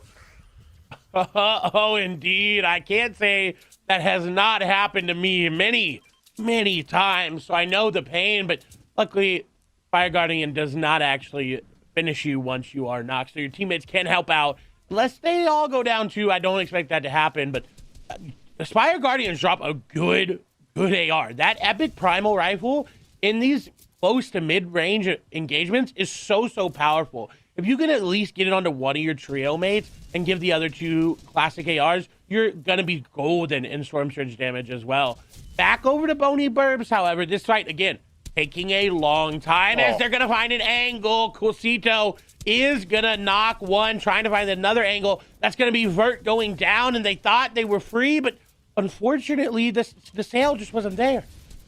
Looks like he got caught sleeping. I mean, just leaving his back open right there. Cosito had time to, like, rest, reset, almost line up the headshot as well, but the 4 body shots before the wall even end up getting replaced. That's kind of what happens when you end up fighting in these awkward basements. Sometimes you lose track where you can build, which wall is yours, which one isn't. Invert getting cleaned up there and turning what was a 2v3 back to an even 2v2, and he was able to trade out a big 70 tag there as well. I mean, Bony Burbs doesn't have a ton of excess shields, so once you kind of take that damage, unless you're really lucky in terms of the loot coming out of the chest, you're not going to have the resources to really fight this back. You can see Knives trying to get the pressure onto Trashy trying to get this 1v2 out, but he's very much so on the defensive, and he's got to be low on builds. Luckily for him, though, he does have that blue pump. He can put the damage down, and that follow-up with that primal rifle with this blue pump is so good. It does so much damage, but look, no shields remaining. They get the white tags, very little build to stare. Gonna block him from now. Will grab the reboot card. Can he get out? Can he disengage? The Rams edits are there, but they know he's wide at 13 HP, has to try to run, has to try to get a big shot, is trying to bait it out. They know they don't have that epic pump, so they can face check that a little bit. It's not going to be that detrimental. I believe 180 is maybe the max, 160 I think this season, the max for the blue pump. And as we're talking about that, though, Trashy will get shot from behind. Cosito is going to take him down, and that's just what happens when you run out of space, when you get caught lacking just a little bit. And now we move over to Holly Hedges. It's contested.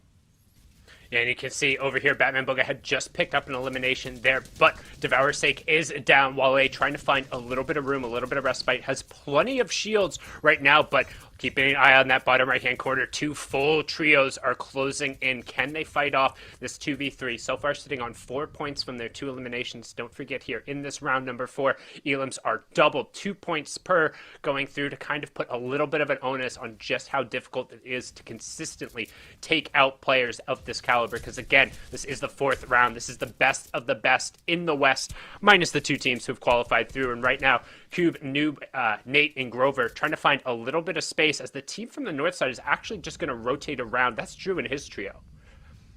Maybe able to just looking for some extra peppers on the way, extra mechanical parts, just trying to find something. Is Grover, Cube, and Nate are actually going to disengage as well. They move back to an old loot pile there. The upgrade from Cube is going to be massive, but takes a good amount of damage because of it. Look at the priority there. The peppers in the inventory for Cube. They've got a lot of fish, so my guess here is that the team that they eliminated may have came in from that coastal area. There is a bunker chest spawn near that Reaper house up there. Rotating could have came through, but overall, just not the play right there for them. They may be able to turn it back, though. They may be able to get back into this game. And speaking of big names coming into this game, Reet is in an engagement at Pleasant Park. Now, they land at Orchard, so they had to make a decent rotation all the way over here to Pleasant Park. But a Pleasant Park trio, you know, is going to be looted up. The mechanical parts that you can get here are insane, especially with Chunker's Garage right now.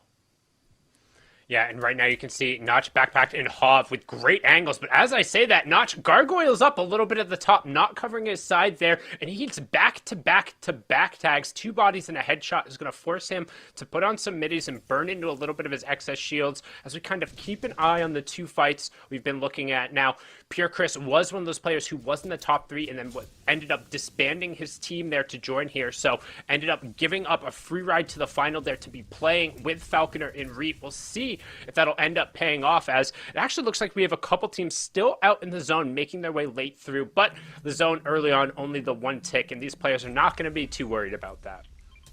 We've got a reboot, and Holly Hedges. Not sure how many times we've seen reboots in these games. Obviously, early on, a lot easier to do, but especially when the other team is still there. The other team disengaged, Batman, Bugha and company, able to get their teammate back in, but I believe that the trio mate that did end up going down, they joined all their loot, and you see only going to be uncommon weapons there. Not the best, can get the damage down, but when a lot of players have these epic pump shotguns, these legendary pump shotguns, because you can find them, you can get them from NBCs, it's going to be hard to put that damage down. And we go over to your pick, Sundown, Little, Temple, and Zinx, and Shio said it best on the desk. Their synergy, unmatched. Temple and Little have been playing together for so long, all the way back to Jay and the original trio FNCS. So their chemistry, unlike anybody else's here in West that's playing today.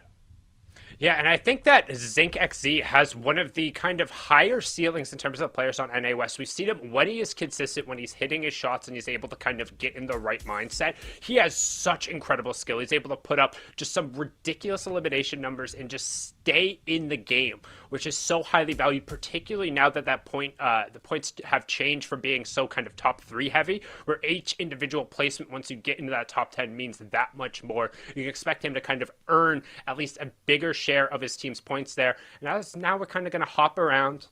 This is the mid game, so everyone's just kind of going to be farming up, getting a glimpse of their thresholds. And if it seems a little bit slower than the earlier games, that's because it is. NA West traditionally, particularly last FNCS, is one of the more passive reasons when it comes to zones 1 through 3. They don't like to take a lot of fights. Generally, we will see a big threat of Storm Surge that will come in on that 3rd zone.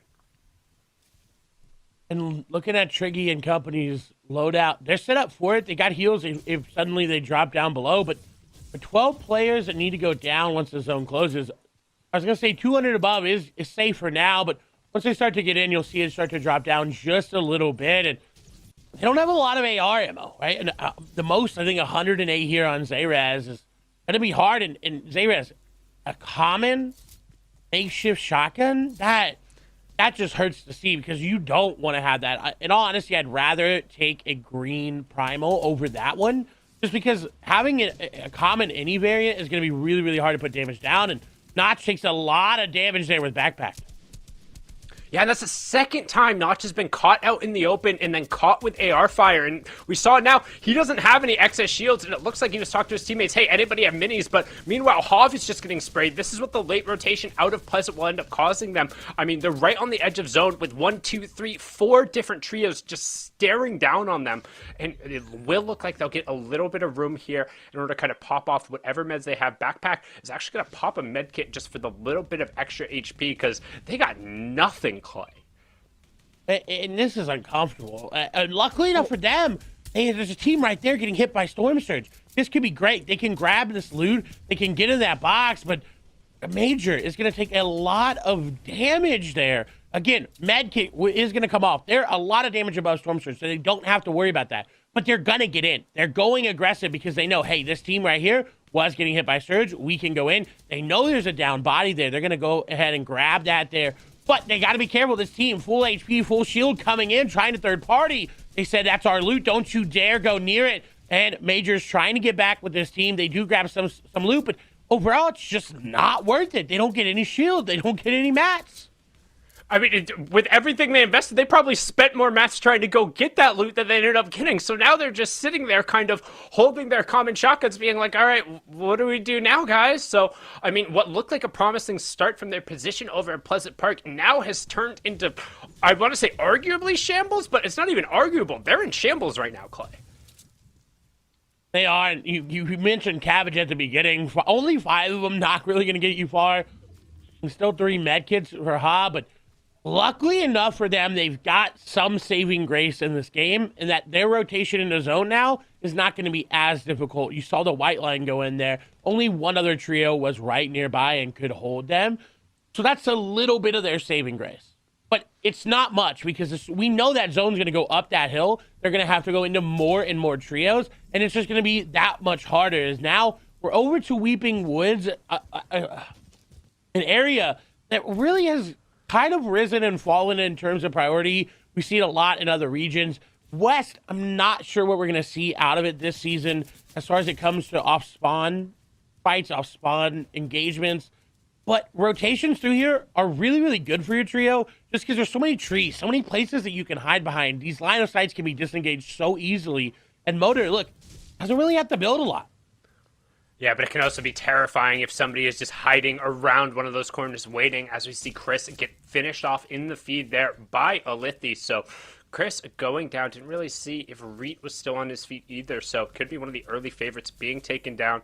As again, we see just those who are already in the zone trying to do a little bit of gatekeeping, just firing shots at people who have their backs to the storm and forcing them to rotate in. You can see Motor, Melter, and Chris under a decent amount of pressure. Their storm directly at their back, going to take a little bit of time. This is going to turn over into a 2-tick storm here in a second. Oh, it's actually already at that. I lied. So they need to get in now because that's the 5-tick zone. Yep, we are in zone number 4. So this will be the last of the inside safe zones. What we mean by that is the next safe zone is completely inside the previous ones. The 5th will be the half in, half out. That kind of signals the transition into the late game. Then zone 6 through 9 will be those moving circles that so are unique to Fortnite in those late game situations. As you see, everyone now will battle for prime positioning.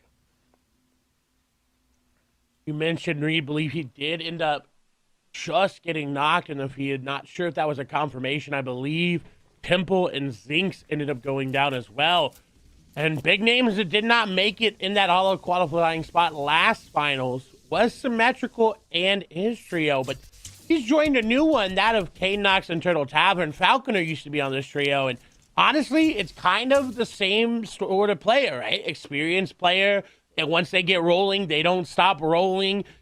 Focused on that positioning, not really focused on fragging out on these games in-game. So, early game, rather. I like to trade. I'm here for it. I just want to see what Symmetrical can do this season with all the new loot and how he can use that to his advantage.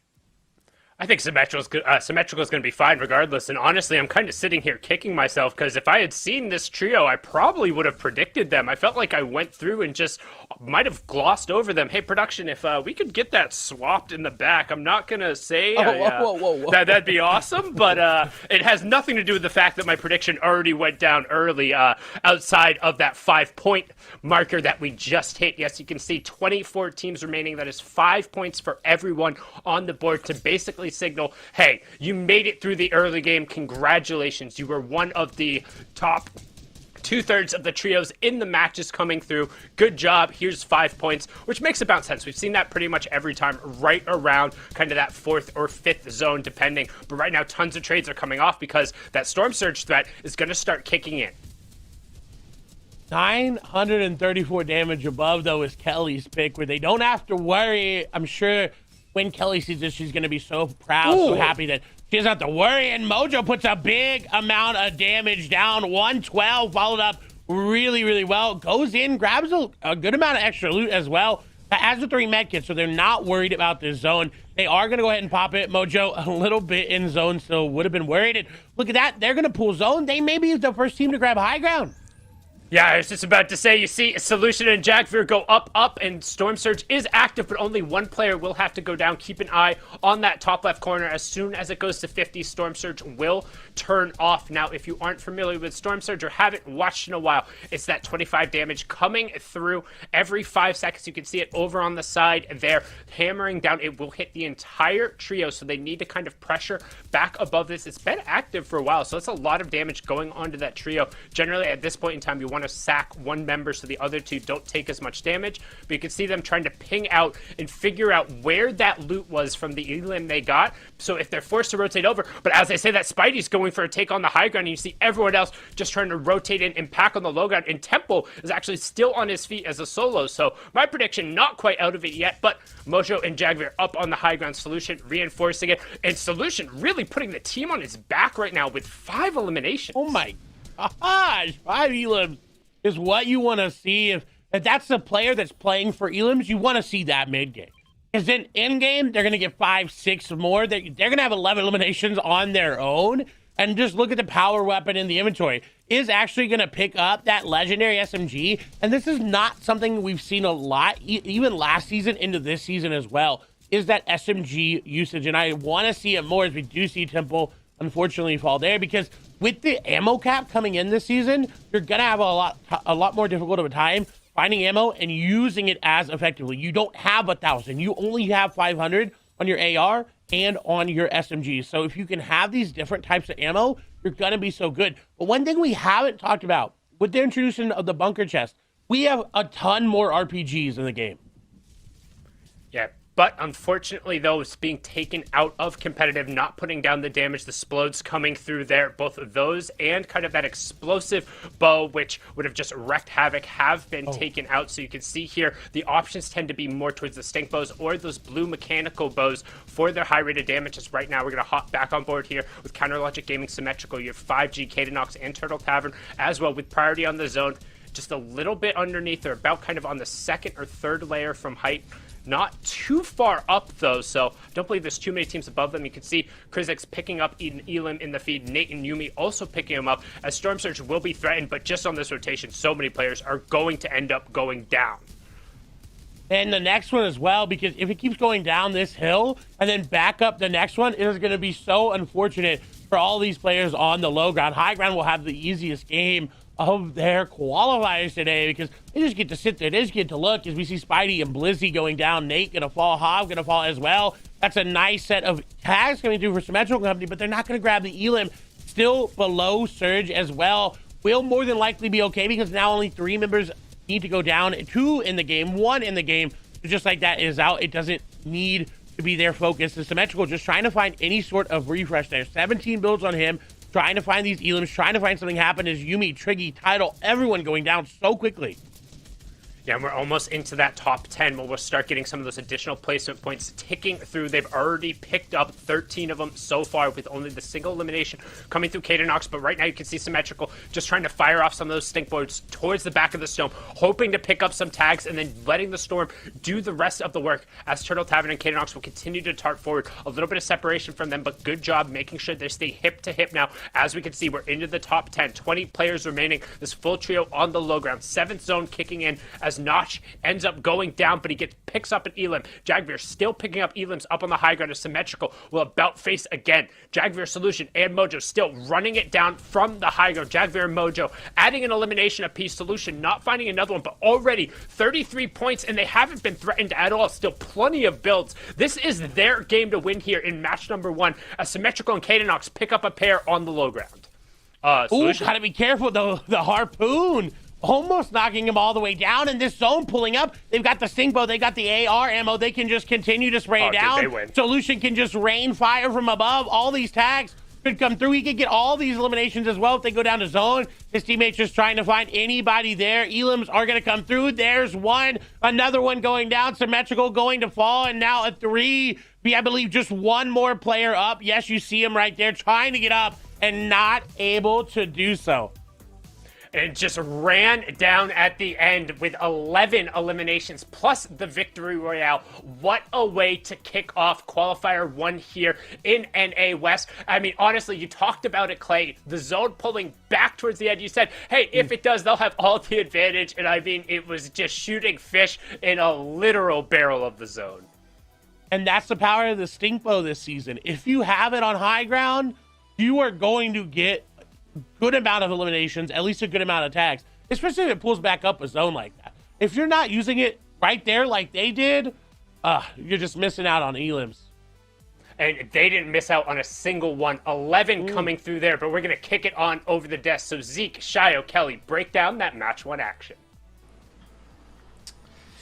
Okay, so Kelly has looked into the future. She's entered the cheat codes. She found our script in the back, and she picked the winning team. So Kelly, if you'd like to do the honors, I'll let you have this one. I'd like to thank the Academy. No, I mean, I pretty much saw just how they performed last season and how they performed in round 3, and it was just kind of obvious that they were going to have a great run with it. They actually started off round 3 kind of weak, and then I think in the last 4 games that they had 3 victory royales. So or 2 victory royales. So it's great to see them up here, and that's kind of the momentum that you always see, you always hear about, is that whatever momentum they had in the last round or the last qualifier, that's what they're going to bring into this. So that's why I picked this team. They had great momentum coming out of round 3 and great momentum coming out of the last season. So that's why they're on top and got that victory royale with 11 eliminations.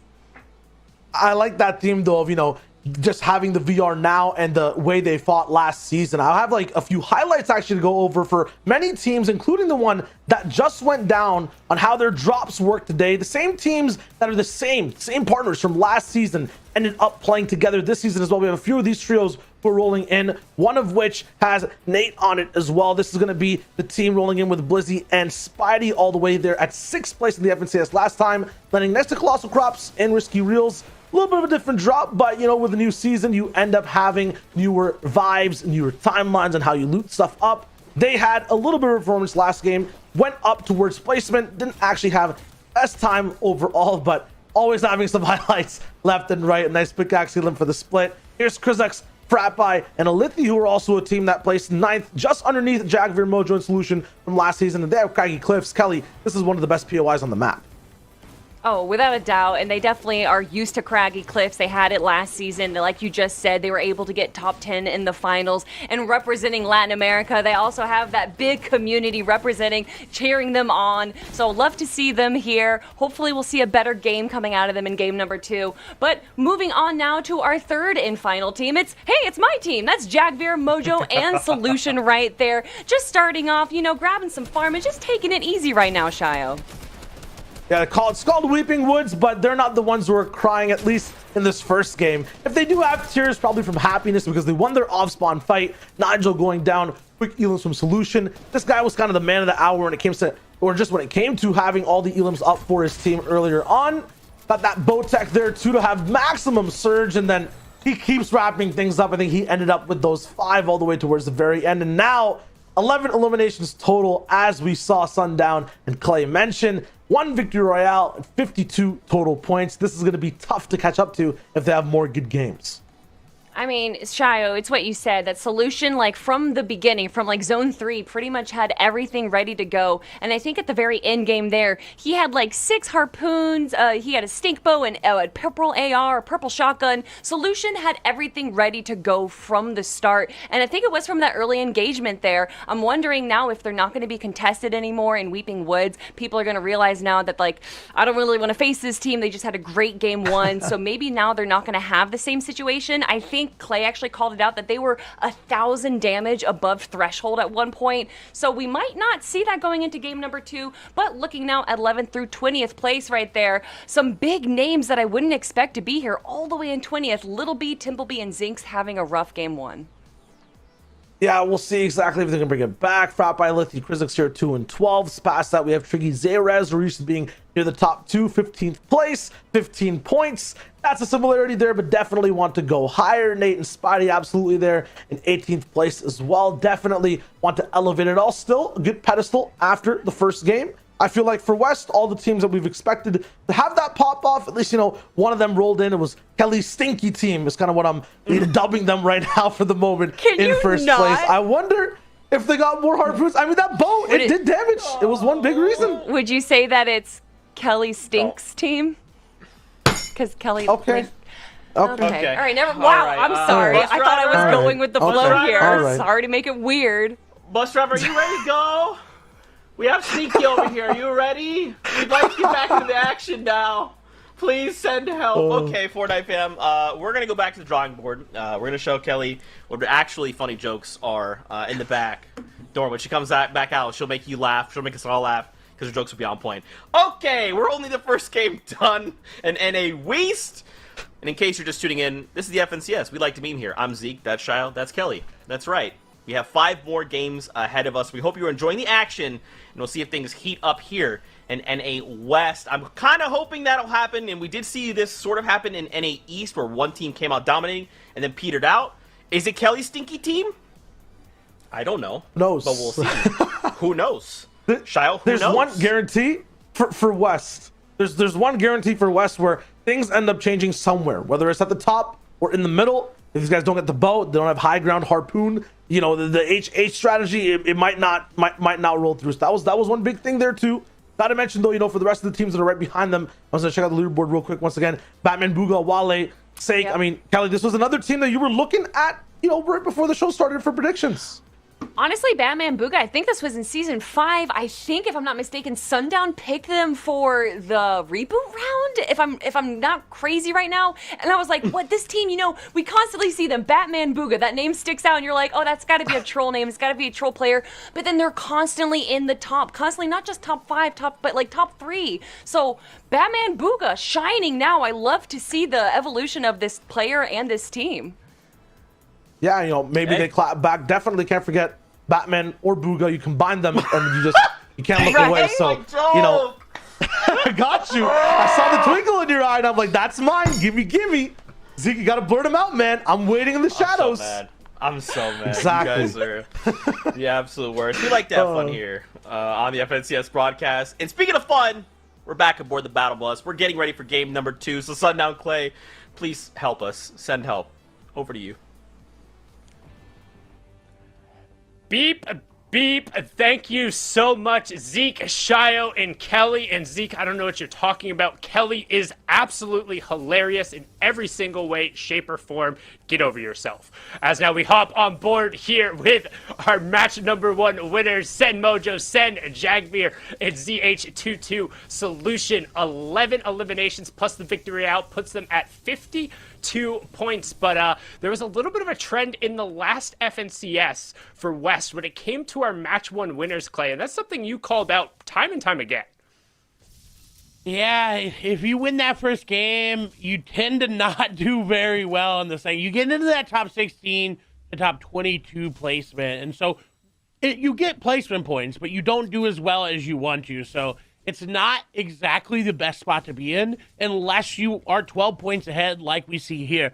I would love to see, because of where they're landing, I think it's going to be a little bit more of a change-up. We talked about how Weeping is not going to be that contested. It's just kind of fallen in and out of priority. But nearby, like we saw, there is that POI that does have that guaranteed epic pump if you duel that NPC and you get max wood very, very quickly. And now, over to Sweaty Sands, another POI that we expect time and time again to be contested. It's Batman Bugha. Not a fan of mangoes this time around, or pelicans. So now getting to know just a little bit more about what makes Batman Bugha.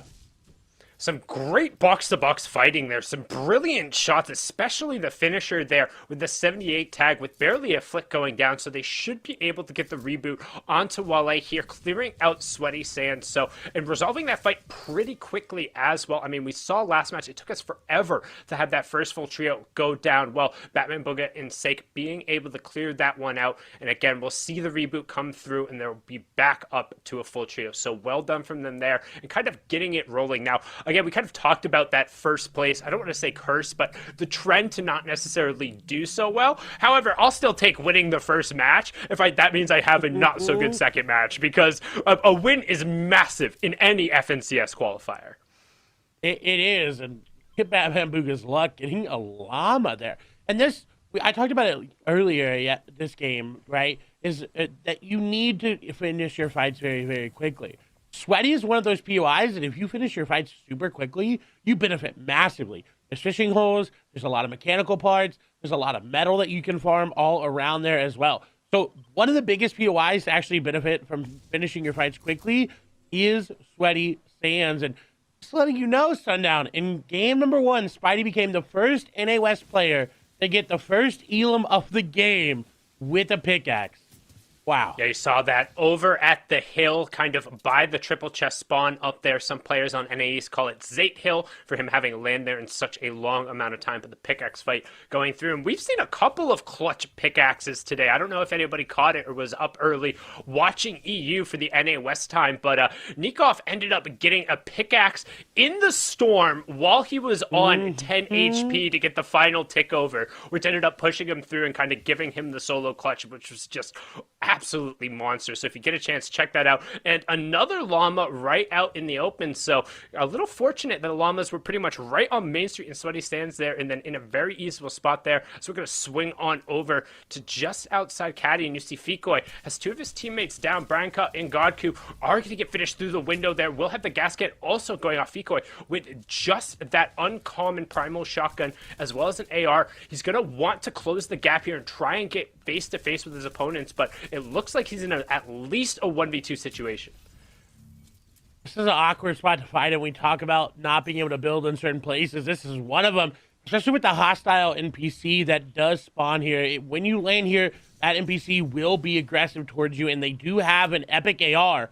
Not epic primal, an epic AR that they're going to shoot you with, so the damage is going to be really, really powerful. And actually, neither of them really, I think, have it maybe on their teammates there, but Fikoi going to take a lot of damage there from Nick up above. Got the 100% fight in their favor, but Fikoi, grabbing loot, has that epic AR, has the edits here on top of Nick. They do get the box there, but the wall's actually not going to be in their favor. They do get him out, and once again, Fikoi is going to take a lot of damage. He flubbed his triangle edit. I don't know if you saw that real quick. He tried to get a triangle edit, and Nickjaw had no clue he was there, but instead opened the door. However, it doesn't matter. Caught Nickjaw with his builds out. Going to be able to clean that up, but I'm not sure. I saw him pick up at least one of the reboot cards, but that's so unfortunate to have both of his teammates going down in such an isolated area with no real reboot van. But right now you can see Vert and J Rose is trying to set up an ambush onto Sake, and now they're going to go up and claim the high ground away from him. They're trying to isolate him out, and Sake is completely alone. Look at the bottom right hand corner. Look at where the triangles are. He has to hold them off for as long as he can, but Vert jumps into his own team's gas can. He's like, get down, Sake, I got it for you, but you're helping the wrong team there. He's going to eat through a lot of his reserve shields, and that's really unfortunate because now it's going to give him the time to turn this into a 1v2, and his teammates are coming over. They're going to be able to make a fight of this now. The time being the most important thing that they lost there. And look at that, J Roses gonna get deleted there, taken down really low. Vert is boxing everyone. The SMG spray is there for Vert, and they are going to get one.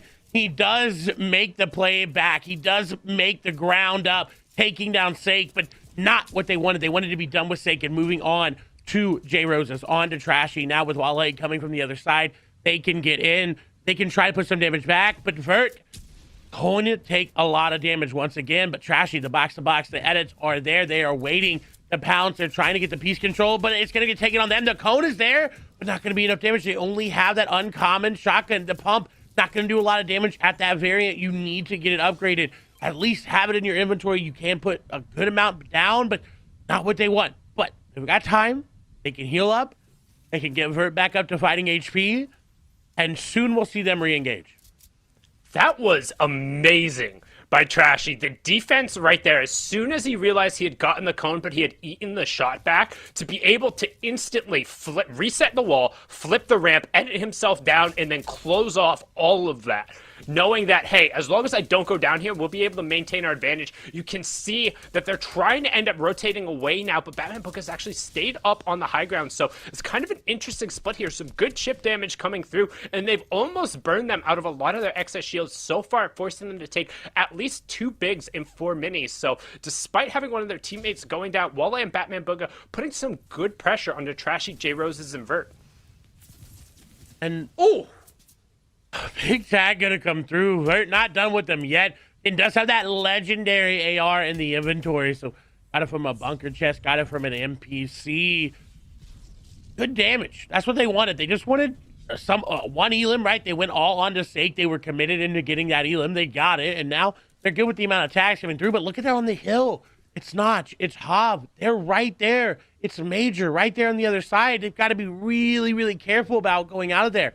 And I wanted to point out, I think we had like 4 different drop switches just from game number 1 to game number 2. Spidey not landing near Risky, now landing down near Misty. We've got Caddy Corner team switching up. We've got Bluzro all the way down here now, not near Weeping at what was Logjam. Everyone's changing it up a little bit. Those teams that didn't do that well, risking it a little bit more. Yeah, you got to find a little bit of space. I find it so odd that that NPC is so up. Generally, the first team to interact with it will then just clear it out. And now you can see that Nigel and Bluzro are going to do the deed for everyone else, saying, nah, no more free upgrades coming through this area. As you can see, a number of trios trying to hope to gain that real estate. And you're probably wondering, why are so many people fighting over what could have been Old Flush Factory, all the toilets over there? Why is it so good? That NPC is one of the best in the game, period. Yeah, hands down. I think the only one that can compete is Remedy, and she upgrades and does give you stuff as well. But that one, I think, hands down, you get the shotgun, you can upgrade it as well. Like, it is so good. But with the elimination of that NPC, it's going to be that much harder. And we talked about how Hav and company were holding him off. The defense from Trashy has to come through. They have to find something little going to be confirmed in the feed there. There are still a lot of players up. There needs to be 20 that go down before this zone closes, before Storm Surge turns off. They're going to start to feel this pressure as you see Little's team does end up getting confirmed.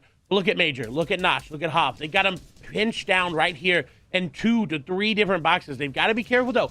Vert can turn on a dime. He is just like Greet in the sense that he will go in. He will find these eliminations when you don't think that it's possible. But Hav, staying up above, I think they've got this one.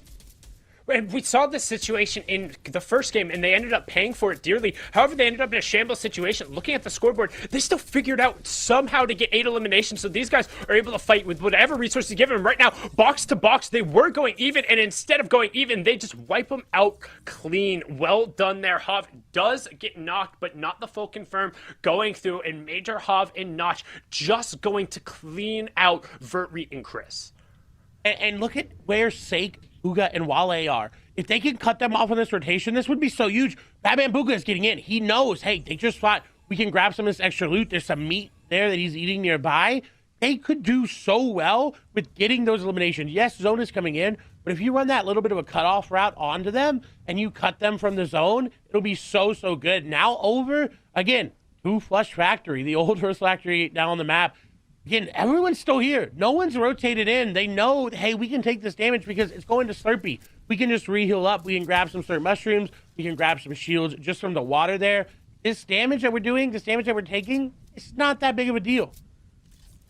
Not a big deal because, again, that healing, we've seen it come through, being able to mitigate the first couple of storms and just having a place to post up. Also, I misspoke there. Apologies. Vert's trio is himself, Trashy, and J Roses, who were just eliminated. Reet in his trio, still up on their feet. However, my prediction, again, has gone down early. So rough day for Little Temple in Zinc so far, as you can see here. Misa, Elder, and Elite Ammo just trying to get a little bit of a rotation, kind of on the calmer side of the zone. Not too much going around on this southern side, but there's going to be minimal amount of real estate here because there's only really 1 or 2 areas where you can safely rotate. And as I say that, here comes the turn right away. Misa, Elder, and Elite looking for tags because they are only 52 damage above.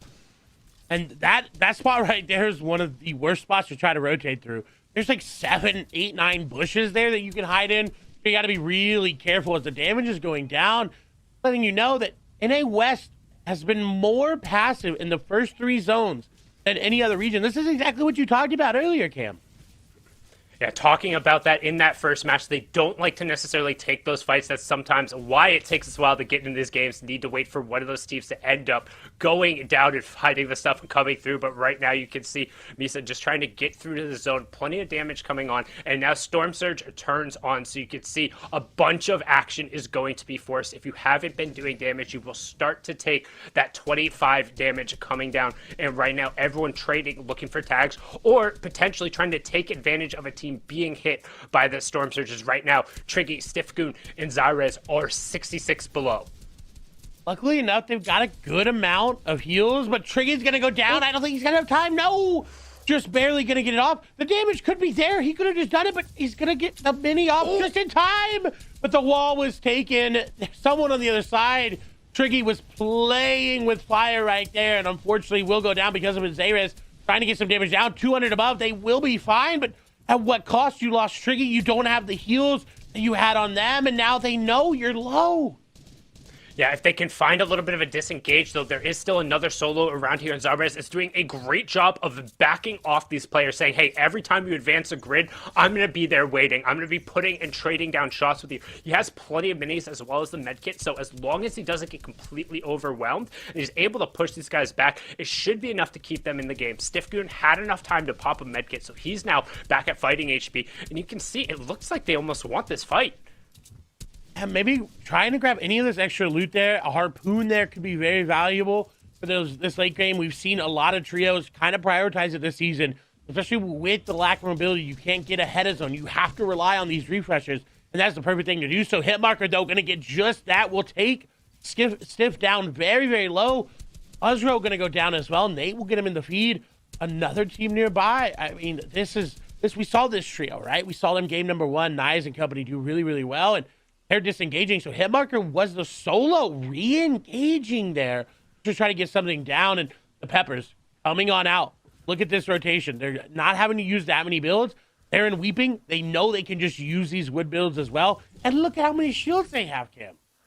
Yeah, still tons of excess shields, but to me, just looking at all of their white health, they don't have a ton of excess there. You can see both Confi and Quilcito down below. I believe Quilcito sitting at around 50 to 45 HP. Confi right around 70 or so. So they need to be careful because, again, the bow shots coming through will be incredibly painful. Even a couple of AR tags without having that white HP, it's not necessarily as easy to replenish. They're having to commit as much time, but they do at least have a med kit to be able to go on to Quilcito if they want to do that, and not getting too much threatened on this rotation. However, Confi only has 46 builds, which this early on to me signals that they're not in the best of shape. And you look at Quilcito's loot compared to Confi, and it's just a drastically different story. Someone playing on Shambles and the other one playing with all the loot they can, and we'll see what they drop, what they do. We know that medkit's going to come across. They should probably give it over to Quilcito, just so that they can heal them up, get them back up to above that epic pump one-shot ability, because it no longer has that, right? It just 180, 189, I believe, is the max damage there. Unless they have a legendary pump shotgun or a bow and they headshot you with it, you're not going to get one shot this season. So you need to be above that threshold, and we'll see what happens as Cube is trying to do just that. We talked about the healing ability of Slurpy Swamp, just sitting in the river, just trying to heal up. Just hanging out, taking that little tick over of HP, trying to be as efficient as possible. Generally, you'll see teams coming out of Slurpee with a lot of excess kind of heals and shields, because generally, whether it is from those barrels that are down there or from the river that the Slurp juice kind of leaked into, they will be able to maintain that 100 amount of shield. As long as they don't have to rotate through, you can even see the fire coming through as well, just making sure that they don't end up stepping on that and trying to be efficient in terms of this rotation. And honestly, they should be going now. There's nobody on their way there. They should be able to see that. They're completely clear, and they should just go straight to the edge of that zone. Realizing it now, they'll make their move as they're leapfrogging their way on. I think these hard builds, though, there is a flame bow shooting at them, and that is why that flame bow is so potent in this early to mid game, even mid into in-game transition. That you have to focus on using all these hard builds to get out of this area where the flame bow is. But then you realize, oh, I'm in game and I have no hard match. So each bow has their trade-off. The stink bow, very, very good at quartering these players, especially like we saw last game as they're going up a hill. The flame bow, good at making players use their match early. But you've got to be able to track that. You've got to be able to keep your eyes on them, because you can do all this damage early, but if they pop off in the end game, if they get there, it's nullified. And you're going to see a lot of fights coming out right now as that second Storm Surge threat will be present in 30 seconds. 60 players remaining. You can see that in the top left. We need to see that number drop to 50 before Storm Surge turns off. Otherwise, that 25 damage every 5 seconds will begin raining down from the sky. Hopping on board here, Jagbeer, Solution, and Mojo, your match 1 winners currently at 59 points, courtesy of the placement points from the 5 and then the elimination coming through. You can see quick stat on your left-hand side. Solution and Notch led the way in game game one with 6 elims each, and Solution had 5 of those elims in the early, in the mid game. So they're able to kind of turn over the onus in the game, kind of showing a little bit of different roles, or perhaps just who had the hotter hand during that game. But right now, the hot hand is going to the teams who are gatekeeping them, because the stinks are coming through. The Stinkfish, the Storm Surge, and our #1 trio is the only trio below that threat. One player will have to go down before it turns off. It looks like it's going to be Jagveer, and he will instantly get ticked over. Storm Surge turns off right away, but that #1 trio is being obliterated. It was just such an awkward spot to be in. You had Storm Surge, you had teams spraying you, you had Stink Bows, their Solution. Unfortunately, cannot find one to this situation and will be going down. Mojo is going to go ahead and pop a medkit, the only remaining member of the trio. And we talk about it, how in West, and in particular last season, we saw if you win game #1, or even if you win a game later on down the line, you have just this weird looming threat of not doing as well. And Mojo trying to capitalize on the amount of builds that he does have, a lot compared to his teammates, right? He kind of let them build, and he was sitting there like, you know what? If it comes down to it, I'm going to be the last one up. Is building as much as they can, trying to get into zone. Has to be careful, though. 2 stink bow arrows, 2 shots onto him in any direction from the box, they could go down. And not to mention the Stingfish, that'll cover an entire box. That's why they're trying to just be as sneaky as they possibly can. And, well, as I say that, I believe the spray going to come through, and they're going to go down. Yep, and one shot from any bullet of anything, pretty much at any distance, will have done it. He gets ticked over. It was Notch who picks that one up, and we're into our top 17 trios left. We're coming into the top half of the lobby here now as we hop on board. Wreck, Javier, and Jackal currently sitting on 8 points. All the placement points they have gotten so far this game, and Javier having no arrows left in a very limited amount of medium ammo isn't necessarily going to make great use of this high ground position they've been gifted as we transition into the moving circles. Trying to see what they could do. Maybe a harpoon in the inventory to get them their ammo back, but high ground with very low ammo. Look at Jackal, 1 AR. So invested a lot to get this high ground. There's no way Jackal can have an impact on this game right now with 1 AR bullet. He has no impact on the game. Make it count, and he does. He jumps and fires it away. They're below Storm Surge as well. I mean, they have, like, tops. They could have maybe, like, 100 medium ammo left between the 2 other players. But we saw he was even rocking the legendary Primal Shotgun, so not having a great option there. We're going to hop back on board here. Batman, Bugha, Sake, and Wale. You can see them. They were able to get Sake back up on his feet, so a good reboot coming here. And they recovered, too, currently sitting on 6 eliminations. They're going to look to push to the top of the table as both the first and second place trios have already dropped. They're going for high ground, maybe? The play is here. They're looking up. The shots are there. Great team shots. That was taking it knew that team up above didn't have any ammo. Sake, like you said, great shots. This is where the Primal Rifle thrives, is this area right here, close under 80 meters. It absolutely shreds. And look at this. Elimination is going to come through. That's going to be elimination number 7 for them. And just like that, they've taken high ground. But once again, we see not a lot of ammo. Luckily for them, it's going over these old builds. They can go back to these eliminations that they just got, but they're running out of builds. They're running out of ammo, so they're going to have to drop.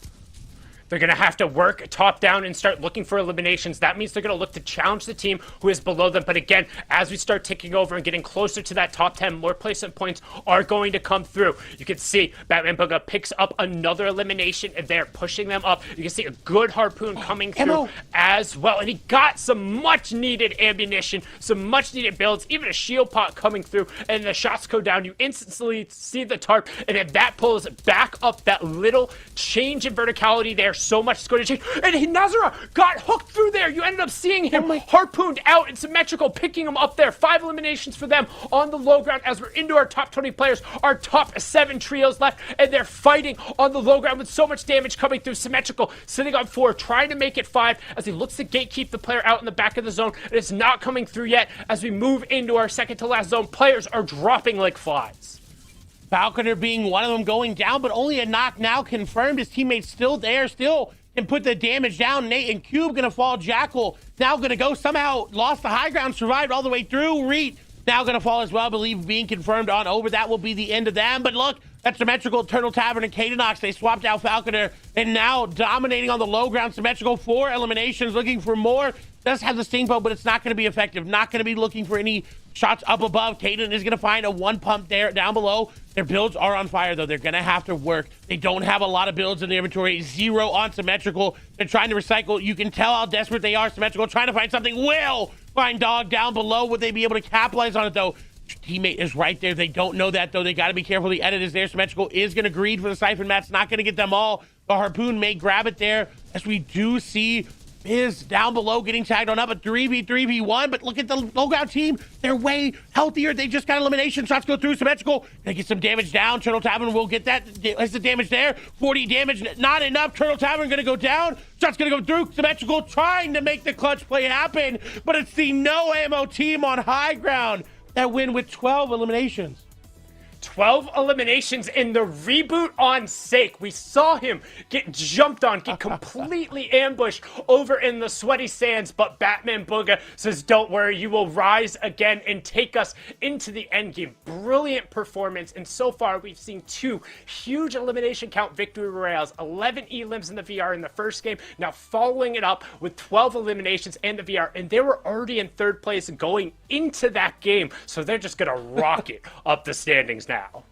And you see how good Sweaty Sands does when you finish your fights super quickly. And they said, hey, Kelly, you called me a troll a little bit? I think I got to show you up. Let's see what Kelly, Zeke, and Shio have to say.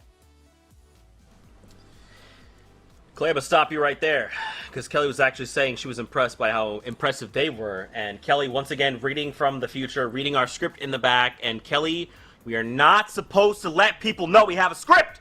Stop it! Sorry. I'm sorry. That's all I can really say. My apologies. I don't want to expose too much. It's just qualifier 1. We still have so many weeks to go before the finals go. So I'll stop calling out the script that we have written up, prepared for NA West, and I'll let people just kind of go in blindly now. I'm sorry, Z. Hey, I think across both aisles here, we came to a nice conclusion, and everyone now is in a happier place. The happiest place must be with Batman Bugha, though. I want to dive in and look at one of the earlier fights. Sundown mentioned it, right? Sake, Sake, we're still kind of deciding which one it is. Going down earlier on while everything was dropping through. We had Wale kind of, posturing up, making sure Kabu can't do much, but past this point, a little bit of third-partying action ended up coming through. It was unfortunate overall. The teammates rolled in, and for Wale, he did get that big reversal onto Mangos, kind of big elim here. Now there's options right in front of him. One player right behind him as well. You see on the mini map there is a pinch from another side that's about to come in too. He has to make decisions. I want to see exactly what ends up happening next as we play this thing and watch it through with Wale. He goes for the big shot, gets the damage down, and although he does get traded out, it's an option, or it's an opportunity for Saka to move through and try to clinch up with Batman Bugha. I love it though. Zake kind of staying away a little bit, getting a good view on where his opponents are right now, taking a quick look down to Batman Bugha below him. He gets a knockdown onto Kabu, but what is going to be his next move right here, Shio? I mean, it all happens as to what happens next. It's kind of basically playing with your teammates side by side. Both guys drop down, get the beam firsthand. Afterwards, the Siphon comes in as well. Very good early game fight to make sure the elims, the materials, everything is basically on point for these guys. Note though where the zone is going as well. Have to be very careful that as you guys are fighting overall, while this is going down, you also are keeping your back towards exactly where you want to be further on in the game because of these early game fights, because of the things that ended up happening in Sweaty Sands and beyond. You see them with a huge amount of eliminations, 19 now overall. They had height in the end game, drop down against Symmetrical, pop off there as well. 89 points in total in first place. I mean, my goodness, we just saw that fight, that early engagement that Batman Bugha's team had to deal with, but that wasn't the only one. They also had to go up against Vert, J Roses, and Trashy, but they did play that really smart, and I actually don't think there was a single elimination out of that engagement right there. So it kind of seems like the story between games 1 and 2 right now is if you have a really good early engagement, it's almost kind of beneficial to be contested. You get some really great drops off of it, you're getting better loot, you get that Storm Surge tags that you desperately need, especially with how passive the rest of NA West is going. So I'm liking that. Usually we talk about teams not really trying to contest each other in these drops, and I feel like that's actually the opposite right now. you end up getting those points, but timing is a big thing as well. You'll see on this page, a lot of the guys who were rolling in, Godku, Brian, Fecoy, these guys were contested off spawn 16th place. Although they ended up winning out, got a reboot as well, and caught up with the zone. They lost so much time in general that they couldn't keep up with the rest of the server and the materials, the positioning that they had. Even Spidey, Blizzy, and Nate were in a good sort of spot, but at the same time could not rise up when time actually broke down. So I feel like timing is a big thing. Or ironically, the stinky trio we saw before got stinked in that last game because their timing was a bit off on the rotation as well. So I think timing is the biggest thing right now for NA West. Yeah, I definitely agree with that right there. Not just timing between the team itself, but like rotations as well and rotating smartly. I think taking those engagements, and like we saw it again with Batman Bugha's team, 2 early engagements there, one that they did engage and then one that they didn't. And clearly they made the right call there because that got them the victory royale. Good thing his teammates were there for his sake. All right, everybody. Thanks for hanging out. My name's Zeke. I'll see you guys later. Bye. Okay. Just kidding, everybody. Hope you're enjoying all the action here for the Fortnite Champions Series. We're getting ready to jump back into the next game on the day. We're already 2 games down, and I'm enjoying the action, but Kelly's right. It's been passive, okay, NA West? Okay? You want to be the best? NA West? I need you to step it up, okay? We've got 4 games ahead of us. Which trio is going to make it in that top 3 while everyone else has to play for series points? I'm hoping it's not. Listen, I see. I was going to say a name, but then if it actually comes right, child, they're going to know we have a script. I saved you up, man. We can't leak it anymore. I just want to call out the region on hype play towards the end of the games. It's cool seeing a team being dominant, but I feel like in West, it's like another season where a team gets hype, like 5th zone, and they keep it the whole way through. No one's really interrupting the entire time unless it gets kind of crazy. I mean, Kelly, you on the same page? Want to see some action on that 8th, 9th zone? I mean, without a doubt, and we saw this, we only have 2 games to really go by. Yes, we had the first 3 rounds, but round 4 is very different than the first 3 rounds of Qualifier 1. So I think that things can still shake it up a little bit. I think actually when watching North American East games, that there was a lot of teams that dominated on the low ground, grabbing elimination after elimination and kind of ignoring height, and where teams that had height kind of didn't have that great a vision and they weren't able to grab those elims, and then the team was able to steal it. So I think that's something that can happen for NA West as well. Well, we'll have to find out, because guess what? It just hasn't. But it can still do it. NA West, I believe in you so much. All right, we're going into game. Fortnite fam, strap in. Game number 3 of the FNCS. Over to you, boys, for the next games of NA East. Thank you so much, Shio, Kelly, and Zeke. Here we are, 2 matches down, 4 left to go, coming up on the halfway point. You can see again, Sweaty Sands being contested, Devour's Sake, Batman, Bugha, and Apex Walleye, and they're going for the pickaxe right again, forcing off the golfer, saying, nah, you can't come here. You can see Sake trying to put in the shots with the long-range primal, but a bit of a misplay there. If he had right-clicked and aimed down sights, he would have had the damage to be able to clean up Mangos with a tighter spread. Instead, pushing out into the open, going to get cleaned up immediately. And yet again, Walleye and Batman and Bugha are forced to fight 2v3 off of spawn to try and get the redemption arc going on. And one thing I want to say, and keep an eye on the leaderboard on the left-hand side, 5G Backpack, aka Major, 5G Notch, and TRNL Hov, we've talked about them being in tough situations and being able to kind of be in those mid-game fights. They have 21 eliminations so far in the first 2 games. They're averaging 10.5 elims a game. So at some point, observers, if we could cut over to them, I don't know where they're getting their elims. I don't know when. But at some point, somebody on their team is going absolutely off. So we'll love to catch a little bit of them. But right now, sticking on board here with our current leaders as they're trying to get the immediate reboot on Sake again. But Caboose says, nah, we saw what happened last game. He's going to hear that horn being signaled. And he's trying to get the immediate gas can timed out. And Batman Bugha able to disengage in the night. He says, no, I will fight another day. What a disengage. And if we see anything, and we learn anything from the history of West, is that anytime Batman Bugha loses Sake, they seem to do really well after that game. They end up going on to get that dub. So we'll see what Batman Bugha and Wally can do. I think definitely a different situation this time around.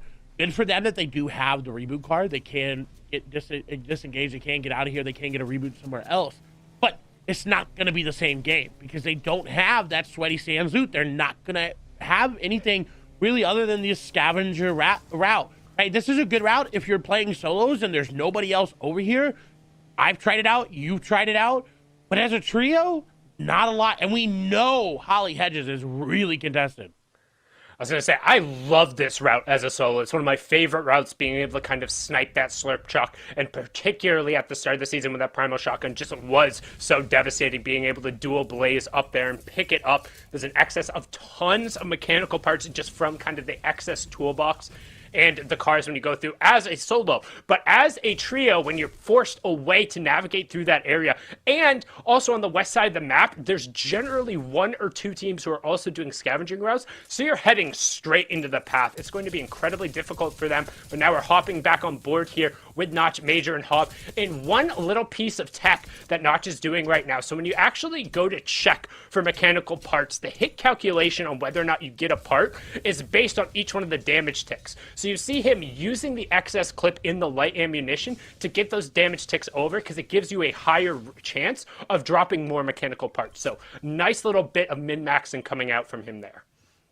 And that's not something we see a lot in Fortnite. We don't see that min-maxing come through. And the fact that they were able to pull that off and actively work towards that is something I'm going to keep my eye on with this trio moving forward. And Pleasant Park, we saw them have an engagement early on in game number 1 here, but not a place that you would think of having a lot of damage. And look at Wale is unfortunately going to fall on down. Batman Bugha not even there. They're pickaxing to try to get the max damage, and the double bow shot not going to be coordinated perfectly, but it gets the job done. And that's exactly what we were just talking about. Hey, when you're forced into this route, you're kind of going it on. But on the west side of the map, there's only real 1 or 2 kind of viable rotations. And there is, I promise you, there's going to be a team over in that area. Between the upgrade available at Reaper, the bounty challenges that are there, you're going to find at least one team who's trying kind of one of those safer scavenger routes, who just wants to late rotate and come through and pick up whatever the piece is. But if you're already in utter shambles and forced away from Sweaty, that's not going to go well for you, as now we're going to swing on over Symmetrical, Turtle Tavern, and Cadenox. I would say my surrogate prediction coming over here, my secondary prediction, doing well so far, currently sitting on 74 points. They were in 3rd place coming into this game, and the biggest thing for them, averaging 2.5 in terms of their placement so far. So a really good job just making it into the late game and getting those placement points. That's incredible right there. We saw the difference, right? High average elims, high average placement. It's kind of a contrast here on the sides of the map. And I want to talk about Simi Stacks for a little bit. I think is kind of upgraded in terms of priority. Concho talked about it a little bit on the EU broadcast, but with that Spire being there, you get so much more guaranteed mobility moving out of Steamy this season. And the amount of just good loot coming out of it with that bunker chest spawn there, you can save with that. There's a lot of mechanical parts nearby. There's also that NPC that sells mechanical parts nearby for gold. So, and all in all, Steamy moving up the ranks of a good POI, and I'm interested to see what Symmetrical and them can really put forward with this loot, as we're back over to Drew and their team is finishing up another elimination. But hold on, Holly Hedges' team not too confident with the amount of tags they got coming out of there. Yeah, and you can see Batman Bugha, unfortunately, not going to be able to revenge his parents. They're going down early, falling, as we talked about, again, to one of those Western teams. You kind of pinch between the Holly Hedges and the team doing that scavenger route on the far west side. And again, they're not going to let you go through, because the one thing, once you land all the way on the far outside the map, you're always going to be desperate for tags. So if you see somebody who's not supposed to be in that situation, if a car is coming from Sweaty, they shouldn't be rotating past that way. You should know that they're in a tough situation. But speaking of a tough situation, Flumisa is completely overwhelmed here. You can see they've already got 2 eliminations, but just desperately trying to disengage with only 41 HP, trying to get some minis on as he is in a tough 1v2, tries to find the pump shot, but whiffs there, but still maintains the high ground, connects on another one with a nice little floor replace, misses again. So unfortunately, his opportunities to claw back into this, he's not quite connecting on it, despite his good movement. Going to be chased out, and now no more builds, Clay. That's going to be it.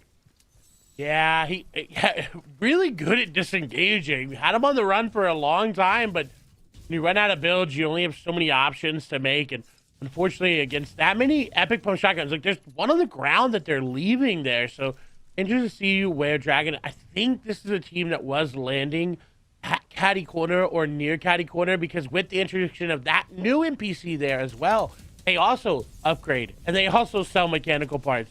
So a really, really great NPC if you can min-max your gold usage and that mechanical part usage as well. But now we're over to Timbers here as they do disengage onto the wood. They're going to be sprayed at by everyone. Everyone's going to know that they're weak. And look at their team's HP. It is just not healthy at all. Yeah, not a single shield across the board. You can see all three of them almost in unison, desperately popping the minions, being forced to dip in their utility. And this is such an awkward fight around kind of one of the central bridges. You have trios pretty much lurking on every single side of you. I mean, check the map in the bottom right-hand corner. You got those purple triangles, you got the blue triangles to the top left, red triangles lurking at the bottom side, and two teams directly stacked on top of each other right now. I mean, you basically have to get this fight box to box without using too many resources. And right now, Nozaya trying to get a chance for... He could edit out both of them. Ooh. He has the opportunity to drop both of those players, but instead just waiting and hoping for better angle. Can he get it? And he finds the chance, but instead it's only a 28 tag. Should be commuted immediately. Finds a 107 right there. He should now just back off, communicate to his teammates that he got a ton of trade damage, and hopefully that's enough to keep them above Storm Surge and give them a little bit of breathing room. Because after those two tags, yep, Cal Gamer and Pyramids both backed way off. That was great play there from him, just looking really good, not stressing out in that situation. That's what you have to have in this situation. You cannot stress out, as Reed is actually going to go down there to Major. Another elim there for them in this early game, Sundown. Yo, they're going bonkers. What is up with that team? They're taking such fights. They were the team our first game that we talked about. Oh, they're in shambles. Like, anything they get this game will be extra, and they racked off 8 eliminations. They had 13 last game. Now, downing Reed early on. I mean, just a brilliant performance here in Qualifier 1. If they're able to keep up that pace, they may be able to cement themselves in that top 3. As we're closing in on the halfway mark, these trios are going to start looking out, being like, okay, what do we need to do to make it into the top 3? Like, what is our game plan? How many points? Are we playing catch up? Do we need to play from behind? Well, right now they have the confidence and it's flowing. And the question is, can Nozaya make another play here to kind of bail out his trio? He already rescued him once in a very clutch situation. Can he do it again with another patient angle hold? The loot not looking the best for him, but again, didn't waver that one time. And look at the amount of HP they now have compared to the trio that they're fighting. They know they've got this. If they're able to get the tags, that's right. They're backing up and relying just on that as Phantom. They go down. They were our second place trio coming out of that first game, but have yet to find that footing in these last couple of games. Just look at that angle he's going to find. Knows their white tag. They know, hey, we can go in. We can be aggressive. They can keep triple spraying this through. They've got to be careful about that truck being there, though. It could get a little bit dicey, as they're just trying to get in. They're 400 damage above, but they know they need mats. They know they need shields. They know they need heals, so they have to keep going. Look at Cal Gamer. Look at Pick. Look at Pyramids. Just so weak. And Timbers is getting in, but going down they are. And unfortunately, that's going to dissuade the push just a little bit. Yeah, Dementia getting knocked down there, but it looks like he was able to trade a knock. They got the revive on the other side, immediately starting to pop the utility and get their HP back right now. But Pyramids is getting third party. That was the other trio they were fighting. Zinc trying to get his trio in the match. They had a rough game number 1 and game number 2, but over the hill they come, pressing on top of this bridge immediately, and now the stinks are coming out as well. You can see yet another trio also hoping to kind of get their feet wet on the action, just waiting for a chance to ambush on the other side there. That's Lush in his trio, just waiting. Those are the kind of those 3 white outlines that you can see through there. The yellow outlines are Pyramids in his trio, as all of these guys are packed directly on top of this bridge. Just intrigued by these rotations that came out this way for this game for West. Is this bridge, while it is nearby this big hill, it's not somewhere where it's very easy to fight around, not somewhere that's very prioritized to fight around. With the way this zone is set up, you'd think maybe a little bit more to where that downed player is right there in the bottom right, or maybe a little bit more just straight south. But very interesting fights. And now look at Pelican, look at Kaboo. They're in this engagement as well. It's just going to be uncomfortable for a lot of these trios. And look at the disengage immediately. Kaboo and Pelican realize, hey, wait, we could go back. And, well, not quite yet. They're going in, and Little's nearby as well. So very interesting engagements all around. But look at the canoe house here. Cadenox, symmetrical, down without a teammate there. losing one. And this is, again, another interesting place to fight at.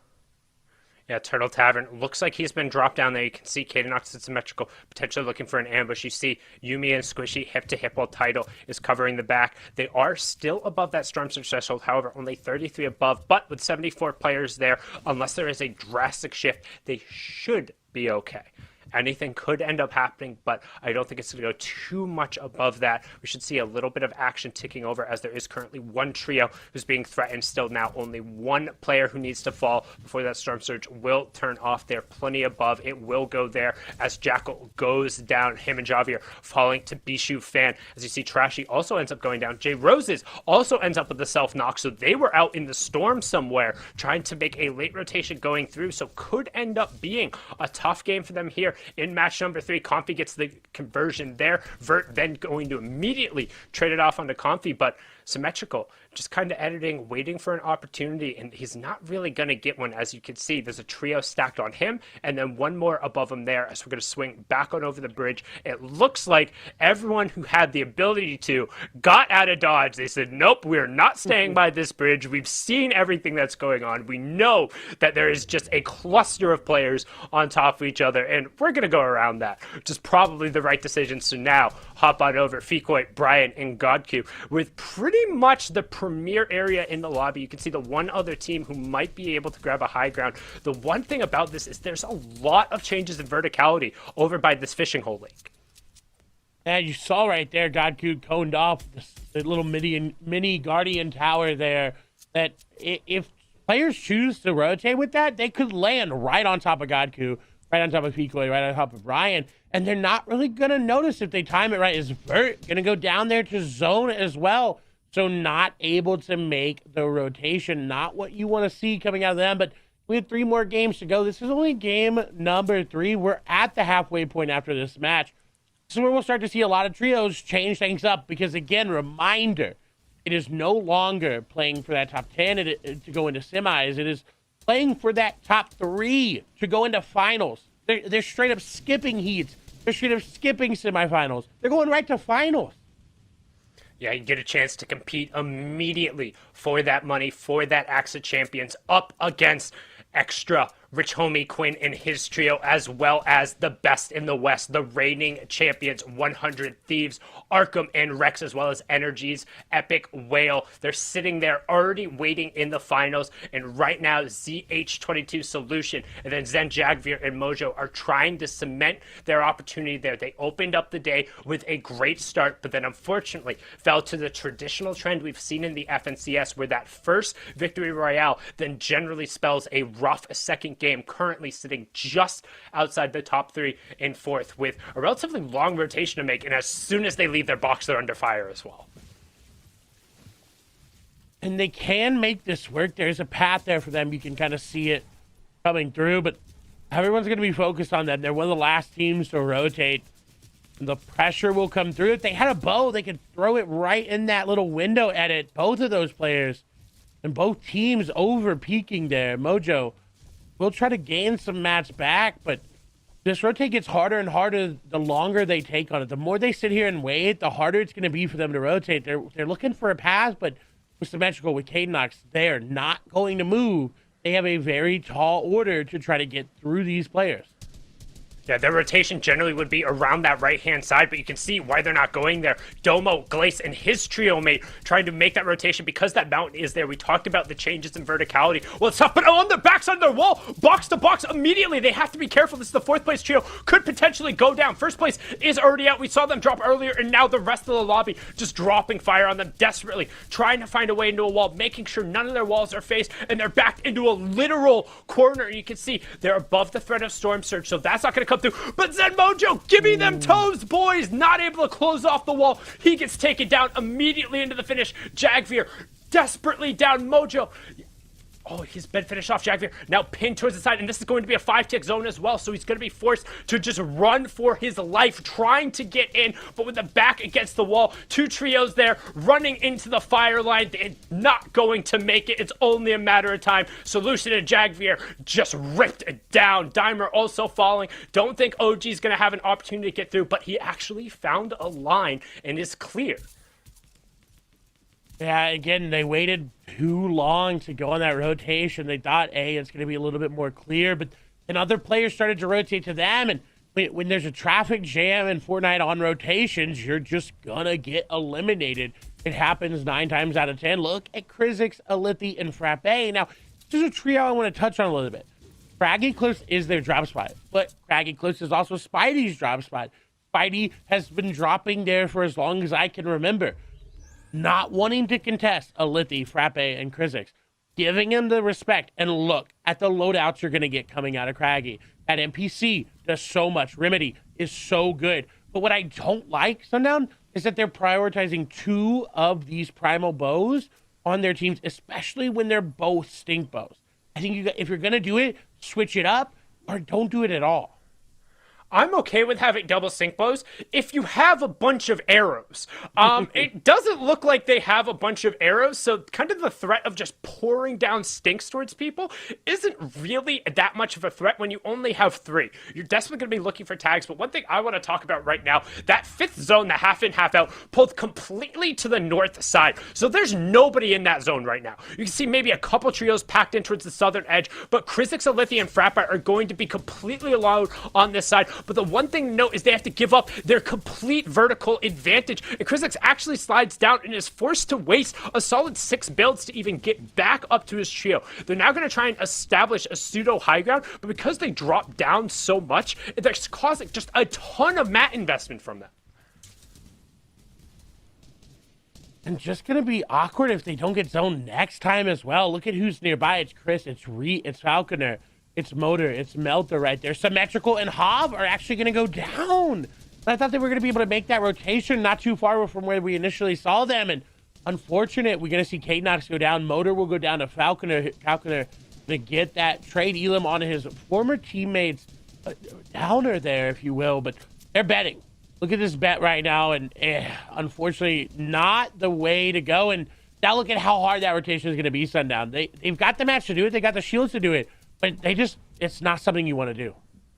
That rotation's going to be tough, but one thing, match number 3 here, we wanted it to be close. First place team through 5th place team are all sitting in lobby right now waiting for match number 4. Macon, Dog, and Biscu have a great opportunity in 6th place to rocket their way up, but regardless of what happens, that leaderboard that we saw after match number 2, the top 3 is going to shrink because all of the top trios have been unable to continue their consistent run. There's a ton of placement points left on the table as we're closing in towards the top 10. 34 players remaining, 15 trios still on their feet. You can see that format on your left-hand side there. There's a gradual grade up, kind of from 24th to 4th place. Then the top 3 get a little bit of bonus points, +2 for 3rd, +2 for 2nd, and then a big +4 for the Victory Royale. And right now, we're on board with what was our 6th place team, but they have plenty of opportunity to open up the gates and challenge for the top 3 right now,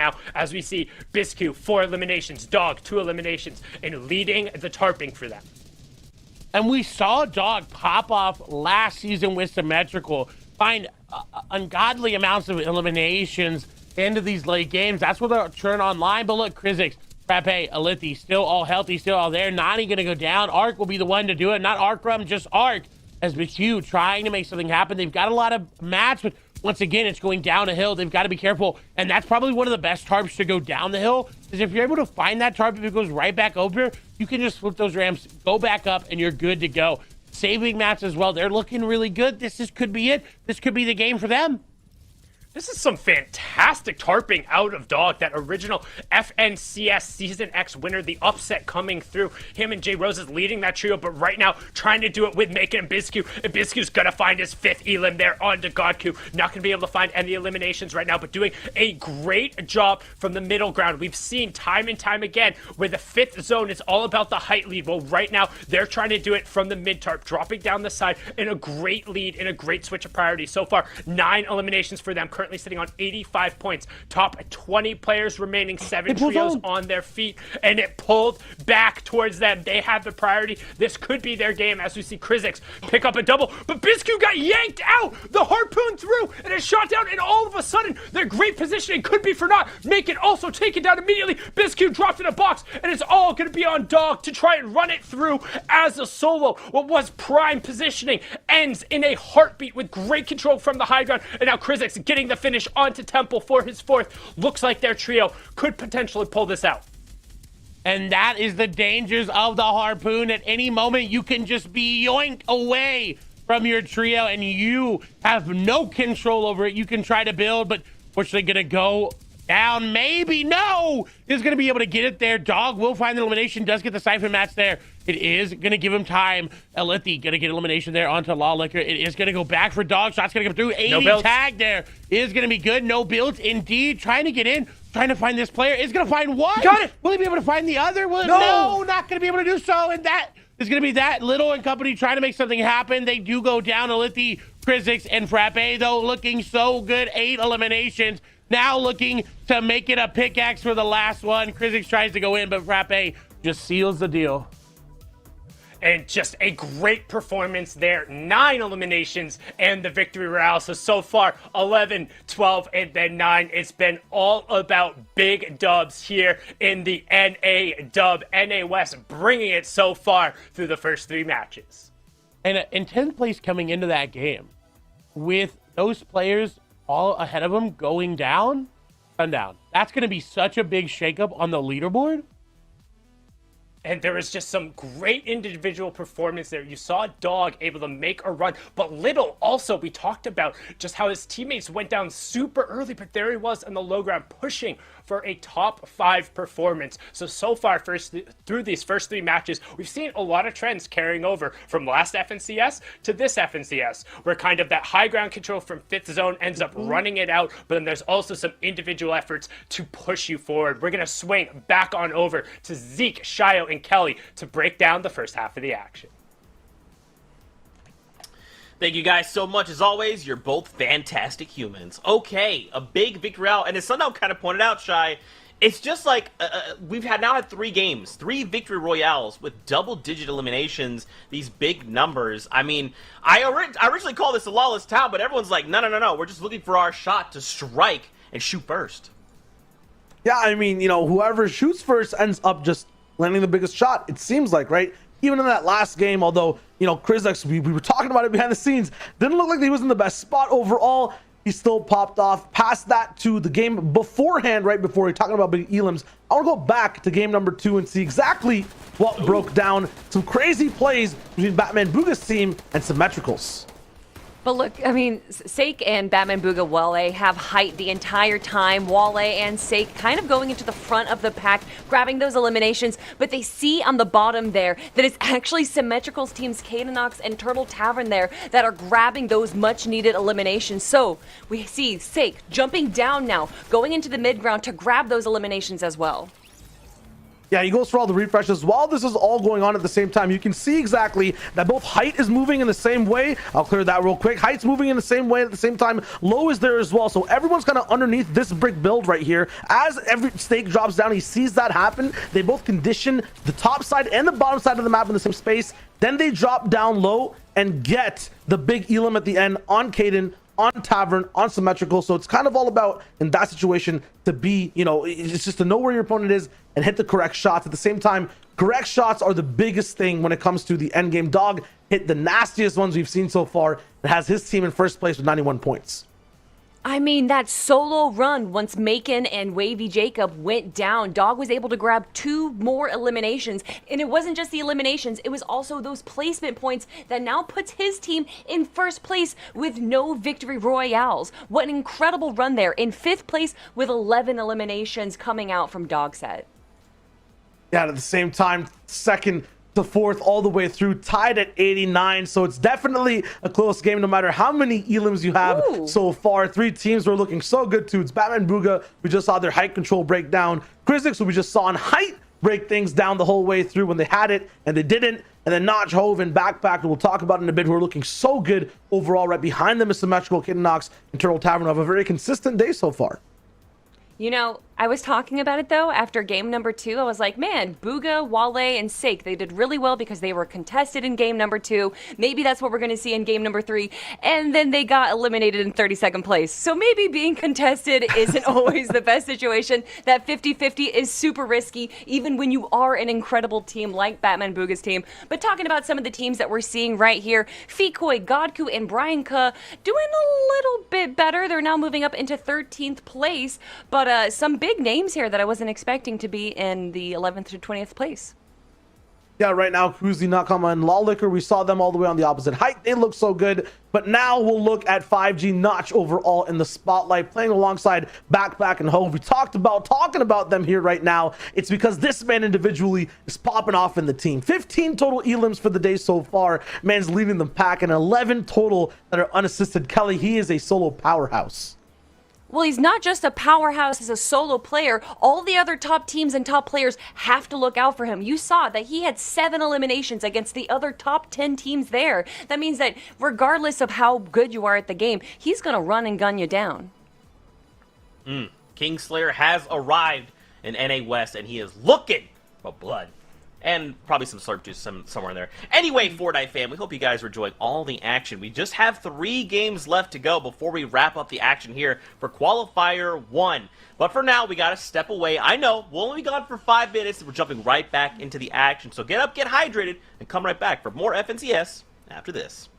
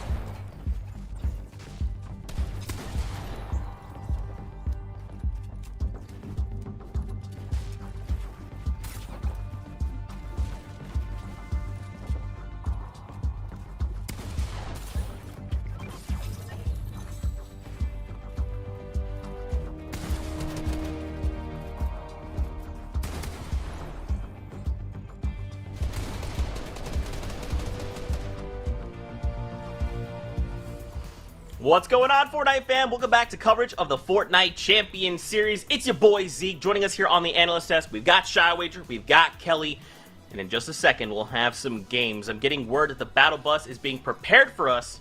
We only have 3 games left before the weekend is done in qualifier number 1. And remember, all these trios are looking to place in the top 3 because they'll get an automatic qualification into finals, while everyone else, 4th and down, is going to be playing for series points. They're going to have to come back next week, hope they can make it up there, and try to keep on pushing through the competition to end up into semifinals. And what's that? Raptors again! Ah! Zeke?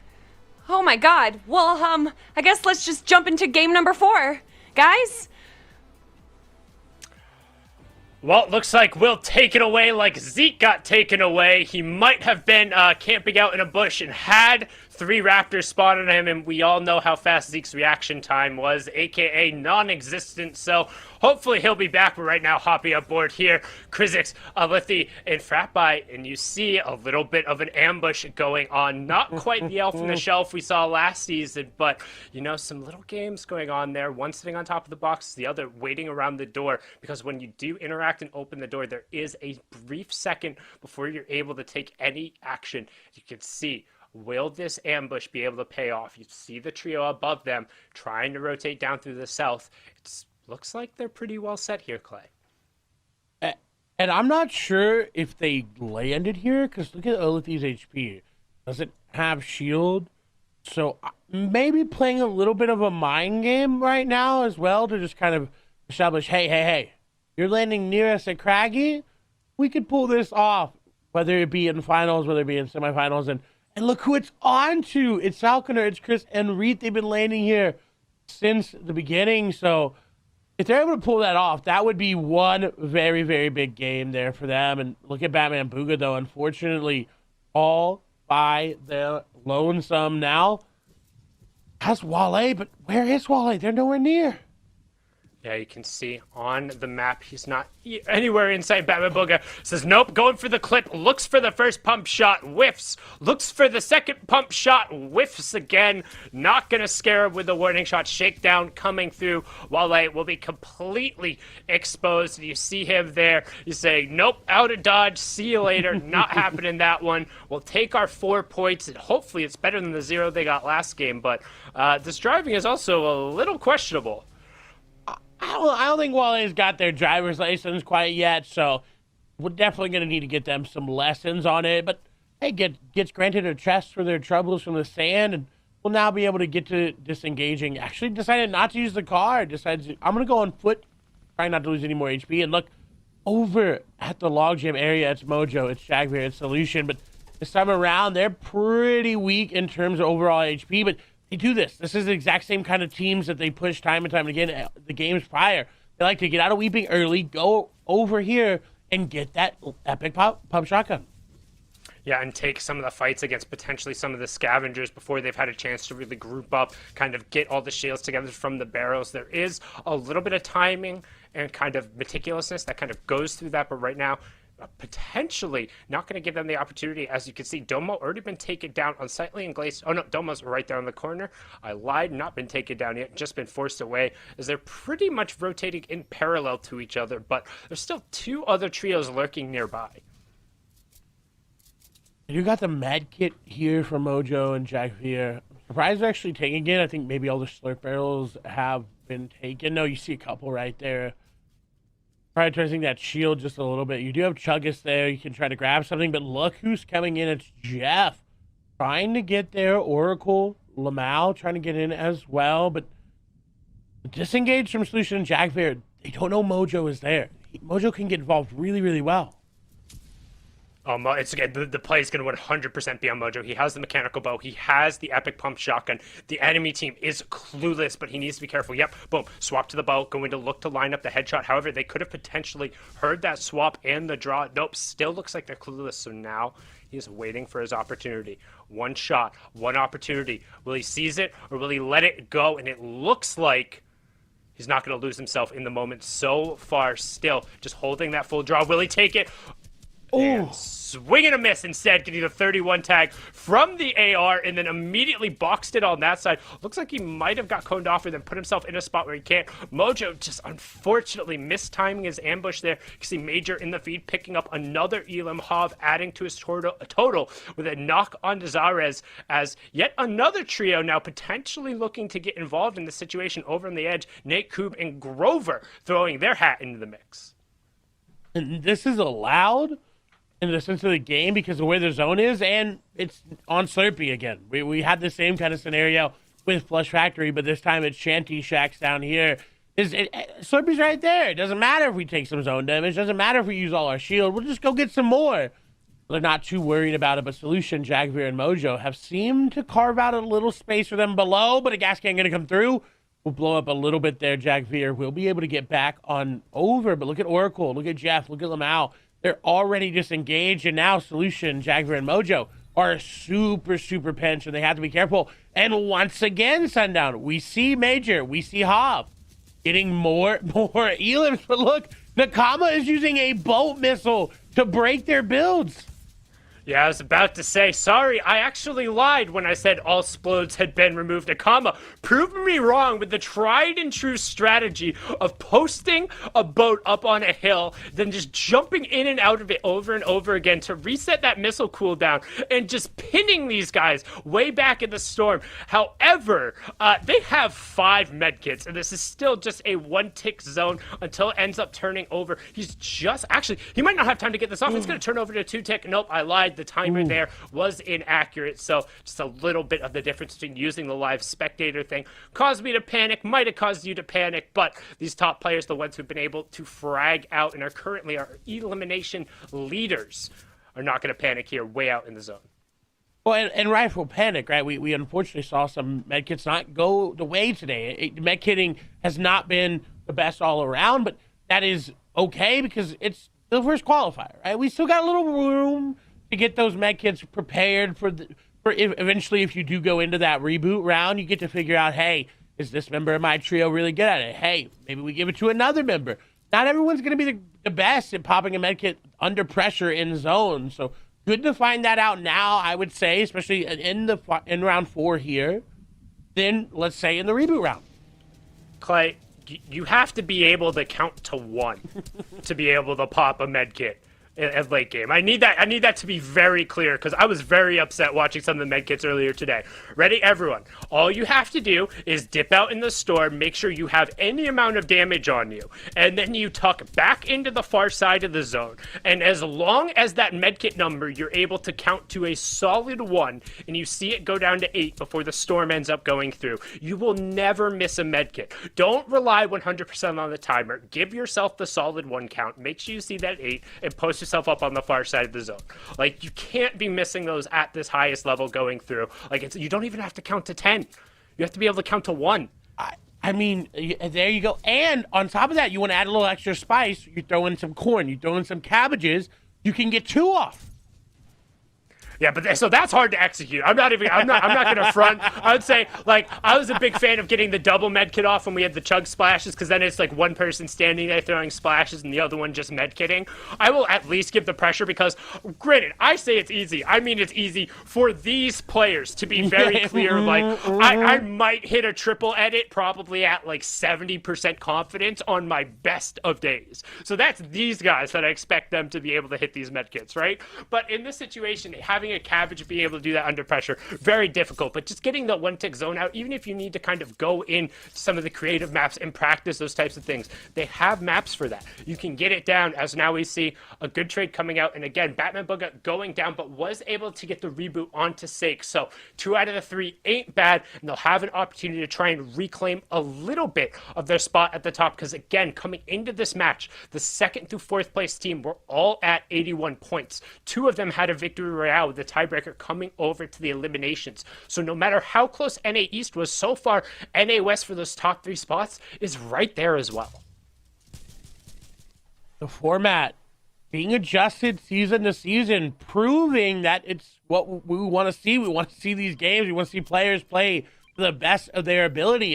And West not showing any different than what I think saw in EU and NA East as well. I think overall, every game that has been on broadcast has been amazing, but Wale unfortunately going to go down. Sake will get a trade elimination there. No, actually, it's going to go over to Wale. Not going to be the best situation. Definitely would have wanted to put that onto Sake because they are weak. Is the hop through going to come through? And unfortunately, Val going to take them both down and get the other two as well.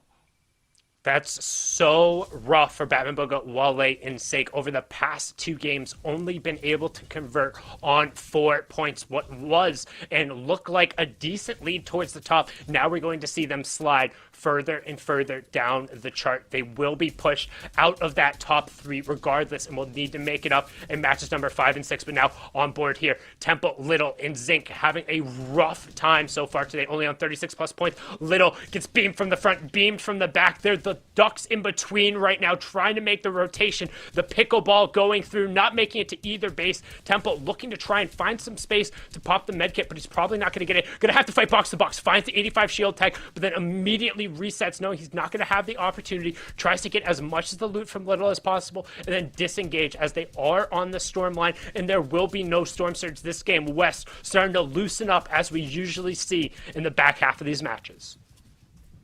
Temple's got to find a really big shot once he gets this med kit off. Zink's on the other side. We'll need to do the same, but only having a cone up above is going to not provide that protection. Jackal actually going to be the one. And we've seen Jackal go through a roller coaster of events here in just these 3 games that we witnessed. Now, going to put some pressure down on 2 different teams. Temple will more than likely be able to pop the med kit right about now. And what I want to see from Jackal and company is just some AR ammo, right? I want to see them above 100 AR ammo on every player because, like we saw them, they had high ground that one time. They just weren't able to defend it. Jackal had the legendary primal shotgun and could do essentially nothing on high ground. Yeah, but that move from Jackal right there is so key because the zone was really close, but there's one hill that's in the way there. So immediately ramping over and covering it off, he's going to allow them to have position control over everyone else on the southeast side. And now that we're into zone number 4, we're about to switch over to the half in and half out and then have those moving zones transitioning from the mid game into these late game situations. And right now on board with what is currently our 4th place team, just on the outside looking in, but with Batman Bugha, Wale, and Sake going down and then having 4 more eliminations. They've already done enough to overtake it. Should push them currently into 2nd place. And right now, look at the fish on Hov. 6 stink fish as well as 3 floppers. Tons of offensive and storm camp potential. We haven't really seen as big a prio on them. I think the Stinkfish are just so well-rounded and really valuable in this season. And just that, like you said, they're offensive and they're defensive. And the fact that you could throw them and do a lot of damage on players, or you can eat them each for 20 apiece. And the fact that you're able to carry 6 of them is really, really good. So I'm interested to see how Hop plays that if we get to see a storm camp potential like you talked about. As Temple trying to go in, they know they need to get this below storm surge. Trying to go in, the edit is there. They are in the box. The shots go through, but only 35. No! Was not swapping over to that shotgun. Don't think it was reloaded. They are going to go down, and now only Zinx. But Zinx is going to take down one, is going to take down another. Will they be able to confirm that elimination? No, Nani is taking Nigel away. Zinx only going to be able to get 1 on the back end, but that may just be all they need. Notice 629, now 700 damage above. They've got a med kit set down, but nothing really else to work with. Yeah, but not going to be able to get the Siphon Shield over either a single tag as the solo is going to put him out in just a tough day so far for Little Temple and NC Zinc. They're having a rough time, but not having a rough time. Alethi, Krizux, and Frappe, 3rd place coming into this match in plenty of positioning as well so far, being able to claim the 11 points, 5 for getting into that top 24, which is the first big bonus, and then 2 for each one of their eliminations coming through. So trying to cement themselves in the top 3 with only 2 matches left to go. But Storm Surge could potentially be a threat. Some nice tags from Krizix to give them a little bit more of a barrier, but they are only 83 above with still 2 full trios that need to go down. That 56 in the top left corner needs to go to 50 before the big angry lightning god ends up going away, as the team below them is actually just getting destroyed by the Storm Surge. This is perfect for them. This is another opportunity for them, like we saw last game. They're to going. Capitalize on teams, and you're right, they are going. They know, hey, this is definitely a shot we could go through, but they're right, the damage onto Alethi was just phenomenal there from the disengage. And as they wanted to go in, this is not a team, in my opinion, that does go in that quickly. They take these long, drawn-out fights. They find these angles. But when they go in, they got to work on it now rather than in the finals, rather than in the semifinals, wherever they end up making it. Because if they're able to do it, they can definitely topple some of these top teams, as they are going to find another elimination. I have full faith that they can do it. And it's good to see that they're working on it now.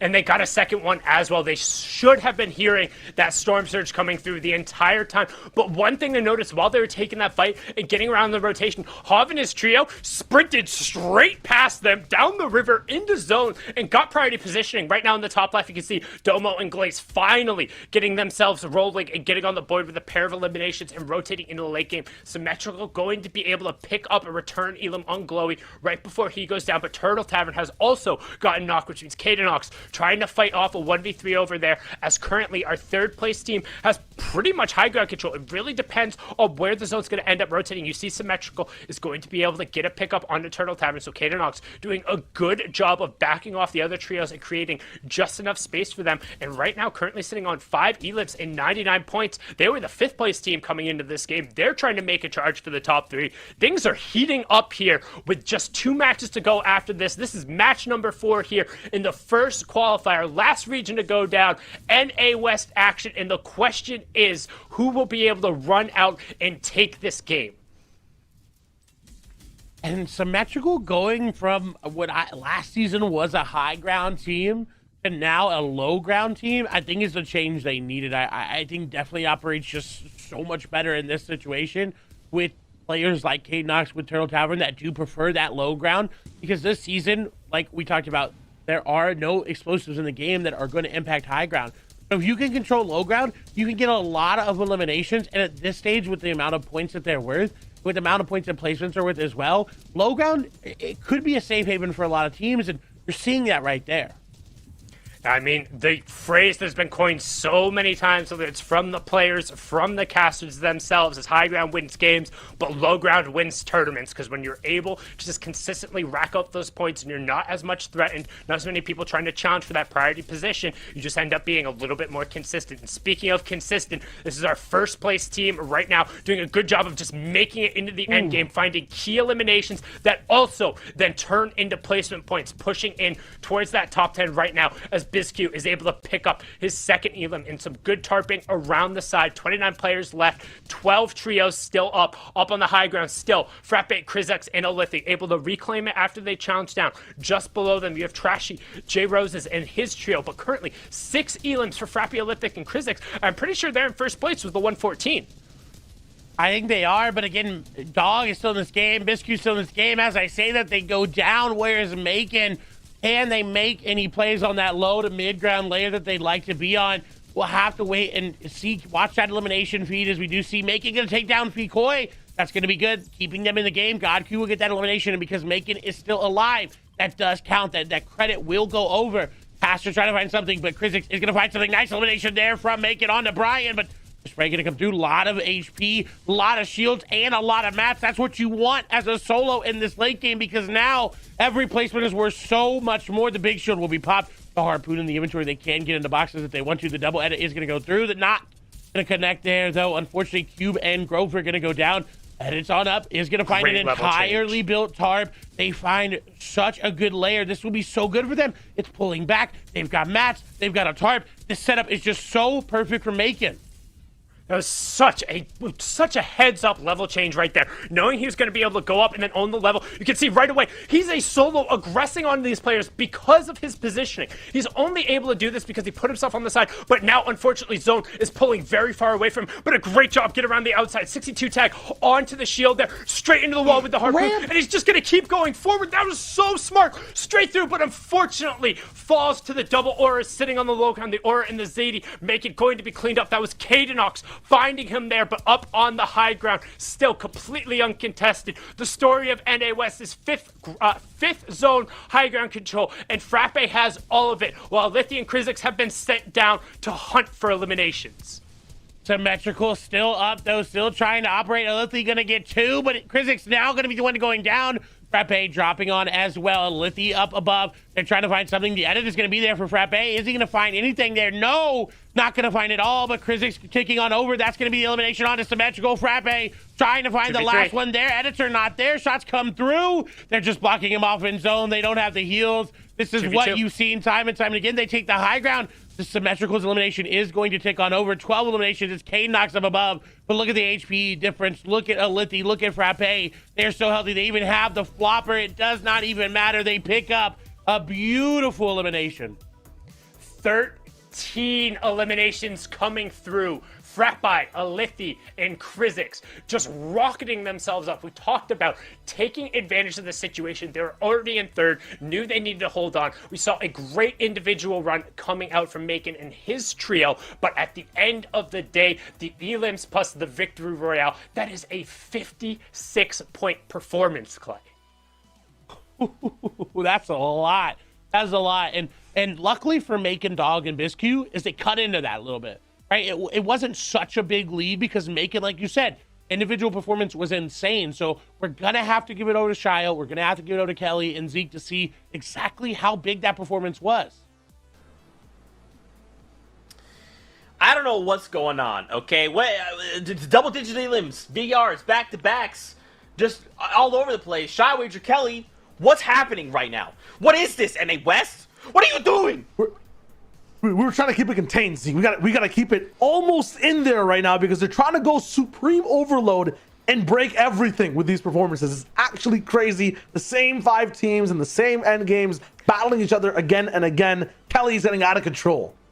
I mean, a great way to see how exactly out of control it is going is taking a look at Zone 5, the half in, half out, seeing how exactly, because that's really where the story starts to turn towards the end game. So let's take a quick look at game number 1's half in, and you can see a pretty decent spread of all the teams that we have right here. Yeah, a lot of teams ended up getting zone overall. We had some people who had to move, but generally it was kind of a valley that everyone kind of played in. See Notch moving in here as well. This is one of the games where he ended up popping off really hard. And this last one too, also, as we mentioned, getting some double-digit elims. Past that, we moved on to game number 2, where we saw that big brawl all the way down low. There's Nate on the left side who was kind of involved in that end game as well, but everyone had a big hill to work with on the meantime. There was a lot more time to move around. The timing was also very important in this game.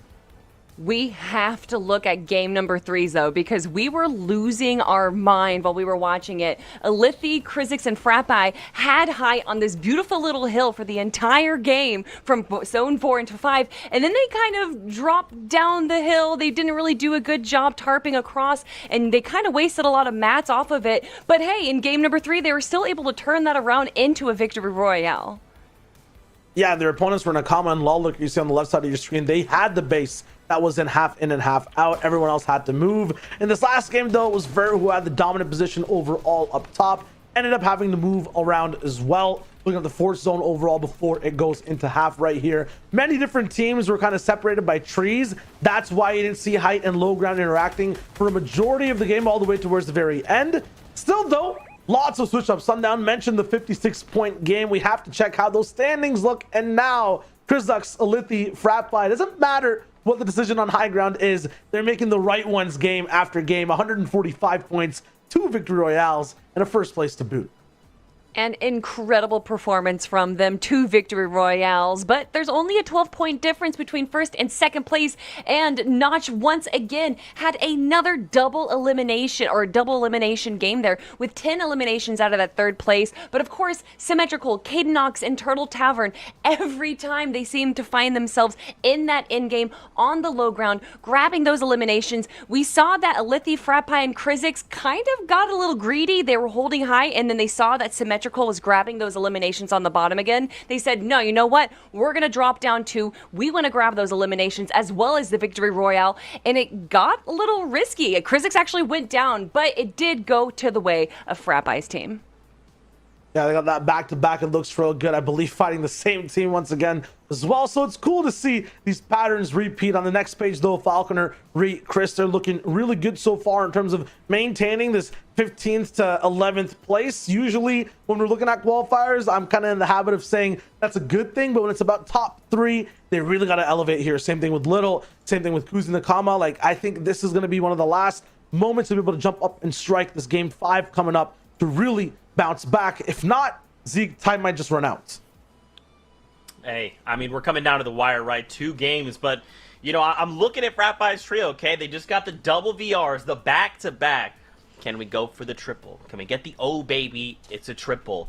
I gotta know. We'll have to see going into this. No caster curse. I'm just seeing if they want to get the victory out. Get a second, get a third. I'm down.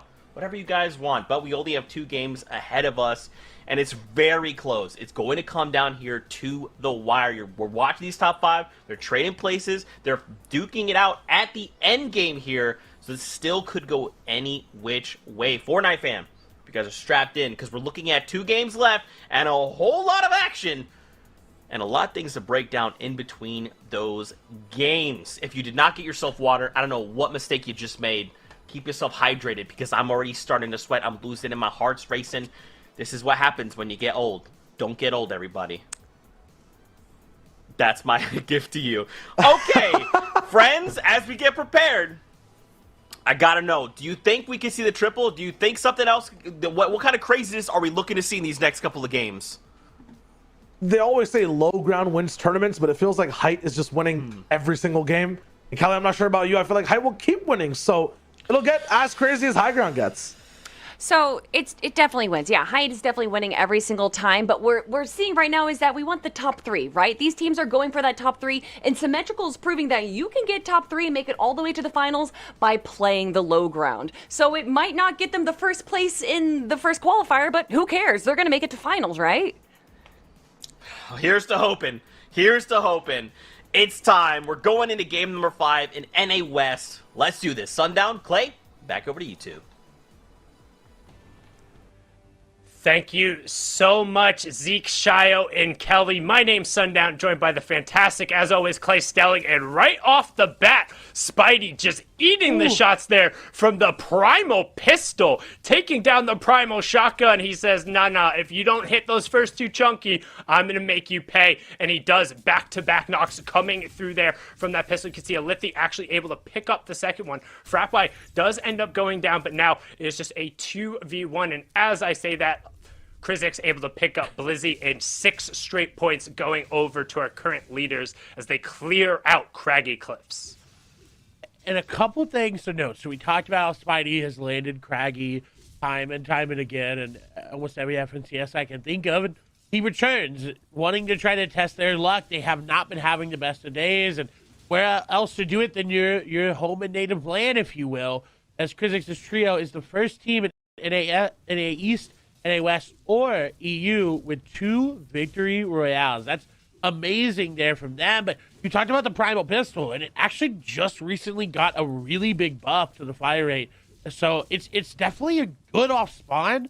And if it's your only weapon that you can like really grab for long range tags, you can. But off spawn, it's a powerhouse. Yeah, I'm a big proponent. I actually really miss the epic and legendary pistols. I talked about it so much last season about how there was such a great alternative option when you were kind of dealing with disparaging ammo counts and kind of how you set up your trio. But now for this season, just because you don't necessarily get as much of the first shot accuracy coming out from them, they're great when it comes to wall pressure. But I will also note when it comes to kind of those early weapons that you're able to fight with that you might not think about, the makeshift revolver chunks. The makeshift revolver hits really hard, and it is also, at least I feel, deceptively accurate. Like, you see that massive crosshair and you think, oh, there's no way I could possibly put this on somebody and hit them without first shot accuracy. But it is much more akin to the flint knock, where as long as your crosshair is on that person, odds are good you're getting a tag or it's gonna be close. Yeah, the amount of clips I've seen on social media is where the player's flying in and they find a makeshift revolver and they shoot him out of the air with it is a couple too many for my liking. But so you're right, the pistols did get a little bit of a buff, and they're not as good as they were that last season, where again the legendary epic were 2 of my favorite weapons of the game. But they're still, as we see on Wale, they're still good. They still put the damage down if you get good with them, right? We saw it what Thomas HD could do with snipers. Wale could be the revolver player there, and at those edits, the control from Wale going to come through, and they've singled out one of these players. They got to be careful, though. As you see Sake very, very far away from this trio. And now they're the ones being converged upon. They're the ones getting pinched. And now it's on to Sake once again. You've got to come here. You've got to get to us. That way we can make this play. Yeah, it's been such a shame. They got off to such a solid start, but the past 2 games only being able to pick up 4 points and getting in kind of this awkward fight. But right now, Walleye hitting a great shot there onto Pelican, putting him down. You can see Bugha trying to continue chasing in. Walleye gets the finish onto Pelican and gives them a little bit of breathing room, but limited number of builds coming through. You saw Batman Bugha only on 6, Walleye only on 24, trying to push through and take this isolation. Walleye ends up eating a huge shot, but luckily his teammates able to come to the rescue there. Gets the conversion for the second one. Now they're going to force that third player out of the situation. Nope, they actually pick him up as well. And finally, for the first time in 3 games, Batman Bugha and his trio are able to get out of Sweaty Sands. Altogether, that is, without going down. But there's a team coming over from Fort Crumpet, from that Reaper house over there with that Rocket League car. It's a big staple over there. Everyone knows what I'm talking about. And so they've got to be careful. Yes, they are alive. Yes, they can grab all this loot. But if they can't capitalize on getting out of there, like you talked about, it's just going to be the same situation that we saw them in before. They're going to get tagged up. One of them may go down. They'll have to try to play around this weird reboot. Do we reboot Holly? Do we reboot Sweaty? Where else can we find it? That's just not what you want to see. And once again, we see Mojo, Jagbear, and Solution in a really big fight, but this time a little far from home. Yeah, we got a Chapter 1 build battle going on right now over the top of Boney Burbs. Everyone just building straight to the skies. Generally, you don't see too much vertical investment in terms of hard mats early on, particularly in the middle of zone, because minus these like massive rock pillars here, it's really hard to kind of farm out hard mats in this area. Like the metal that you end up swinging on are those big shipping containers, and while yes, there's plenty of them, they're really slow. They're inefficient compared to kind of some of the metal fencing or some of the cars that you can find around the map. So you end up not wanting to necessarily invest in much. But as you talked about early on, because the prevalence of now kind of those primal fire bows, you don't necessarily want to be building with wood too much for your foundation early on. So you saw them not want to stick in that fight and just end up disengaging, as now we swing on over to Hob and his trio. Nope, as I say that, right back over into a fight. And we talked about them getting out of Sweaty Sands unmolested. Unfortunately, not going to happen this time, as Glowy, Forceware, and Hitmarker come right back in and they say, oh, you guys are here. Well, Batman Bugha's down. Can they get the finish? And a trio that needs to make a play now in the 5th game more than any. 62 points, not in that top 3. If anything, I believe coming into this game, 14th place. So they could catapult up if they're able to get 2 back-to-back games in their favor, chain big points in their games as well. It could be really great, but Walleye, Sake, really good at this box-to-box fights, really good at playing defensive. The Harpoon trying to be used to box them down, but without Batman Bugha, they're going to be, that one less player is so hard to fight these engagements. Walleye is sitting in a metal code waiting for the opportunity, actually just kind of leaving Sake by himself, and Sake's trying to operate there, but they're so split up. This is not where they want to be. Now getting back together. Look at the damage, though, that Sake did on Forswear. They could pull this off. Yeah, if I'm Walleye, Sake, and Batman Bugha, I really hope they go back and end up VOD reviewing this, because there's a lot of little mistakes early on where if they just got together and made a push or just picked a target, they would clean these fights up so much earlier, not end up kind of in these awkward man-down situations where they have to claw their way out of it. If they didn't constantly end up putting themselves at disadvantage, they'd have such an easier time. And as I say that, Forceware instantly down. Hitmarker also just destroyed in terms of his HP bar, finally able to trade back Sake. But Walleye looking to try and find a little bit of room. He was able to get the finish onto one. Now Glowy and Hitmarker forced off, but this is what we talked about in trios. If you don't resolve your fights quickly, somebody is coming and riding over the hill looking to third party to you, looking to get these tags, looking to get involved in the fights, because they know this is free points. You're already occupied with somebody else, and Walleye is now desperately trying to see if he can sneak over and get this cheeky revive. Oh, and that's been their story, is stuck between a coconut tree and the wall, can't get through, able to just disengage. And yes, I called a palm tree a coconut tree, because in Fortnite they drop coconuts, they give you those heals, and something Walleye could have used just a little bit there was time and some coconuts. He could have used anything but what he ended up getting there, and unfortunately another early exit where the only points coming through for Batman Bugha and his trio are the elimination points, falling outside of that top 24, which again, it sounds like it's so easy to get to, but that top 24 doesn't usually end up ticking over until that 4th or 5th zone, and that's 5 big points. That's just a little bit less than wiping a trio, and you need every single bit if you're competing for the top 3, and effectively that might push them out unless they're able to have a massive match number 6, because they'll spend the rest of match number 5 watching. As now we switch on over to our current elimination leaders, Notch, Backpacked, aka Major, and TRNL Hov, currently occupying the top of one of those Guardian Spires. They will have an easy rotate to zone, but they need to be careful about not getting shot out of the air, and a great angle from them coming through there. And honestly, good rotation. And that's what you see a lot of the times with those towers, is everyone waits till that last little bit to pull that glider, because they don't want to be gliding through the air, because even though this season there's not as much first shot accuracy in the game, it still seems like players in the air have that tracking, have that knowledge built in. Doesn't matter what weapon, they're going to find tags on you. And that's why you see them kind of prioritize that low rotation with the glider after they use that Spire little launch pad, jump pad, if you will. Going over to one of those chunkers, garages, they'll find a lot more brick. They'll find a lot more mats they want to farm up. But our first place team, Sundown, coming out of Craggy, look, epic pump, epic pump, epic pump. And funny enough, that NPC, after you eliminate them right there, Jonesy, also upgrades. So if they were able to find any extra gold that they could use, they could upgrade it right there. And as you look at their loadout, surprised that Clix actually doesn't have one. Oh no, I only had the rare pump instead. I lose a total of like 2 damage per pellet. Whatever will I do? It's the trade-off he's going to take there on that side, probably just being a little bit limited in terms of either finding the parts, but more likely just not necessarily finding another blue makeshift shotgun. And unfortunate, but like you said, that level of difference is not that comparable to where it'd be like a legendary pump now versus the epic. Is, again, we see them do this double bow, right? We saw Clix have a lot because he does have that flame bow. They're prioritizing that damage with it. But Cliffy down only 6 arrows, down to 5 after he shot that, is now over to Macon, Dog, and Miss Q Fan. As shots do come through, they get some down. The damage is going to be put back, and they're aggressive. We know that. We know they're going to try to go on this, but I'd actually like to see them kind of step back just a little bit.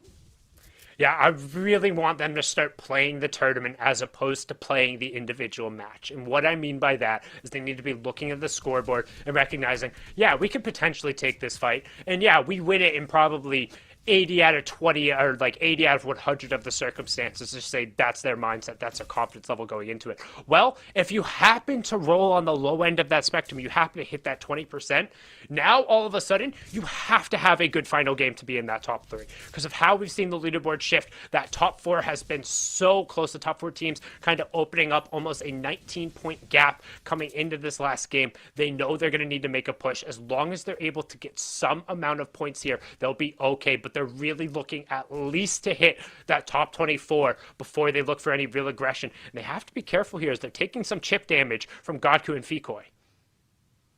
And we've thought about this word a little bit in the past as a game of attrition, and it's just whoever has more ammo and more shields is going to win that battle time and time and again, as we see J Roses going to fall. And unfortunate there, they had a good start coming out. There's a lot of expectations on them as well, but haven't really been able to put those games together, put it where they want it. As huge shots tags from Nate are going to come through, and they needed that. Look at the damage. They're below 138, now only to 78. So that's exactly what they want to find when you're pushing for Storm Surge. Yeah, and he needs to continue finding tags as that number is only going to go up in the final 2 games. We saw how match number 4 got a little loosey-goosey in terms of that Storm Surge threshold. Well, we're back to the typical NA West where you need to grind for each one of those points, and you already see that purple lightning coming down. Now, don't forget, the players do not see that purple lightning. They will get a sound cue when players nearby are being hit, but that 25 damage every 5 seconds coming through is going to force them to eat through those minis at an alarming rate. You can see Nate already really desperately looking for tags, but with 160 below, rifle tags are no longer going to be enough. They just need to hold on. Only one more player needs to go down. And honestly, at this point, this is when you start talking about just letting Nate get finished so the other two players stop getting hit by that purple lightning. Storm Surge will end up finally now turning off, and they will get the brief bit of respite, but Nate is their stepping stone. And we've seen time and time and again trios not make that play, and I'm glad we finally saw it come through, because I want to see the benefits. I want people to see the benefits of saying, hey, you know what? Just go down. Like, I'm sorry, we can't afford to heal you up. We can't afford to keep going just to keep you in the game. It's better to have 2 than 0. So I'm glad we get to see that on broadcast. I'm glad we get to break that down, because going forward, seeing that, teams definitely should implement it, because we've talked about it time and time and again, and so many times on broadcast we've seen teams not implement it and try to go too aggressive, and they only need one more player to go down, but no one's going down, so their whole trio goes into a box and gets eliminated. And so again, having 2 players in the game is better than having none. So while it may be simple from that perspective, right, it's undoing all of these years of competing to try to make that play possible.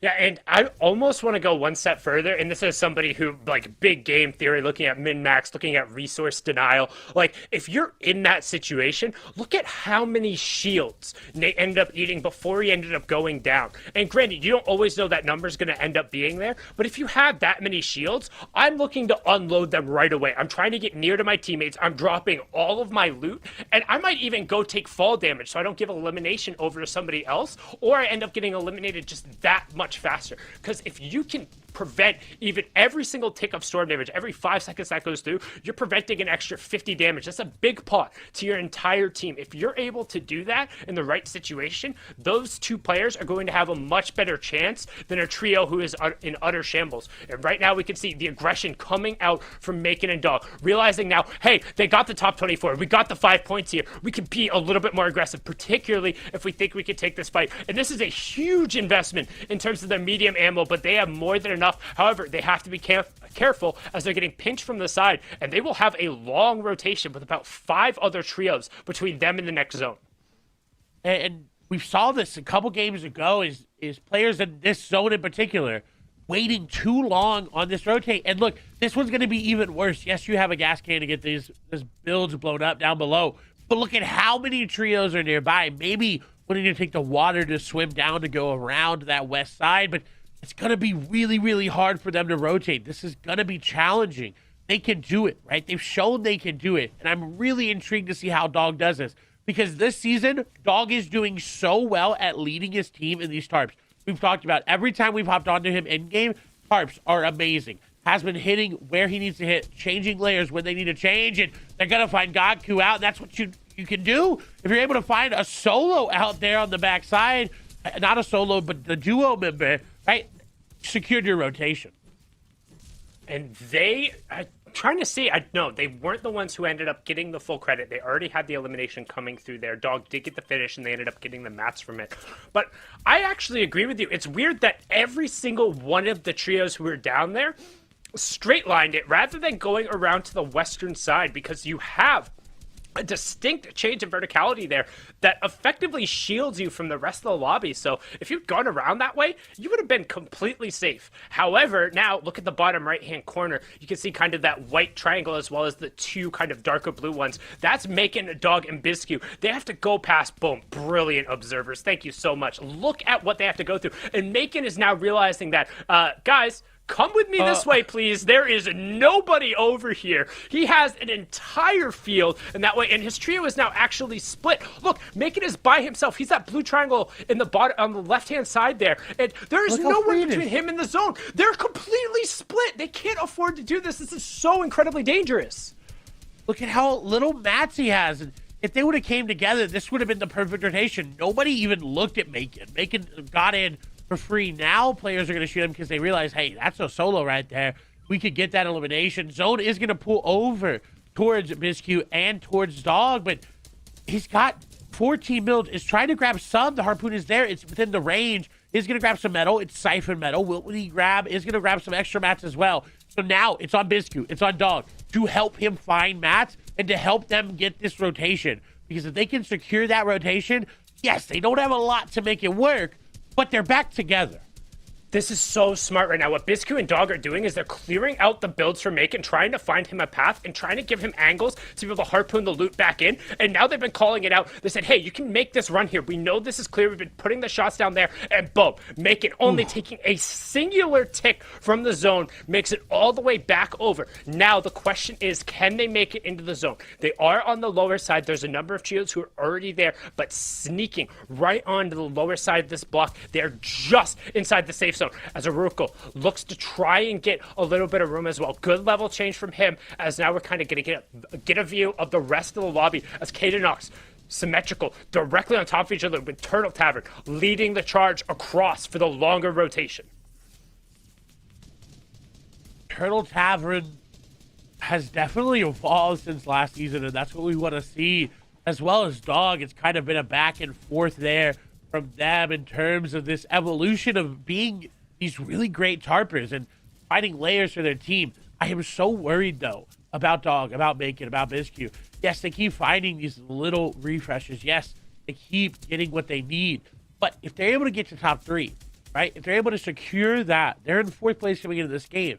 They're not going to have that same practice that these other trios are going to have going into these games, but it does secure them that finals. So it's better for them to get there, but a trio that definitely, I think, could use that a little bit of extra practice just being together, just playing together, because they didn't play last season together. This is a new trio. So any practice they get will be good. But again, a guaranteed spot in the finals, hey, I'd take that 9 times out of 10. I was just about to say, man, we've seen the stats. The players who do the best during these qualifier rounds consistently are also placing high in the finals themselves. And hey, you got to make it there for a chance to play the money. Don't take the risk. And right now, our back-to-back VR winners unfortunately pulled a super far zone, and Frappi gets ripped the second he tries to drop down. Right now, Alithia with no extra shields, just above 100 effective HP is going to eat the flopper. Krizix with barely a sliver of HP cannot touch the zone at all. Might as well be lava for him, but a great angle around the side. As you can see, Macon picked up a double on the left-hand side. Krizix is going to be able to convert on a knock as well. Alithia eats a number of shots, but they're trying to desperately path towards the zone. Krizix, again, can't take a single one of the ticks as we're closing in on the top 10 and more placement points here. The second to last match of the West. Can Alithia and Krizix clutch up as a duo to secure a top 3 spot right here? And as I said, Alithia eats a huge pump shot, and it's all going to be on Krizix as now we swing over to Notch. Major and Hav already being taken down, and Notch looking to continue the solo run here as we're closing in on the top 10. Can he count the amount that he needs? That timer is going to be off. The med kit was started before. I think it's going to be fine, as the cabbages as well. Should be able to pop it right now, and does. The timer was a little bit facetious there, but Notch was able. He heard the call. He said, I can count there, but unfortunately it doesn't matter as they are going to go down. Krizix still trying to pop off the Anaster to save her. Elimination going to be there as well. Does take down Jackal. 21 builds. I like that he's playing backside of zone. Yes, he has the builds to make this happen, but knows he needs to find these elimination shots come through. Big shots. Doesn't get the finish, though. Is going to go down. Does pick up 4, but is not going to get any more placement. And look who's on high ground. It's Little and Company. First through 4th in this game. First actually just now going down. Symmetrical going down. That's 3rd place. Going to go down. 2nd place is out. Macon, where are you? Are they still in this game? They are. That's 4th place. This is so huge. Shots go through. Downs come through as well. Biscu now the only one remaining. Has to try to make something happen. Dog went down earlier. Macon just now there. Not going to be able to do anything. A top 6 finish there for them. Points are going to be skewed just a little bit, but with everyone out, it is now a chance for Little and Temple to try to make their climb with Zinx, but unfortunately they're going to fall as well. Little will grab the elimination. Shakedown going to come through. Elimination does get confirmed by the zone. Will barely be able to get back in, and now with high ground going back, this could be a game that catapults them up. Again, coming in, they were very far behind, but if you can chain together this game, if you can chain together next game, they can make a top 3 play. It's going to have to be huge there, and every single one of the ticks could be it. But right now, 3v3, v2, and we know the two are up on the high ground with limited amount of resources. However, Zone is pulling back over their build, so they don't need as much right now on board here with Dementia. Can he remember to find the shots he needs to close out the game? Limited amount of builds, but has the flopper as well to play for the final close. 1 minute left here until the zone is completely closed. Don't think we're going to go that far as the pressure is raining down from above, and Dementia, Nerzaya, and Savek are being dropped down to try and find the trio all the way down the low ground. Here comes the fight. Not going to be able to find it as Savshe ends up getting picked up there, and Dementia still just looking for it. Finds the tag on the back, but he gets cleaned up, and now it's a 3v2. But Old Man Mountain sounds his horn. He claims his toll, and he says he's not going to be able to close this one out. You can see Little and Temple are just doing everything they can to close out this match, knowing they need every possible point if they want a challenge in the straight 2v2. Can they do it? He gets forced out, gives up the control, misses the first shot, and he finds the second one. 10 eliminations and the victory royale pushes them into triple digits. But the question is, are they in contention range as we head into match number 6? They were pretty far down. I think coming into this, they were in about 18th, 17th place. But that was perfect for them. The trios fought each other, and that's what you want as a duo. You don't want them to fight you, and especially even if you're just a solo. But luckily they were together. Luckily Little was able to get into the zone. And so what needed to happen, happened. The stars aligned, and they were able to pick up the victory royale. And not just that, 10 elims on top of that as well. Phenomenal performance. I mean, we have seen a 9 elim, a 10 elim, 11, 12, and 13 so far. The question is, which side of the straight will we get in match number 6? To break down the last of the action, we're going to kick it over to Zeke, Shio, and Kelly. Thank you guys so much. Game number 5 is done, which means we have one game left to go. Sundown's right, man. We've just been seeing a slew of eliminations. BRs coming out. I mean, how are you guys enjoying all the action? It's been super fun, and I feel like we've been on the edge of our seats for a lot of the action, just kind of tuning in, watching these players trade, fight, punch for punch. It's been pretty enjoyable. Yeah, I've liked the switch-ups back and forth between so many different teams. You never know who's really ahead. Clix has a place there, but there's so many different teams that can take it over. Yeah, I feel like usually once we get to game 5 and 6, we typically have a team or maybe two teams that are kind of taking it away from everyone else, and it's no longer a fight for first. It's kind of like a fight for 10th. But this is a different story. You have to get top 3 here. It's not about getting top 10. And a lot of these teams are kind of close to each other. But now I'm kind of looking at the leaderboard right now, and maybe there is one team that's kind of running away with it. Yeah, they might be running away with. You have a team to look at actually in the highlights to see exactly how their days going on so far. It's the Metricals team specifically that's been having a very consistent showing. What a nice bow shot from Sim right there. They're converting a lot of different games, having very good average placement, and as a result are very high on the leaderboards. Yeah, and they're doing something that the rest of the teams aren't doing, and they're kind of learning from them, where they're staying in the low to mid ground each in-game fight here. They're not going to go for height. They know that's where all the contention is, but by staying in the low to mid ground, doing these great rotations into zone, they're able to grab these eliminations. They have no victory royales, but they were able to walk away in second place twice with 8 and 9 eliminations. Yeah, the first game was a 3rd overall with 4. You just mentioned the 2nd and the 4th, which looks so good at 2nd place overall too. And the most recent one they just played, game number 5, was the 7th place finish. So all the finishes they've had so far have been in the top 10, near the top 5. One game out of the placement really, or still had, 6 placement points close to where they were 17th. So they still have points when they go down. Just look at it though. It's always 2 teammates peeking a certain box. Kelly's mentioning the low ground gameplay. You have to be so precise when you're down here. You can never miss a single shot. Well, you see too, a lot of these teams that have height, they're not grabbing these eliminations. They're like, you know what, we have to drop down and take on Symmetrical's team, because look at it. They have 26 eliminations with 0 victory royales. I mean, that's incredible that they're able to make it toward the end game and still walk away with some eliminations. But speaking of eliminations, look at Krizix, Alithi, and Frappi. That 13 elimination victory royale in game number 4 rocketed them up all the way into first place. And then with that 8th place, 8th elimination finish in game number 5, they're going to solidify themselves in first place. Yeah, they're almost getting double digits in multiple games. They're looking so high and mighty right now. More than 20-point lead even all the way in first. Consistency might be able to beat it, but wins have to matter too for Little Temple and Zinc. You saw it just last game, 102 points. Now the triple digits do come through and leave them at 6. It's top 3 they need to shoot for. Right there, Notch, Hove, and Backpacked are waiting. 36 elims. Still have one of the highest counts we've seen today. 153 points, tied as well for third overall with Macon, Dog, and Biscu. So definitely lots of stories coming in to this last game. There's such a big gap from 4th to 5th. It's like over 30 points that this is actually going to be a big contentious fight between that 3rd and 4th place, which, like you just said, is tied right now. And it has some of the biggest teams that are in that 2nd, 3rd, and 4th place. Will Symmetrical, Cadennox, and Turtle Tavern be able to hold on to 2nd, or will Macon and Dogset, who have slowly been climbing up after a rough game 1, be able to break into it, take down Notch, who has had an incredible elimination games, and take away 3rd place? Yeah, and for all the other teams, the entire series point leaderboard is on the line. Still want to throw it back to that 2nd place team, Symmetrical, Cadennox, and Turtle Tavern. They are one of 3 only hopes to take down Krizix, Alethi, and Frappi in 1st place. Looking so good today. A 2-point difference, though, from the 2 teams behind them. 3 top 5s today. 5th zone elims are about 19 in the end game, so it's all about that low ground. And Kelly, 14 of them have been on low. It's absolutely nuts. Yeah, that's more than half of their elimination. So even if they are having these decent early engagements, they're playing a bit passive and waiting for that end game to roll around. And they know everyone's going to be looking up while they stay down.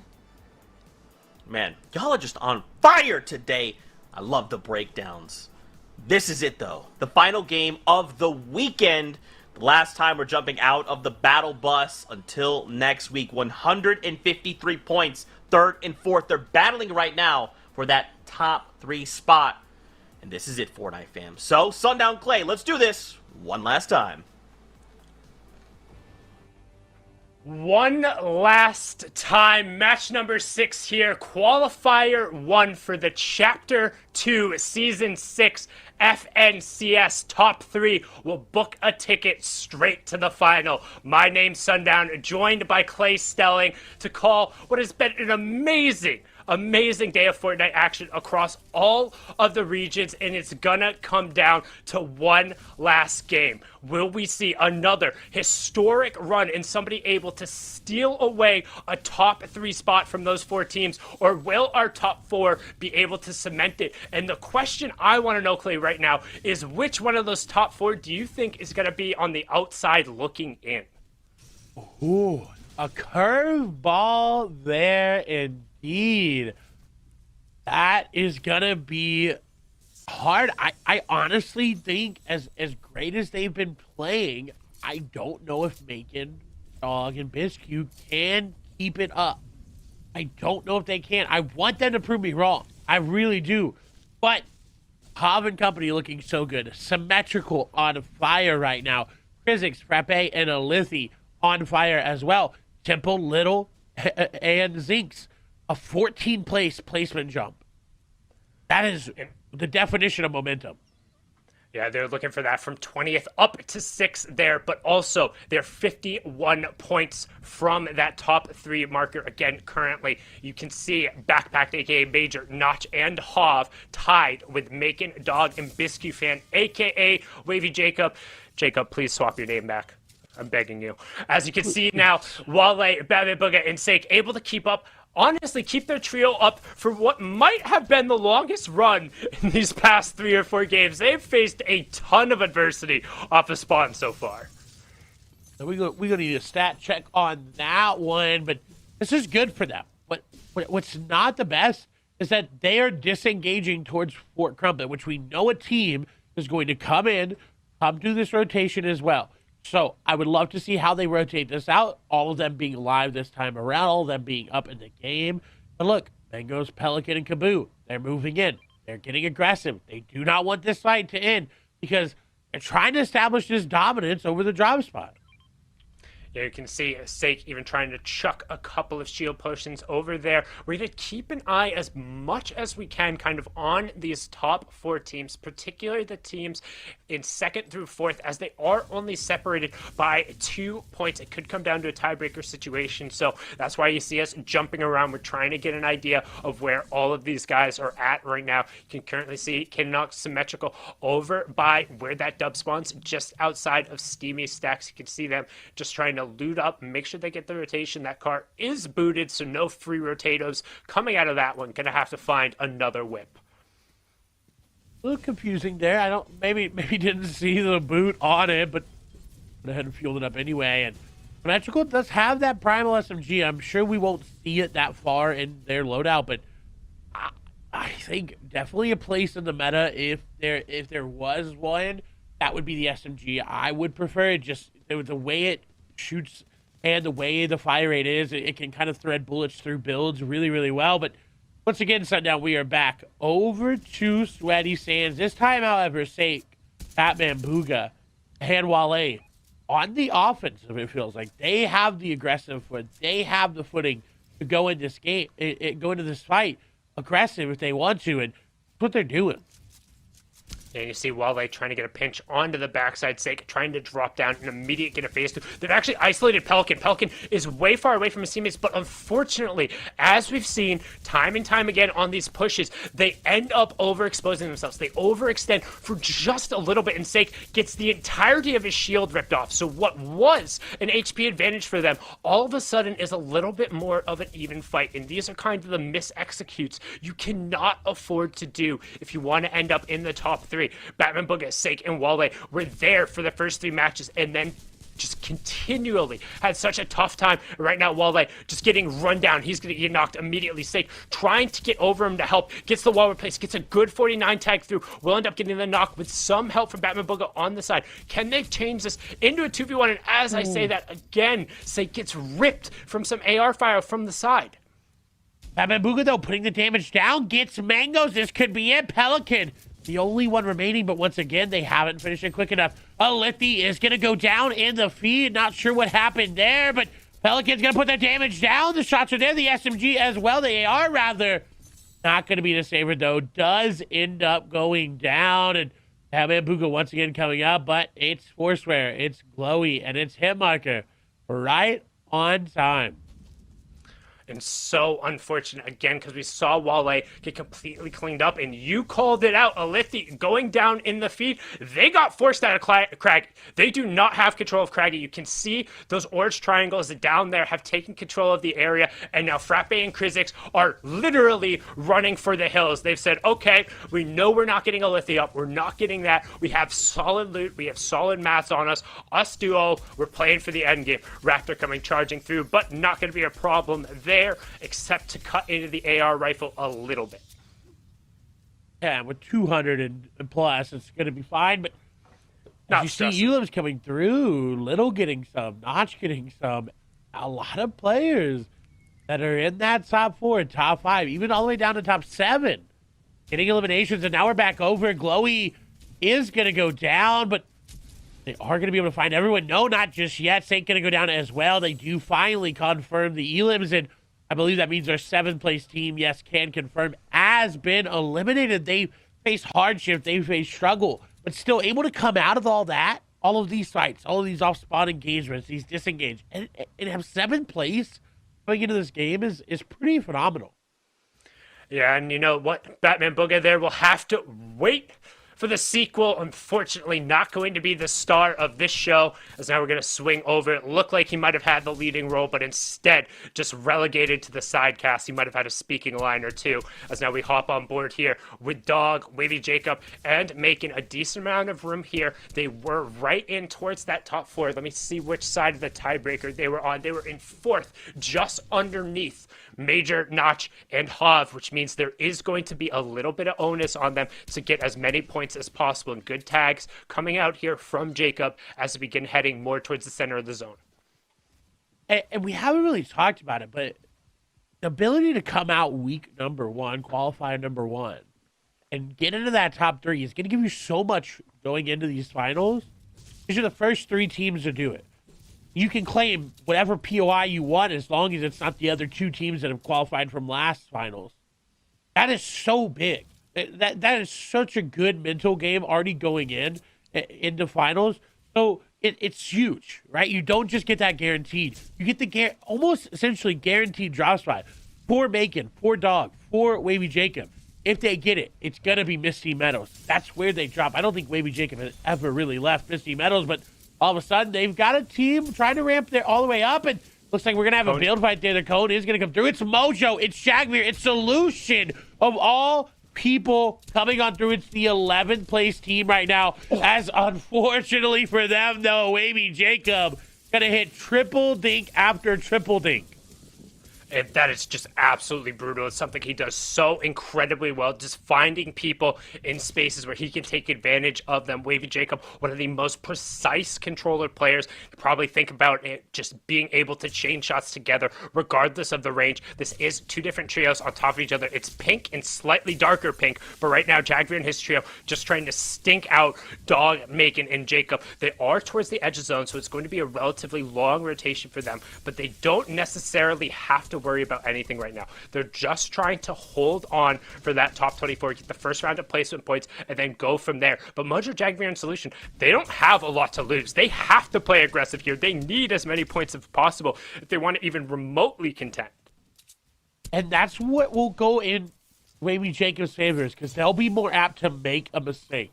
Because, like you said, they have to play aggressive. They know going into this game, if they don't get every elim that they can, if they don't get every placement point that they can, they may not qualify into. Again, it's not semifinals. It's not heats automatically. It is finals. You are going through to the last stage of the competition, skipping weeks of play to get a guaranteed spot in that finals. That is a lot on the line. And that's why you see Macon. That's why you see Wavy Jacob. That's why you see Dog playing ultra passive, which is not their playstyle. They're not the team to do this, but they know it's on the line. You need every possible point. That means the placement points. It's +5 for making it to the top 24. So as much as you might think, oh, we know we got tags there. Oh, we know we want to be aggressive. This is the smarter play, just waiting. And fortunately for them, Mojo, Jagmir, and Solution, they're out of dodge. As now we swing on over. 3rd place team currently owning the tiebreaker is Notch, Major, aka Backpack, and Hav. They're up on the northwestern side of the 2nd safe zone and looking for tags right now, looking to try and get whatever damage they can. Luckily for them, if they do white line it, aka heading straight to the next zone, there's not really any trios there, as Boney Burbs is going to pull a lot of the attention. I think this is the first time we've hopped on board with them and they haven't had a single elimination. I think every single time we're on board with them, they've had at least one, or they've been in an engagement in this zone as well. And that goes to show the same situation with Wavy Jacob and company. They know how much is on the line for them, because it is not guaranteed for any of these trios in this match. Yes, Krizix and Alithi and Frappe may be in the lead by 24 points coming into this, but that's just a victory royale, right? Like, they're pretty much in. It would take a really, really odd circumstances of points. At this point, it would take all 3 of those teams getting 20 plus, so basically all 3 of them making it into the top 4 and them dropping out a bunch of points early.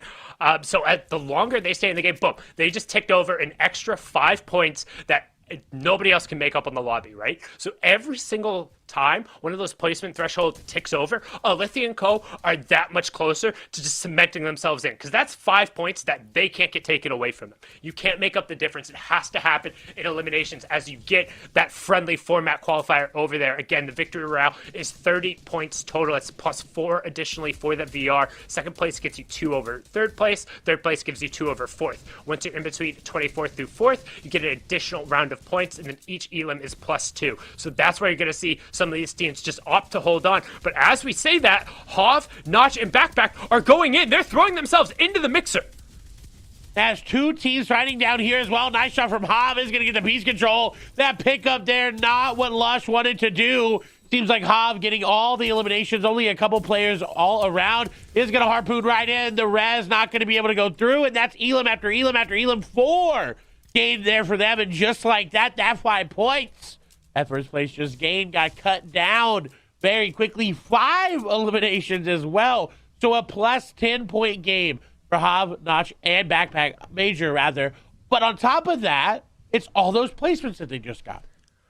What a brilliant push. That push might have just secured them the top 3. The timing and the ability, and honestly, just the confidence to be able to go, to know that your qualification is literally on the line. They were tied with the team in 4th with Macon and Wavy Jacob, and they saw that fight going on, and they said, we can go right now. We can pounce, and they cleared off everyone who was on the northwest side of the zone. So now it is smooth sailing. It is a clear line between them and the zone, and they have to feel confident in that. They have now jumped all the way up into 2nd place. So now we're going to swing back on over. Frappi and Clix are current leaders, and again, just sitting on the placement points. They have that +5 from the additional gain at +24, and now just trying to outlast into the next round of placement points, wanting to make it into that top 17 and start seeing the tick overs. However, unfortunately for them, in the northeast side of the zone, there's a bunch of teams. And Temple being one of them. You see it right there. Temple, Zinx, and Little. They're going to get an elimination. You saw Little pick one up there. They're going to rotate a little bit more towards the west side of the zone. This could be great there for them. But where is Symmetrical? Right? Coming in this game in 2nd place, love able to see what they're doing, because, again, what we just saw Hav do was insane. Temple, Little, Zinx, trio wipe. Again, same thing. That's like their 7th or 8th elim this game, right? We've already seen them picked up a trio off a spawn. They picked up another trio there. We saw a knock. Like, they're on at least 6. I'm pretty sure it's 7. That was our team who managed to win game number 5, and we talked about it, how it was pretty much the top 4 minus a huge push coming through. Well, Little and Temple might be saying, hey, Sundown, did you maybe try and switch your prediction? Because we're storming. As right now we see Turtle Tavern, Symmetrical, and Cadenox 163. Again, inside, they were that 2nd place trio, just trying to hold on to the top 3 position, and they are loaded with loot. They don't have any elims, and that's kind of what we expect at this point from them. They're not a team that really goes for these mid-game, goes for these early-game elims, and they play for those low-ground pop-off elims, even high-ground pop-off elims if they want. Not going to try to contest this. Turtle Tavern, Symmetrical, Caden will let it happen. They'll let the ramp come over. But with players like Hav, players like Notch, players like Major in the game, you can't be complacent. Absolutely not. Especially if you want to close out and get that top 3 spot. Again, we've talked about it time and time again, but that's why we're flipping through these 4 teams mainly, because those are the 4 who are right on the line. And right now you talked about letting the ramp over him happen. Well, now Salty and his team have the priority position. They're going on him right now. This could be a top 3 team. Falling out, and Cadenox desperately disengages. A great job to change level and maintain high ground. Great for the place. Gets the wall as well. Trying to find the elim here, but they have to be careful. Can't go down. Gets boxed off. And another great disengage from Cadenox, doing everything right, and he only took a singular AR bullet through that entire thing. But the question is, can they turn this into eliminations, as they still have about 10 to 20 yards to go before they're in the zone? You can see Turtle Tavern just trying to desperately get ahead and get in, saying, guys, we can't go down here. Well, and look at this rotation for them. It's so free. They just rotate, use a little bit of mats to get in, and now they're set up to just hold all of these teams. So yes, while they didn't get those eliminations, they have set themselves up for a really good hold here. You see 1, 2, 3, 4 trios, maybe 5 outside in their LOS. They can find those elims. They can find those tags. If they want to go aggressive, they will. But they're going to have to, because like Hav, we saw them go aggressive. Like Little, we've seen them go aggressive. But Frappe and Clix have got to be careful. Again, every point they steal away from someone in this lobby that's trying to qualify in, they secured their qualification. Because they, again, had 24-point lead coming into this game. That is a lot of points, like Sundown talked about. The fact that they're still here, past that first echelon of placement, into the second one now as well, it makes their ability to stay alive here so much more valuable. Yeah, they ended up getting the additional placement points coming through, racking them up. Now, each trio that drops is one more, and at this point, they have to be feeling good. It's going to be so incredibly difficult for them to drop out. We've effectively seen Clix and Frappi just through the disengage and surviving this long qualify themselves through. We saw a brilliant push come out from Hav, Notch, and Major to effectively put themselves above the rest. What will happen between Symmetrical, Cadenox, and Turtle Tavern, Macon, Dog, and Wavy Jacob? Those are the teams who right now, the onus is on them to make something happen. Hav actually getting more eliminations as well in the feed, so more elims and more placements, and there you go. Turtle Tavern, though, gonna go down. Symmetrical will get one in return. What will happen there?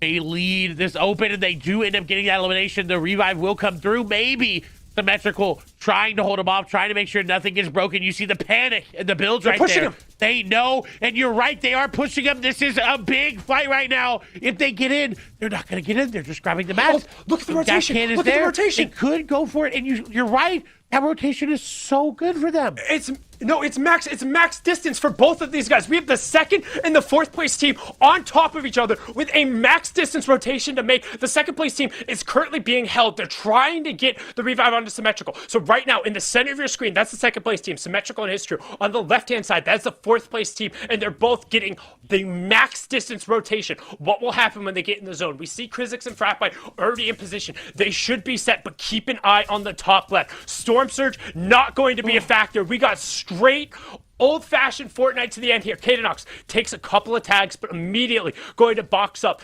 just trying to get into that safe zone, looking for a little bit of respite as the veteran CLG Symmetrical is going to take over the tarping. They're in the zone and trying to about face. Got a little bit farther to go. Good hard mats being used as we're closing in on the final moments. The top 3 spots, you wanted drama. It all comes down to these last moments. And they still haven't separated. Right there, the tarp to their left is Wavy Jacob, is Dog, is Macon. So they both had rotations the same. Wavy Jacob and company did have more of a better rotation. They left first. They weren't being held. And look, they're right by each other once again. And if zone pulls max distance again, this is where we may see them collide. We'll have to see where that they're rotating right away. And it didn't. They're rotating right away. Both the same. They are mirroring each other right now. But who is going to come out on top? Because they're right on top of each other in terms of points. 169 here on Cadenox, Symmetrical, Turtle Tavern. They're closing in. They're getting closer together. They're meeting. They're converging. But they're going to disengage that's now. Hav and Major on the other side. Hav and Major are pinning them on the other side. That's the yellow triangles there. We have Fratbite up on the top there. These are our 3 teams towards the top. We're missing one of them coming through. Fratbite, our first place team, is on the top part. You have Hav, currently our second place team, in the bottom right. You have Cadenox, currently our third place team, in the bottom left. Making it Dog and Co are the other ones who are on the screen, and they're all directly on top of each other. Coming down to the final moments here in match number 6, NA West. Trying to show up NA East for saying the closest one. Well, the top 4 are all here in our top 13 trios. Who is going to go down first? That is the question everyone is trying to figure out right now. Us as well. What can Macon? What can Wavy Jacob? What can Dog do? Is Temple still operating? They've got a big mountain to climb, and I don't think they're going to be able to do it. Macon is going to get elimination. That makes it just a little bit easier. Placements are coming through. Eliminations are coming through. Temple picks up another one.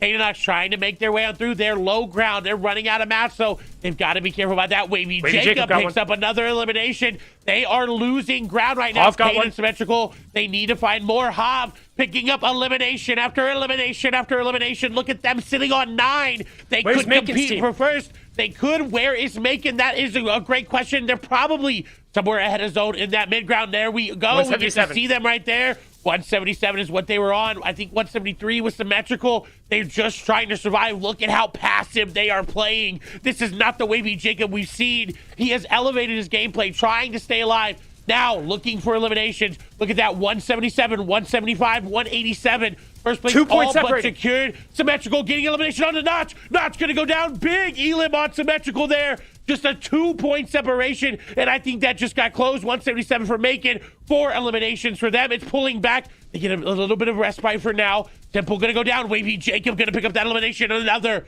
going over. That could be the 2-point difference there that they need to just get ahead. This is so tense. Major going to go down as well. What can they do? Zone does pull back. It is so close. 179, 187, 199. Where's Symmetrical's team? Where's Symmetrical's team? Still trying to make something happen. You're right. What can they do? Can they find any elims? and we're trying to figure out where Symmetrical's team is as well. It's Symmetrical's team versus Makin's team. All 4 of the top teams are still up. At this point, Krizix and Frappe, they are through. They have done enough. I think Hav and Notch have as well. But the question is, where is Makin? Where is Symmetrical? And can they make the plays when it's all left? Turtle Tavern is down as well. Turtle Tavern has gone down. Here is Makin currently on 5 eliminations, pushing in the 120. Symmetrical gets another one under Drew. We are literally coming down to the final moments here, and it's all against us. Kadenox gets a knock. Makin gets another one with a brilliant shot. Krizix is still up. The top 4 might as well be the top 4 in the final game here, as again they're closing down. Symmetrical is going to be the last hope. Him and Kadenox on so many lows HP. He has 3 elims. The 116 shot. It's all for Symmetrical. Can he do it? He finds the tag. He has to get it. He's got both siphons. He got 2 knocks. That's it. 4 elims. Oh my god, this is so close to the end. Hav is still on his feet. The top 4 are in your top 4. There's one other team introducing him. He got the med kit count as well. Will he get it going through? He got the extra placement points. Azilla goes down, and our top 4 are the top 4 right now. Makin is up with 7 elims. Keep an eye on the top and left. They're tied. 189 apiece. As the final moment, Symmetrical is down. That is it. Makin in the final moments. The top 3 in this match are your top 3 in NA West. They will all be going through. No, I lied. Little is still up on his feet. He'll have a victory lap, but that is going to be it. What a brilliant pickup from Makin, Dog, and Wavy Jacob. What a heroic effort from Symmetrical right at the end, but they will shut it down. Zinx and Temple are trying to do everything they can. They'll get cleaned up, but Wavy Jacob, Dog, and Makin with a victory royale right at the end. 9 eliminations. Wow. Oh my I thought God. East was close. Clay, what? Yeah, I was literally hopping out of my seat in excitement because, like you said, it literally came down. Top 4 were top 4, and there was nothing else about that. So, insane from them. Insane, and I'm glad they proved me wrong. I'm so glad, because that was probably the best start of West's FNCS we've ever seen. Right? This is only week number 1, and we just had, honestly, a finals level performance from these teams. And that was nuts. And I have to give just such a shout out to the observers and production. Yes. Getting the feeds, having the exact point number up, rotating through those 4 teams in line with how we go. They don't get enough credit for just how awesome those final moments were. But I just have to say thank you so much to all of the West players, the production team, all of the viewers. You guys are the best. We could not ask for a better way to kick off Chapter 2, Season 6. That is it from me and Clay. We're going to kick it on over to Zeke, Shio, and Kelly to take us home. Guys, you can't make this up. You can't make this stuff up. I just don't understand how your top 4 teams, we cannot stress this enough, the top 4 teams that are looking to make it in the top 3, they were the last 4 trios in that game. It goes even beyond I don't know that. how this happens.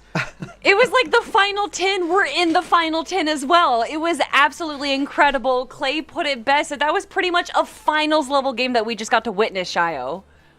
Yeah, and like you saw Symmetrical with the pop-offs back-to-back against the wall. We saw crazy teamwork from everyone else. Krizix just rolling in to start the entire endgame off with hot elims and not stopping. Everyone wasn't stopping. It's like there were spotlights on these 4 trios, and everyone else was just cannon fodder. It was poetic, a masterpiece.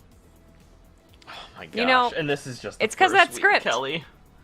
I know we have that It's script. We always a shouldn't have script. exposed the script right from the start. That's really the issue that we had. We pulled it out week 1. We still got 5 weeks to go.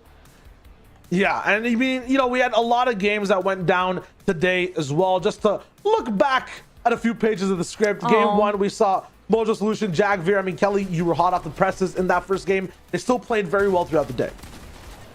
They did, but it definitely seemed like that game 1 was where they peaked and they kind of trailed off a little bit. But Batman, Bugha, Wale, and Sake had an incredible game as well. They also were in our top 4, but that second victory royale right there. But top 4, Frappi, Krizix, and Alithy with this victory royale in game number 3. And you know that's not going to be the only victory royale that they have. Holding down height, dropping down into the low ground so that they can grab those eliminations. A little bit of a different story here because they're down a man. As a duo, they're going to be a bit safer on the bottom, and then they tricked Kinetics to drop down and grab that elim.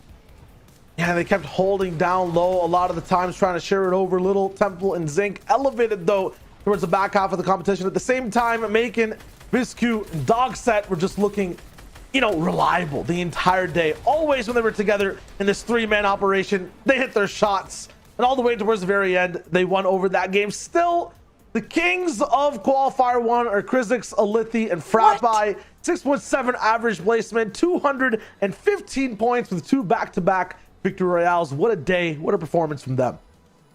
An incredible performance indeed. I'm sure the Latin American community is blowing up right now, seeing Krizix, Alithi, and Frappi take out the first place in a 14-point lead. But look, Macon, Dogset, and Wavy Jacob in second. Backpack, Notch, and Hav in third. And then a 2-point difference for Symmetrical. No!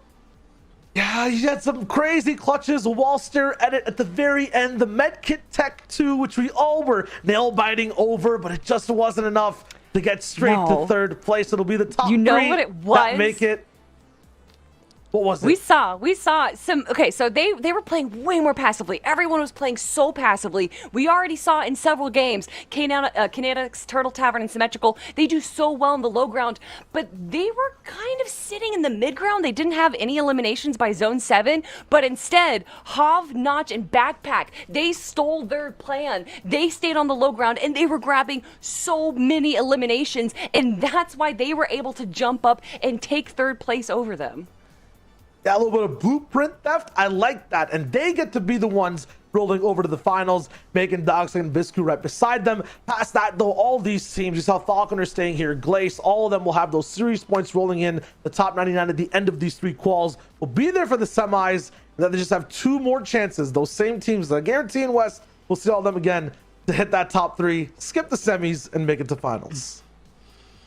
That is right. Fortnite fam, the competition for Qualifier 1 is done. So you know what that means. We got to say goodbye. But don't worry, we'll be back next week for Qualifier 2 and more Fortnite action. Please make sure you follow Shio, Kelly, and of course Clay and Sundown. All these guys, they pour their heart and soul into this, and it can't be done without them. As always, we love all of you. Thank you so much for hanging out with us. If you've been with us all day, for real, thank you so much. We'll see you guys next week for more, and as always, we'll see you guys on the Battle Bus.